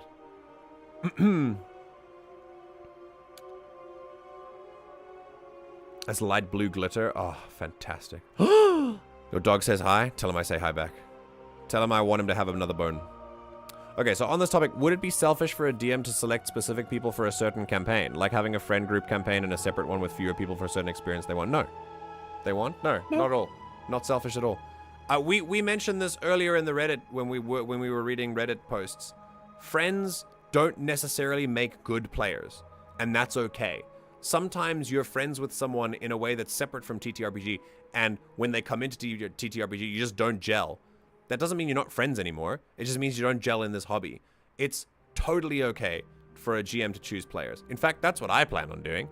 The problem is that everyone has to agree. So if I would never choose players blindly and say like, I'm choosing you, and then just surprise and be like, here's your thing. I would choose them one at a time based on importance.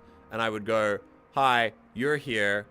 And now, well, actually, I don't think I would place it on importance. I think I would probably do random. So you'll invite me first, right? Yeah, because then I'm giving certain people a god complex, and they don't need a bigger ego than they already have. So I think I'm gonna. I would probably do it by Well, that obviously random. wasn't aimed at me, but okay. Approach people first, and then say, yeah, how do you feel about this person? Because they're the next person I want to ask, and make sure that everyone is on board with that. But yeah, no, I would absolutely choose 100%. But again, it's collaborative. So choose, and then, yeah, like I said, try one at a time if you're going to choose.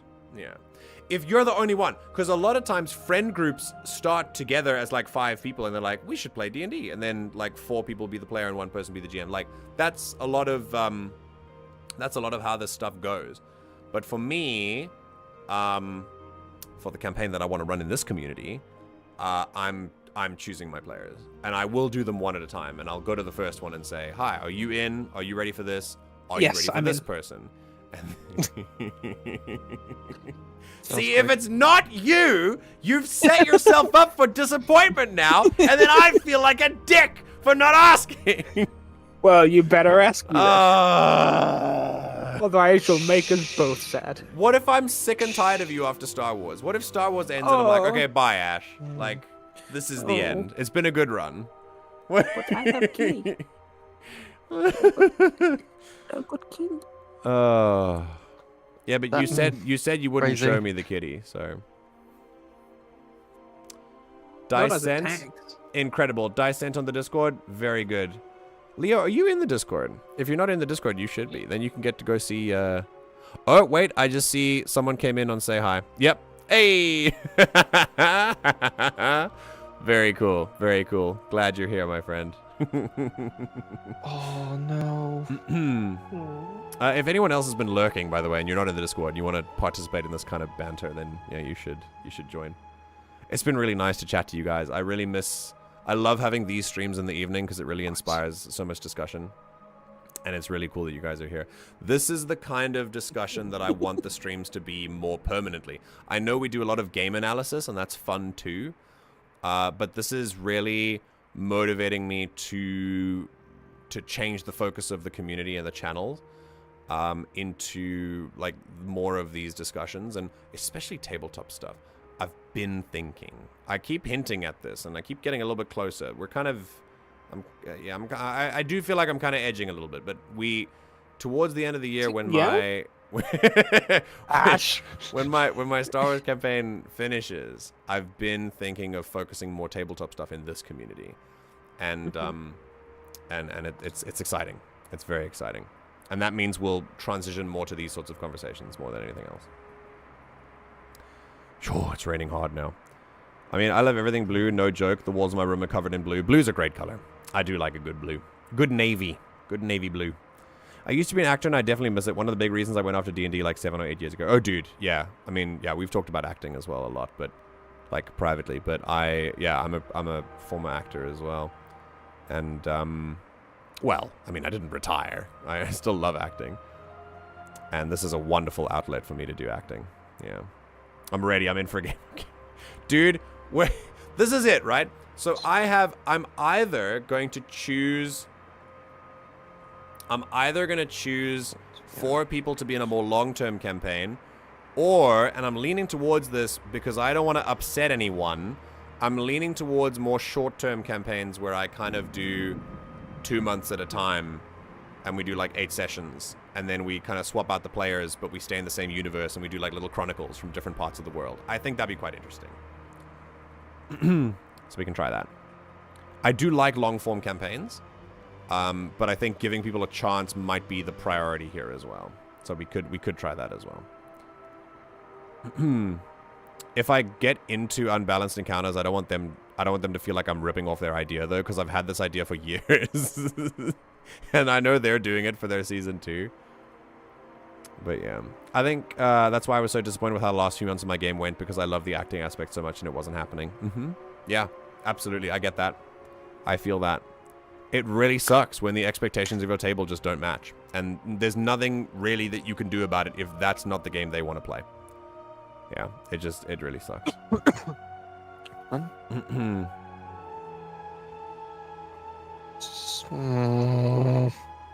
Wait, Chris, what activated your neuron?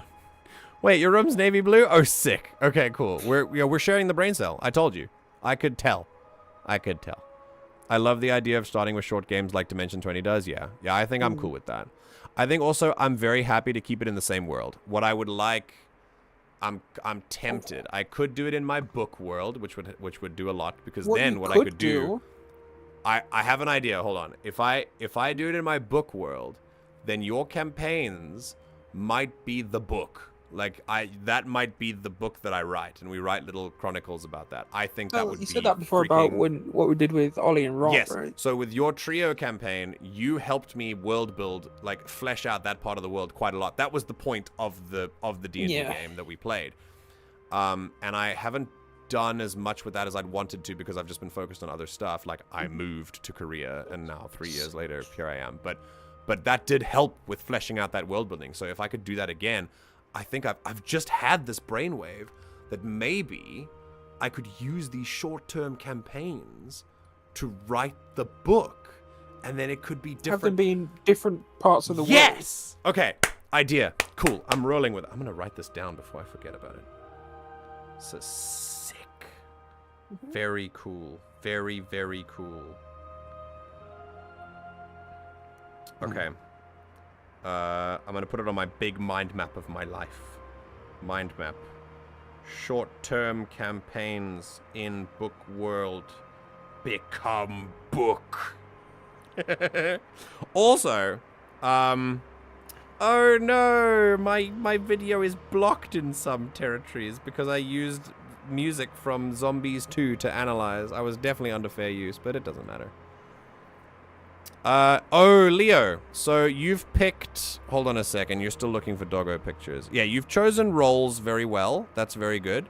Now go to non-human offspring. That's where the pets channel is.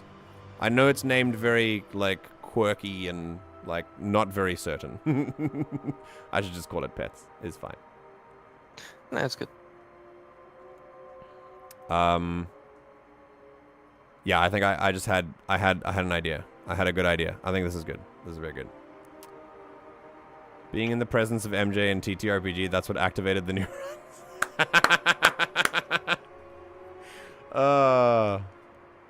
Chris never misses an opportunity to butter me up. Is great. Pinky? Like No! What?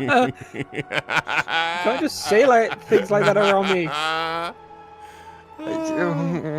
Wait, I have a soundboard for this. Wait. Control thine self. Suddenly Ash horny jump scare. Sorry, that's a bit loud. Sorry, chat.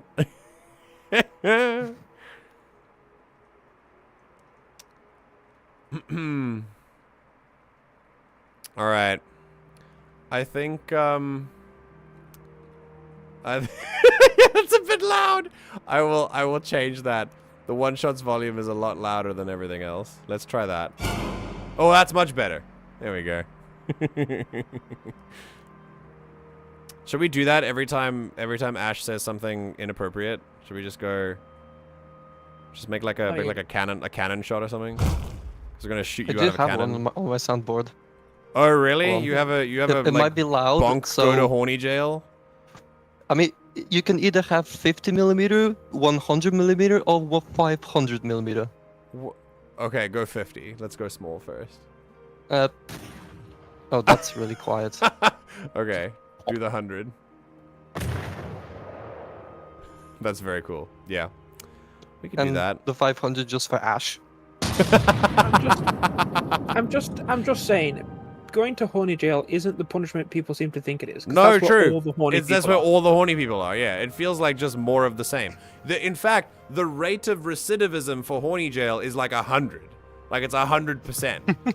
Everyone who goes to horny jail comes out and does more horny. You know, that's the problem. They come out, right? We have. Usually while they're in honey jail. We have to be more systemic with our treatment of horny people. Like we can't. I am actually a horny jail abolitionist and believe in rehabilitation over punishment. You know, inmates are running the asylum kind of deal. Yeah. Yeah. Oh, very good, very good. So we want to go back to horny jail. My doggo looks mad at the picture, Leo, but it's cute. Oh, he's still trying to. Leo, go look at the dog picture. All right. Hey, they looked at the dog picture. Okay, sick. Tiger, Leo looked at the dog picture. You can be happy now.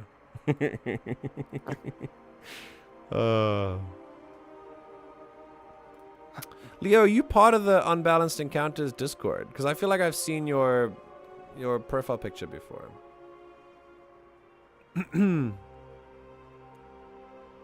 We are Legion. This is much harder than I remember. Oh, you are? Okay. To actually... Cool. Yes, 5'8"? It's much harder than I remember to make this D3. As I planned it previously, because right now I'm trying to fillet some of the edges, and one of them comes out like the fillet is larger than the other two. Okay. I'm trying to figure out why.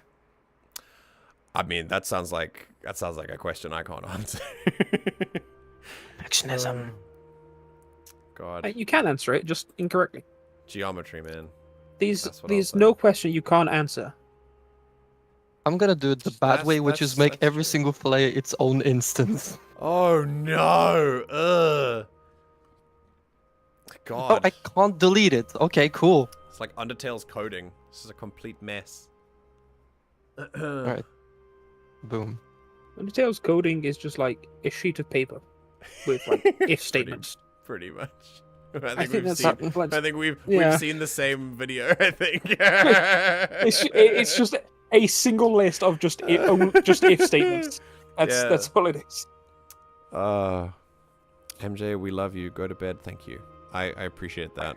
I appreciate both of those statements. I will take both to heart. MJ, we love you, but fuck off.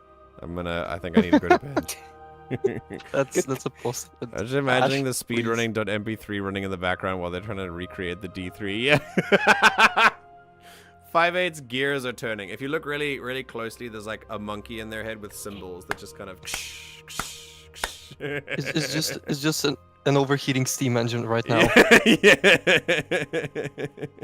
Wait. Yo! Okay, we have success. Now Post. no, hold on. It's not done yet. Damn it. Okay. Now I need I think 1 or 2 millimeter fillets. I'll send the STL to you and pictures of the print. I'm gonna end the stream and then you can post in the Discord later. All right, we're gonna end it here. But I did have an idea. I'm glad for all these ideas. Just want you guys to know that for all of you, thank you for inspiring this idea. I now have a grand idea as to how the TTRPG focus of this community is gonna go to, and I also know exactly how I'm gonna structure it, what the end result is gonna be, and. Oh, this is so satisfying. It's like I've combined. Oh, so good. Combining 2 separate plans into one plan that makes fucking sense. Well, MJ, my idea was having all these like short form campaigns and then a long form one which takes in parts from all of them. I like that as well. Yeah. Having that like be the sort of prequel like stuff. Events that happened in each cool. one being like Very foundational to the story of a longer form. That's very Wildermyth indeed. Yeah. Yeah, exactly, Chris. Oh yeah. It's all coming together. Hey, Cusco. I'm going to bed. we've reached the impression section of the evening. I'm sleeping now. All right, so I think I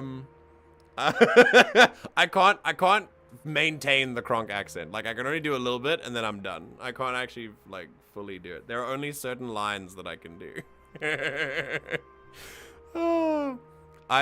Thank you, Leo. I appreciate that. All right. Yeah, so I'm gonna go. But the first thing the last thing I wanted to say, the real last thing, was about that TTRPG thing. Is that once we do that, I know I have noticed that the Discord is there are a lot of categories.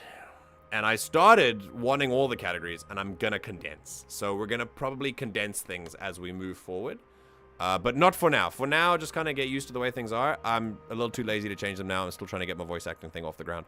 But once that's done, then yeah. Very cool. I'm leaving to ensure you end stream. No, I'm ending it now. Goodbye, Discord friends. Thank you for your presence. It was really lovely to chat to you guys. And all your opinions are very welcome. And I will see you all sometime during the week. Goodbye. See you. Have a nice time. And for all of you, have a wonderful day. Thank you for tuning into the Everything GM broadcast. It's been wonderful to have you here. No matter how you've engaged with this content, if you've been lurking, if you've been watching the VOD in the future, it's so cool to have you here. It's now 2:16 in the morning, which means I'm going the fuck to sleep. So thank you again for making me a part of your day and having these wonderful discussions with me. I'm just such a fan of all of you. Your perspectives, your opinions are why this community makes sense and matters. So thank you so much for that.